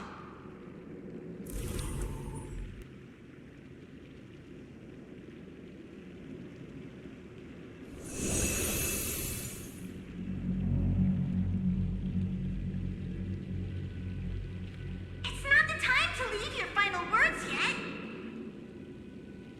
We all believe in you. You need to believe in us, too.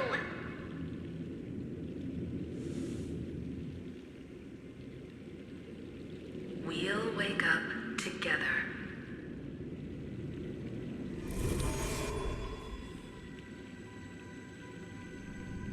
Why does life slumber?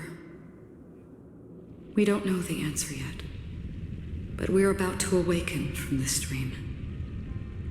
Or perhaps such is the answer itself.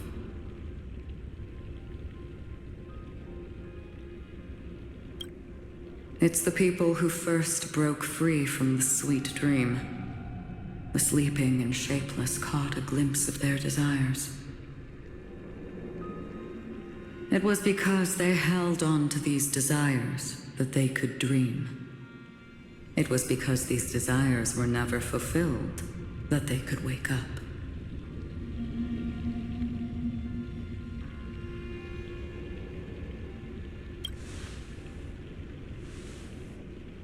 I think that's not entirely true. I wish people could find happiness, but I've been tainted by too much nihilism. Sometimes I can't help but think that the nihility is a proud and terrifying dream. It's brought forth not by gain or loss, but by the severing of roads, or even the loss of desire itself. Fulfilling a wish can certainly make people feel the joy of being alive. But if no new wishes ever surfaced again in people's hearts,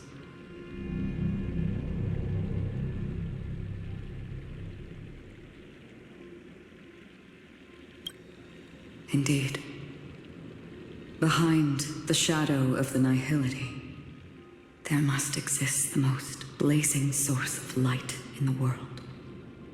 Just as every life that edges closer to death fervently approaches the end of the nihility, we must pursue that primordial light. Before you go, would you tell me your wish? I'm glad. The answer itself doesn't matter. What matters is that you've made a decision.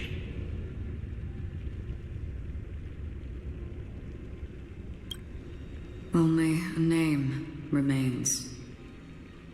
A person that I was, and now want to become.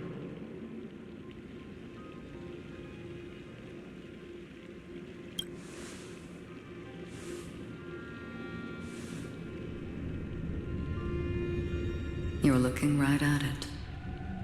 She is a hunter who treads upon the finality, destined to sacrifice her own wishes to defy destiny. But no matter which path you and she walk, death will always be the destined finale and the last reunion. Are you ready? She too was here not long ago. You can witness her resolve through this. Witness how that tiny spark of bug light broke free from the pull of the nihility.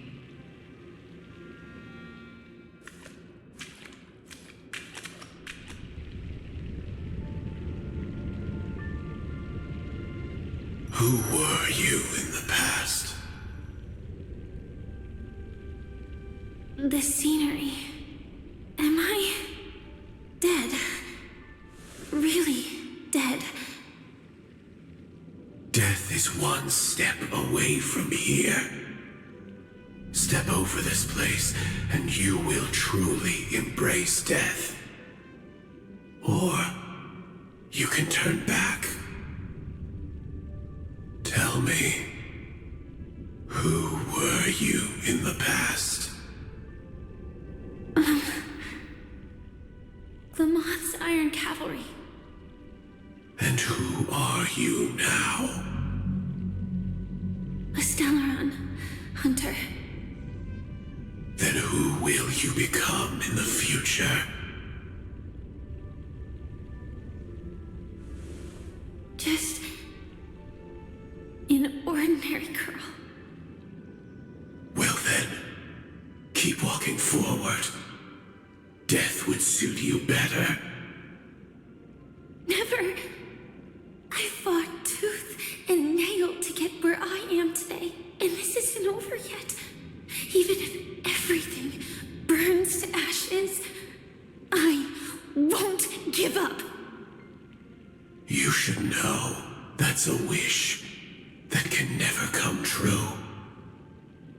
You couldn't become an ordinary girl, even in the last sweet dream. Why do you think that? Entangled in the family's conspiracy, facing the mimetic entity's blades head-on, while challenging the resurrected swarm disaster alone, armed only with the script that can peer into the future. That's more than enough cards stacked against you. Do you really think that the time you spent with him proved anything? For an ordinary girl, simple happiness shouldn't just be a matter of chance. But who's to say all of this isn't what an ordinary girl would do? What? Perhaps the Dream Master was right. All the past we've left behind has already determined our future. All my experiences so far will still make me choose to step into danger when I face it in the future. But you misunderstood my answer. I guess it's my fault too. Always talking about wanting a normal life, as if the past that shaped me is some heavy burden weighing me down. Being a Glamoth's Iron Cavalry and having entropy loss syndrome are more than just scars. They are a past that taught me to cherish, urged me to seek, and showed me how to love. All the things you listed are quite extraordinary indeed, but I believe any ordinary girl would make the same choice I did. When faced with everything I have faced, in the darkest moments, ordinary people never need to feel small. After all, they always discover that they've already become something noble and bright. Indeed, I can't change the outcome or even the process. But I can decide how to view my destiny. This is just an even deeper form of self-deception, compared to actually changing the outcome. Free will is mere self-deception for most people anyway. But as long as I'm not asking others to do the same, there's no shame in it for me. Everyone has their own answers as to why life slumbers. Some will never find their answer. But no one can take away their chance to keep looking for the answer. I won't give up, nor will I blame those who do. All I need to do is return their right to make that choice, and return that right to myself as well. So, I will leave this place together with you.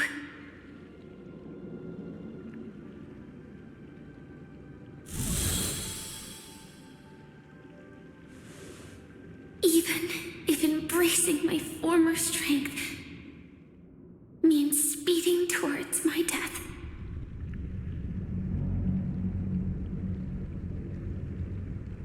The name I gave myself is Firefly. I used to think I was similar to a firefly, just a fleeting glimmer of light. But later, I realized no one would give themselves an unlucky name. It was also because I thought fireflies were beautiful. Later, someone told me that my eyes don't actually work very well. Otherwise, I would have figured out that those insects aren't beautiful at all. Beauty, love, all our feelings stem from the flaws we were born with. And that's what makes each of us unique.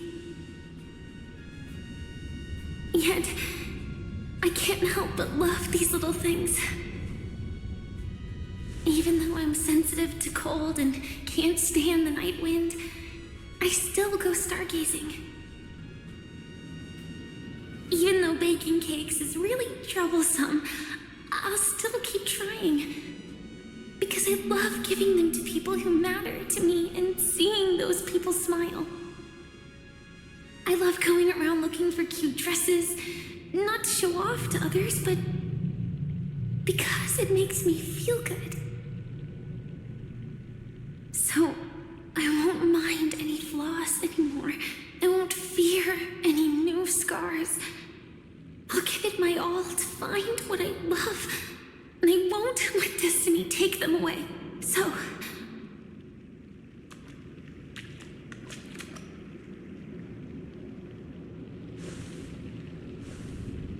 moths don't fly to flames because they yearn for light.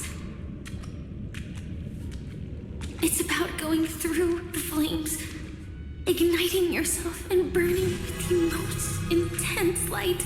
My destiny won't fall into darkness. I will light up everything around me.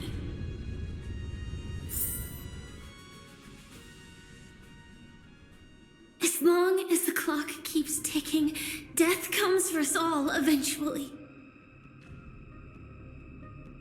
And life has its time, too. If my world always ends up being burned to ashes, then let it burn.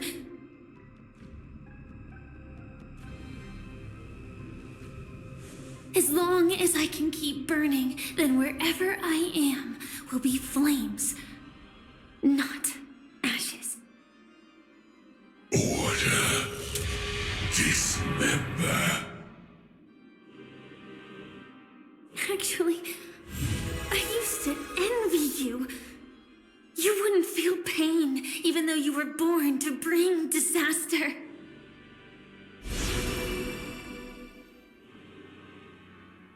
But you should be envious of me now. I'm unwilling to face death, nor do I want to keep fighting. But when faced with destiny,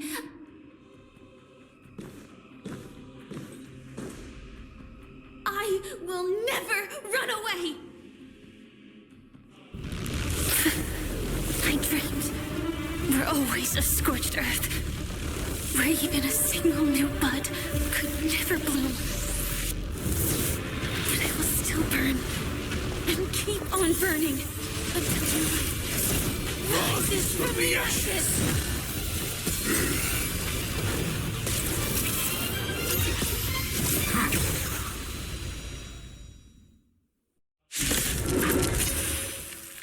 If you are the Dream Master's answer, then listen to my reply in his stead. People hold on to hope not because they have never faced inevitable death. It's precisely because we are destined to die that we hold on to the hope of wanting to change something. Dispel the gloom! Restore the skies! You shall remember this, Earth. Treat our guests nicely. I'm okay. Execute. Devour. Don't worry. Night falls. Good night. The future is bright.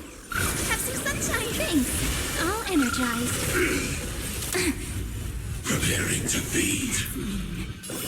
Try some sun. Together we can do anything. I'm okay. Life is not so fragile as you wish. Again. Capturing initiated bite. Memories waiting to be woken up by a shooting star. Remember me with love. May life and death sprout new buds. Mutation. May this dispel the gloom, restore the skies. Don't blink. Need time. Watch over the Evernight. Rewrite destruction with me! Don't worry. Night falls. Good night. Embrace a new life.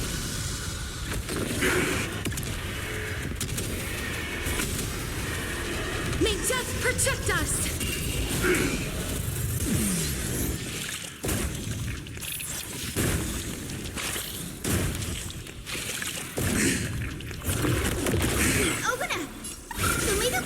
Next time it rains, I'll be there, umbrella in hand. Rise and shine. Look, we're flying! It's the answer! Have some fun. Till we meet again. Root here. Have some sunshine! Next time it rains, I'll be Adjusting there, umbrella in volcanic hand. biomass.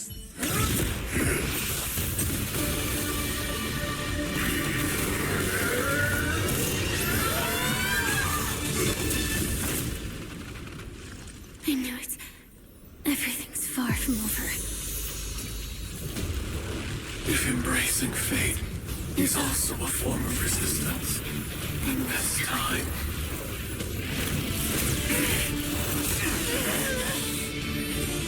I shall embrace death!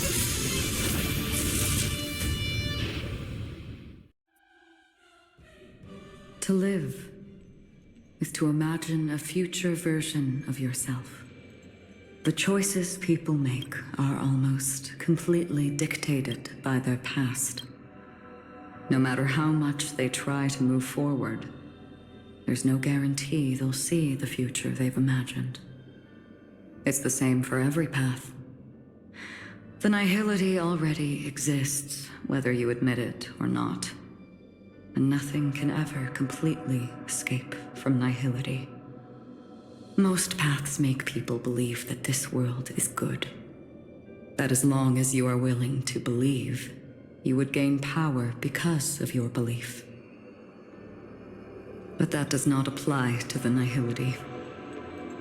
The nihility is absurd and vast, capturing those who were unwilling to blindly believe, yet are powerless to fight back. It has nothing to do with good. Be it willing or blind, the way people obtain strength from faith should come from within, not from being forced to bow their heads. This will be a tough journey. Are you still willing to return to the starting point once again?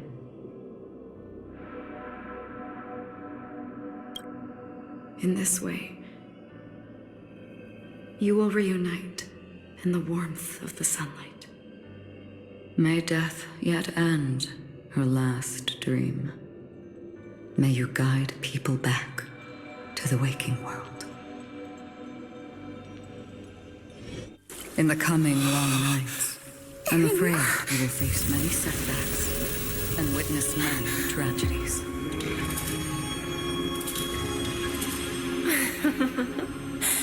I come to greet, I come to whine, I come to claim. I grant poison for nectar, sow in spring to reap in fall. Await wizened fruit to fill livened boughs. All for the Amber Lord. But when you make a choice, there will be a fleeting red that reappears before you once more in that monochrome world.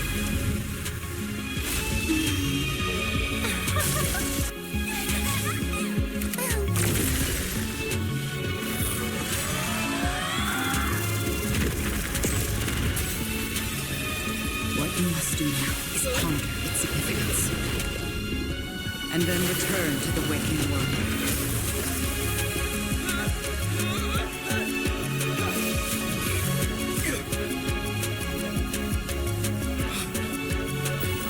Don't worry. Even if this is doomed to fade at dawn, I won't fear waking up from this dream.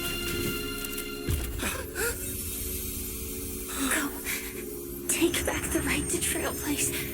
For them and for me. That's where we will all find our answers.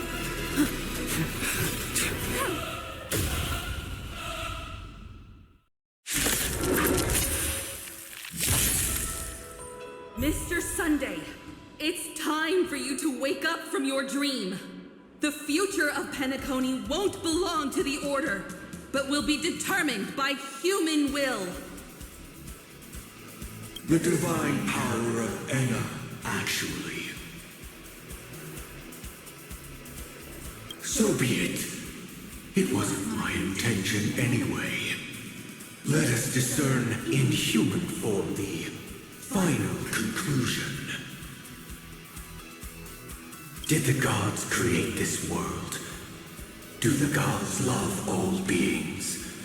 Oh gods, you only need to hold your tongue here and silently hearken.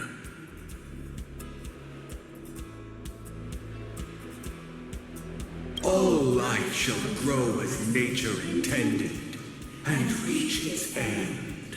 This mortal world should rest in mortal hands. All the work of creation has been completed. The inevitable day has arrived. The embryo of philosophy will reshape for us all of reality.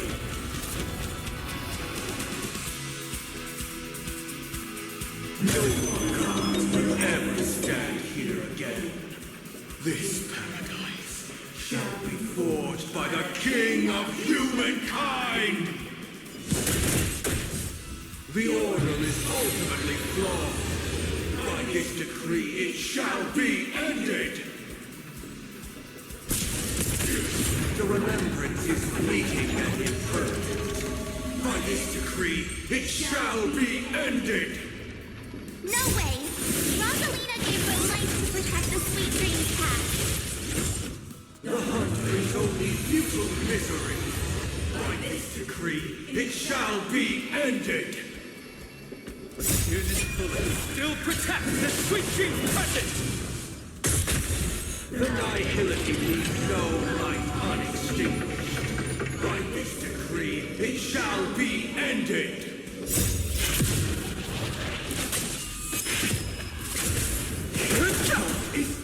The Trailblaze known attempt the impossible. By this decree, it shall be ended. Even so, Mikhail still believed in tomorrow. With this perfect melody I command, recreate paradise anew! Robin, is that you singing?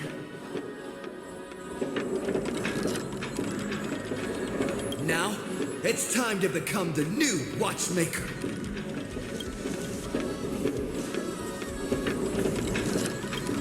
Only by blazing a trail forward can we set time in motion and give it meaning. Only after the sweet dream ends will tomorrow come. People will keep moving forward, discovering countless new wonders. Tomorrow, people will know that the world will still welcome countless marvels worth fighting for.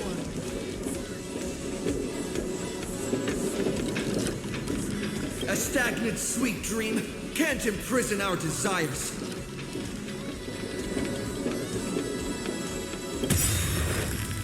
May this journey lead us starward!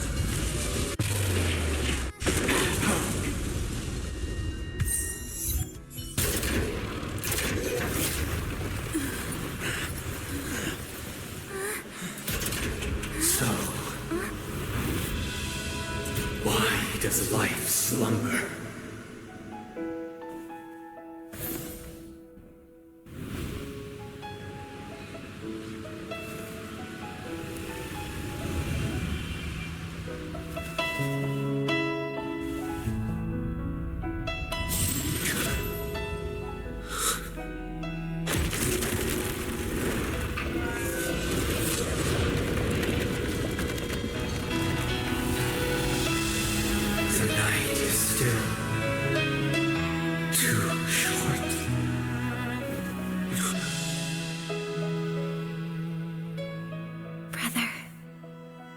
dream is over.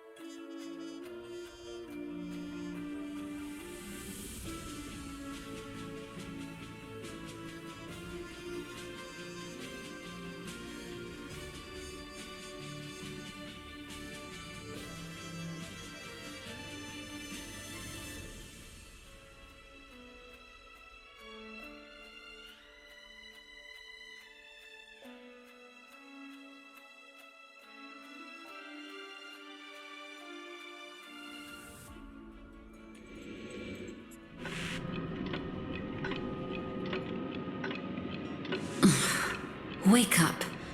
It's time for this dream to end.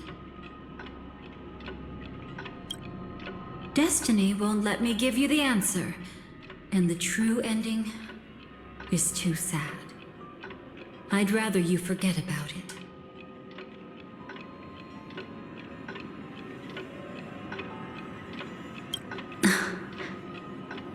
Well then, I must come clean about my final lie. I never showed you anyone's memories. Not even my own. All you've seen is a script I came across by chance. It recorded everything that had happened, and using its stimulation, you actually managed to enter the memories from your own perspective and remember everything anew.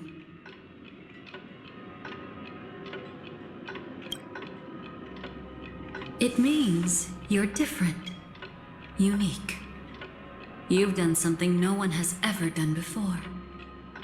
Even though your memories were cremated to ashes, you were able to recall them once more, treasuring them once again in your heart.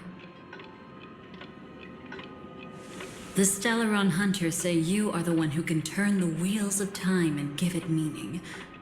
That you are the one who can alter destiny and make whole what is incomplete. Come, I want to show you something. Elio?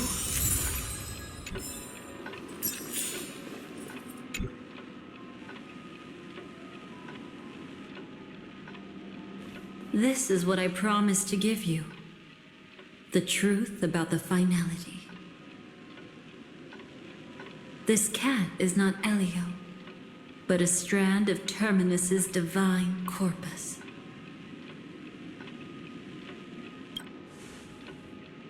The Stellaron Hunters described this scene to me, something I've never seen myself.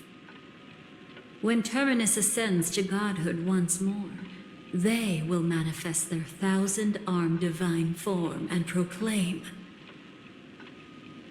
"Now I am become finality, lifting the wheel of time, the destroyer of worlds." Then, Terminus turned into a pack of black cats, distributing every ounce of their divine power between those creatures. The cats shall depart from the end of the world, going against the river of time till the moment of the universe's birth. What you see is one of those cats. As for Elio, he is an even more special existence. Only the Stellaron Hunters know his true identity.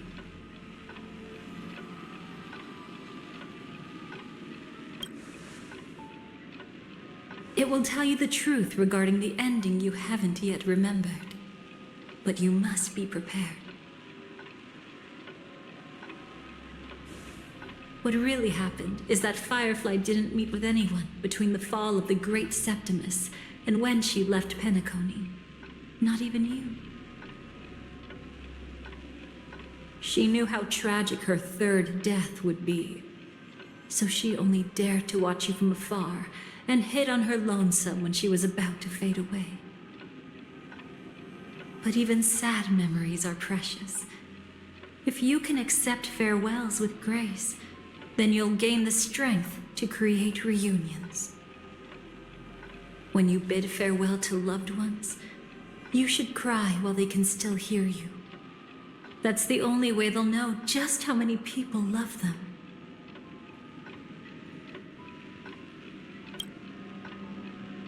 You know, I often wonder if everything I'm doing right now is just a whimsical gift from destiny.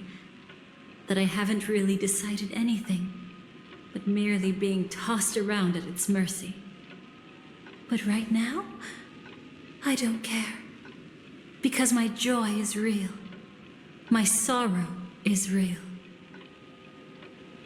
And you will be the same.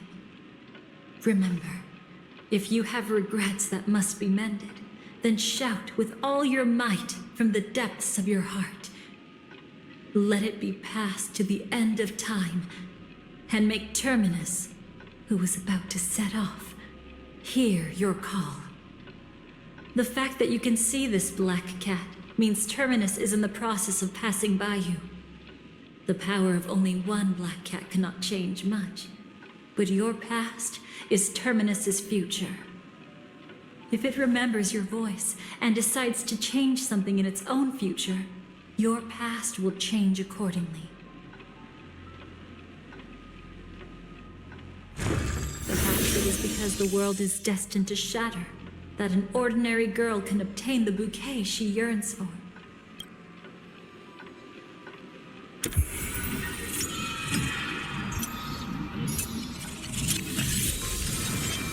Go forth and deliver that bouquet with your own hands, so that no one will be left with regrets.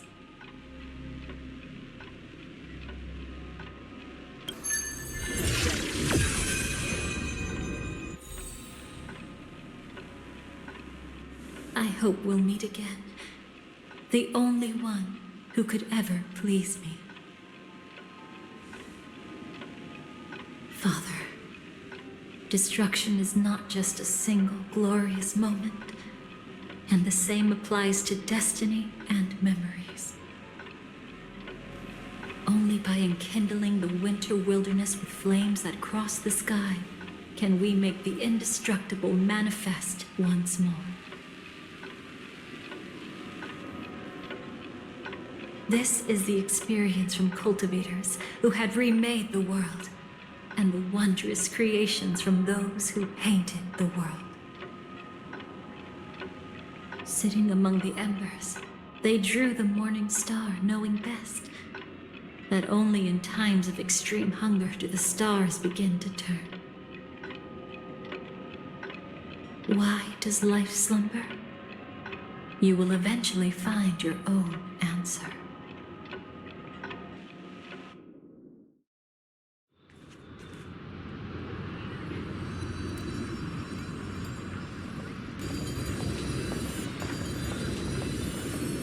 Then, let's go reclaim everything that was forgotten.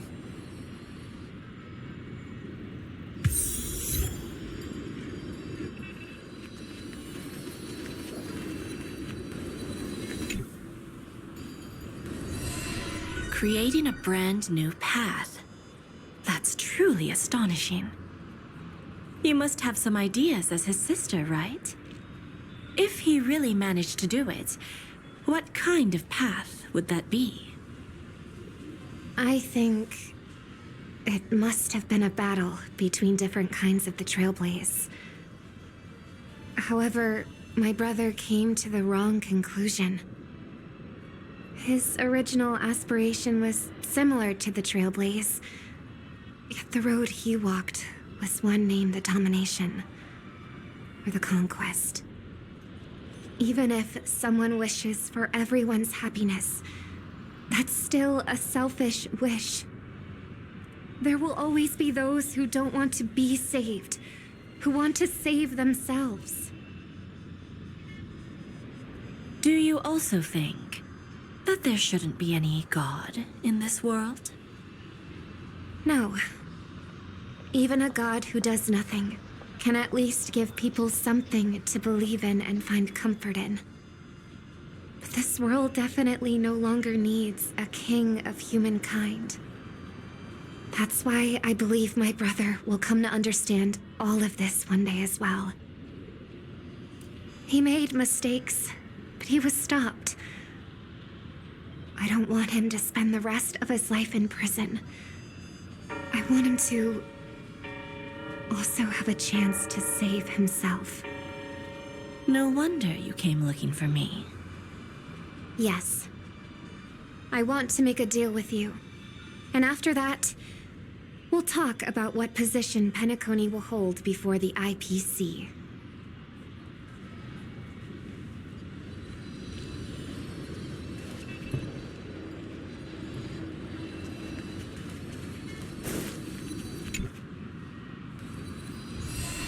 You arrogant gambler. I've already seen through your tricks. Oh, do tell me what you figured out. When sailing through storms, drunkards always beg for mercy from destiny. So? So, they all died.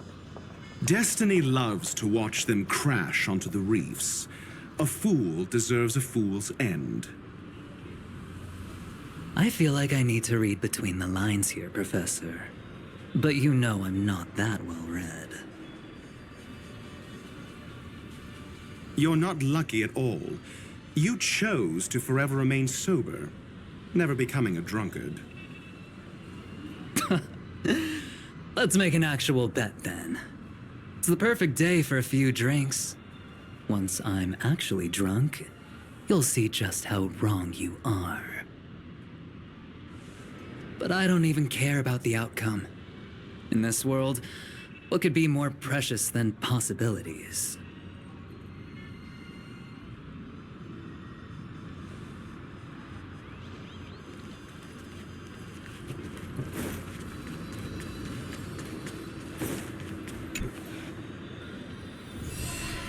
Burnt. Yes. Just like with Mr. Aventurine back then. Nihility infected the dreamscape the moment you drew your blade. Thankfully, this is the world within the dreamscape. Constance took all the knot upon herself and burnt it away completely. Perhaps she won't be able to fully recover for a long time. I'm very sorry. Don't be. She's got other pressing matters right now. That's why she asked me to meet you. She really wants to thank you. She's betrayed too many people, facing death threats from Avengers at every moment. She used to delight in dancing with death. But at the moment she burned away the nihility, she said she was blooming.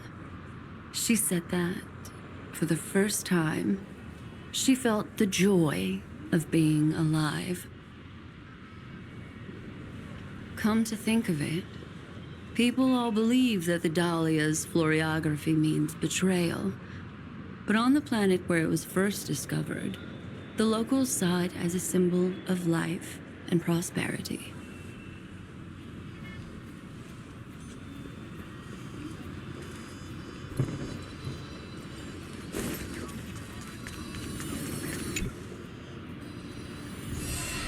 So, you still don't want me to join? That's Elio's decision. He saw my future? In all possible futures where you join the Stellaron Hunters, you will ultimately choose betrayal. You shall become a Lord Ravager named Ephemera, poised to destroy the Remembrance. Those were Elio's exact words, and your payment. Payment?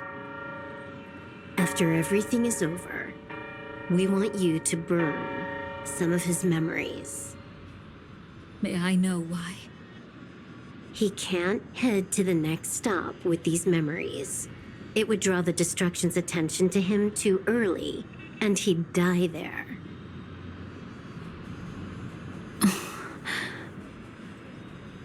I can do that. But I'll give the memories back to him sooner or later. In my own way. Whether you try to stop me or not. No one will stop you. It is already written in the script. It will be a new beginning. The 4 apocalypses will converge towards the destruction because of it, while the cosmos will join hands to overcome that annihilation.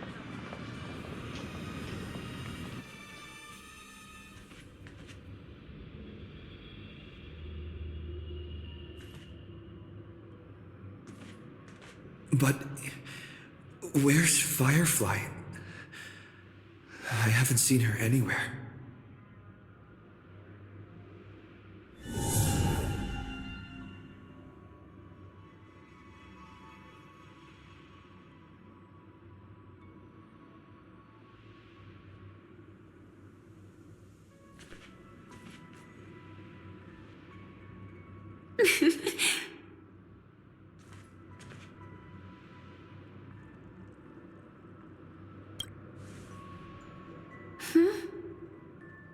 How did you know I was here?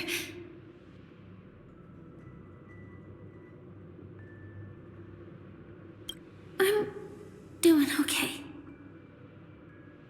Sorry. I wasn't trying to avoid you. But I have my own reasons. Can you just let me stay here by myself?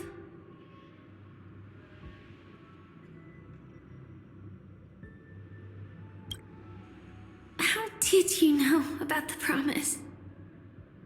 I never mentioned it.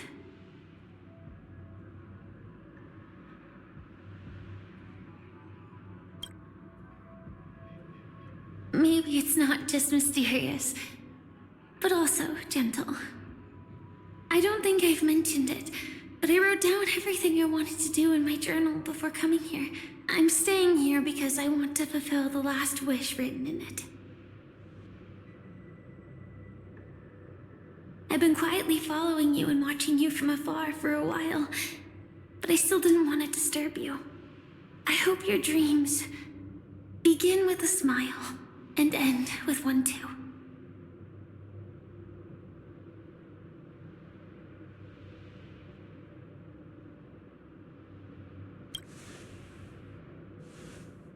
To see the fireworks, of course. I heard there's this huge airship in Penacony where you can get an absolutely photo-worthy view of the fireworks. So?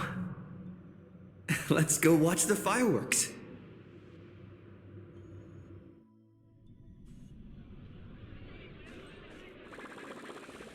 It really is the perfect spot. You've got great taste.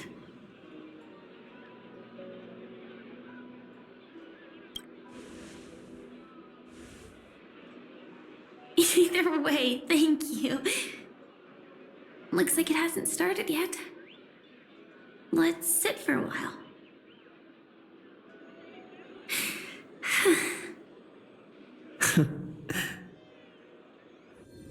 I wonder whether everyone feels speechless at times like this.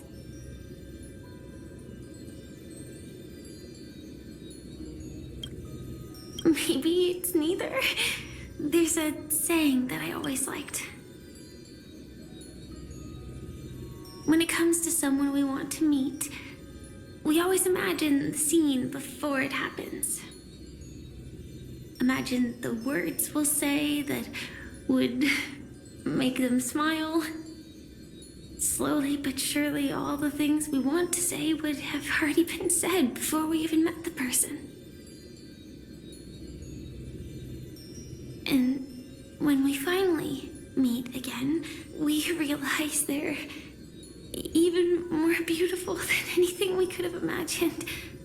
Yet, at that moment, we find ourselves at a loss for words to express just how amazing they really are.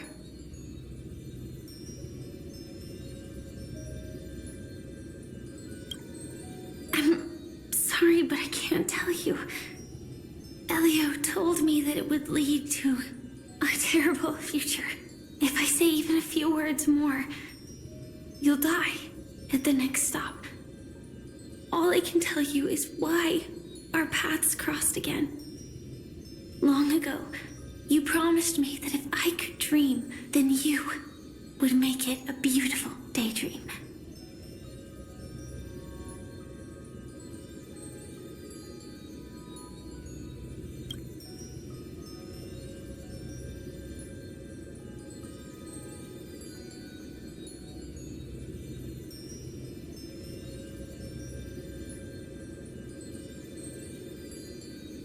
What matters isn't how they've changed, but that you still hold those same genuine feelings for them.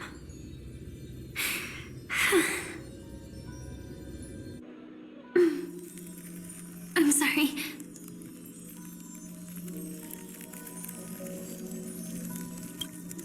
Yeah, actually, I still haven't experienced one of the 3 deaths written in the script.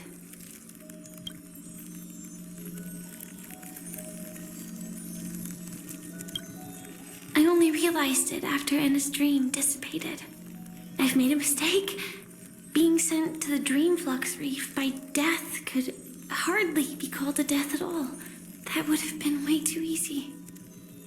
As for the true 3 deaths, the first one, I have known its true form for a long time. I can't dream. After I woke up, I would never dream again. In other words, the me that exists in this dream would completely cease to exist. The second time, I was killed by the swarm disaster. I activated my true power and came back from death. But that power would inevitably lead me to the 3rd death. My symptoms would accelerate uncontrollably until I die of entropy loss. The dreamscape had already started merging with reality when we arrived in Penacony. I thought I was dreaming, but I was actually also living in waking reality. It was causing my entropy loss syndrome to worsen. But don't worry, I asked Silver Wolf about it, and she said things won't get that serious in real life. Let's not talk about this anymore. I just don't want to see you looking sad. This is our most beautiful daydream, and we should see it through with smiles on our faces. After all, we never know when we will use up all the moments we have with someone across all space and time. Hey, could you close your eyes? If this is my only chance to dream, then I want you to see the best version of me.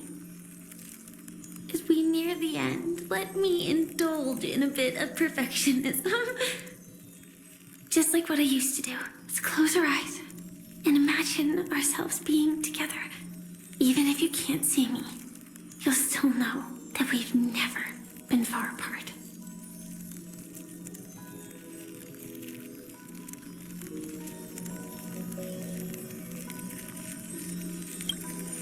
I won't. I promise to stay as long as I can.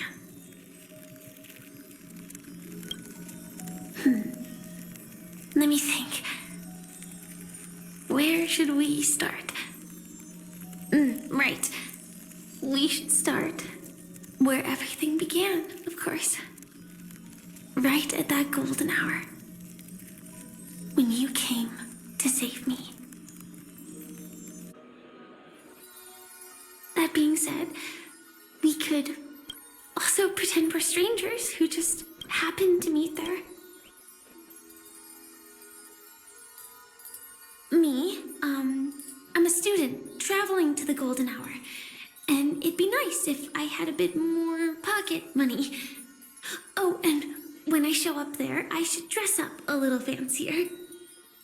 And you're a student too, but you came here from a really, really distant planet. unfamiliar with your surroundings. Then, a bunch of mean-looking thugs jumped out, trying to pick on you. When that happens, I'll step up to the plate. Yeah. Let me be the one to save you this time.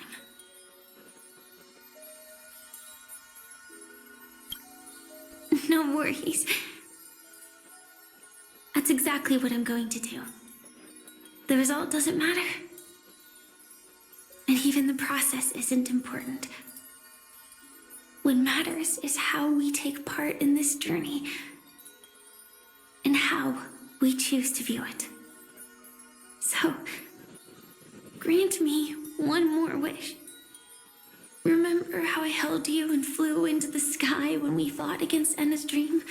Back then, I wasn't sure if I would ever wake up again, but I was happy.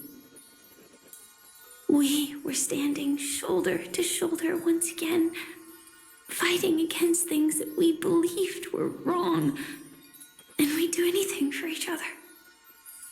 Still, I have a tiny, selfish wish.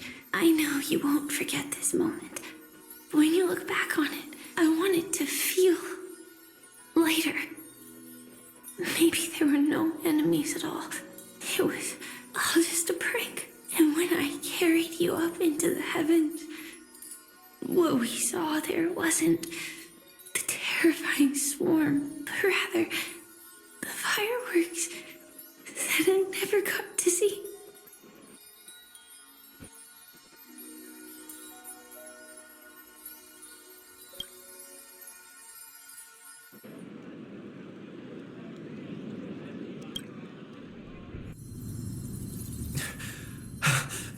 Firefly? Elio said we're destined to head to different finalities, that we can't have a future. That's why you told me that you'll give me a daydream more beautiful than any ending could ever be. I'm looking forward to it. But can we really not step over the ending together? I'm not scared of death, but please don't let me die alone. They say you're destined to bring about the finality, but I believe you'll be there. You definitely will. Only you can know it, and only you can decide.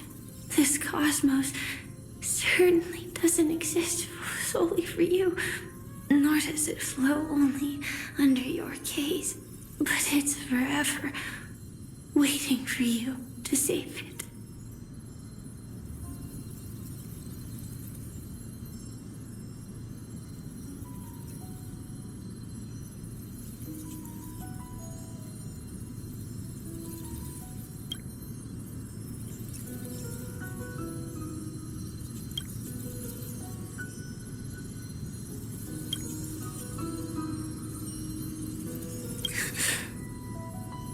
Even so, I'll still be the last thing you forget.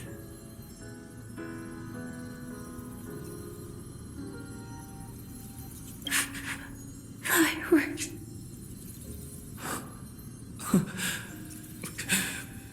No. Well, she might still be able to see it.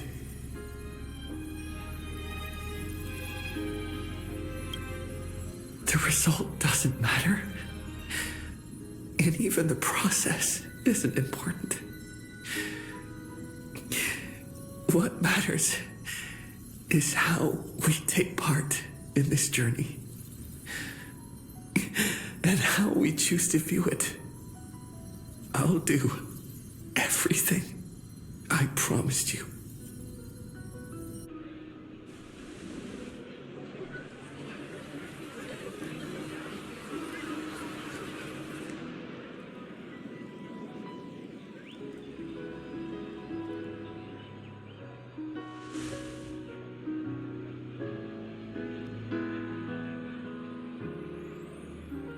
Am I still one step too late?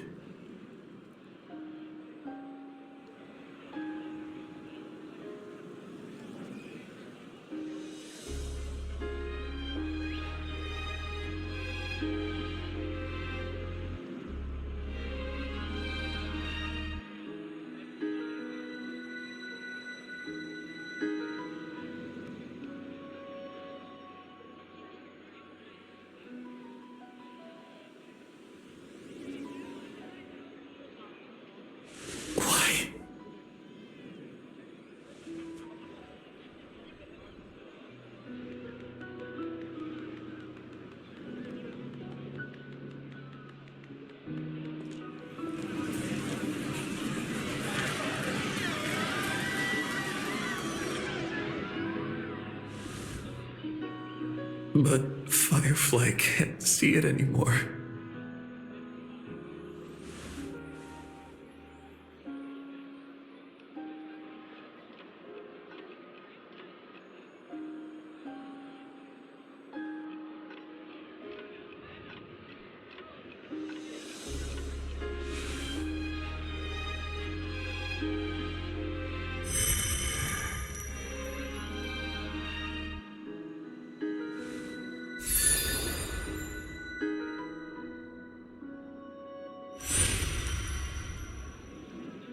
No. It's not beyond saving. I can change the course of destiny and make up for what's missing. If the world has set an endpoint for our destiny, then at the very least, it owes Firefly the bouquet she wanted.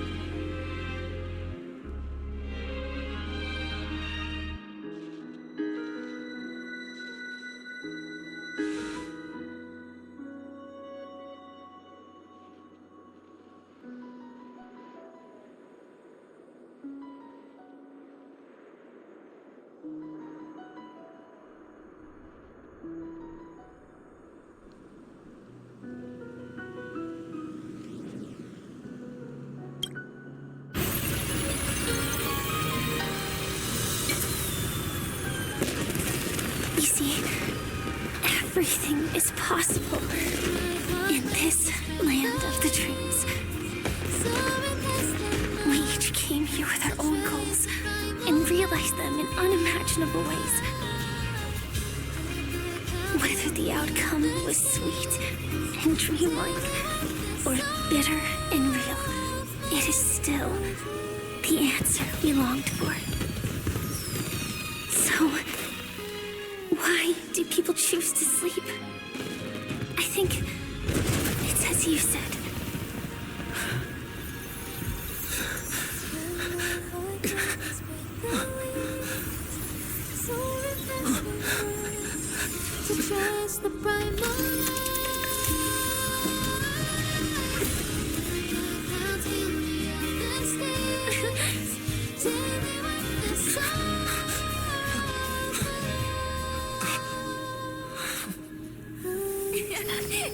So when tomorrow comes, we'll wake from our dreams, smiling.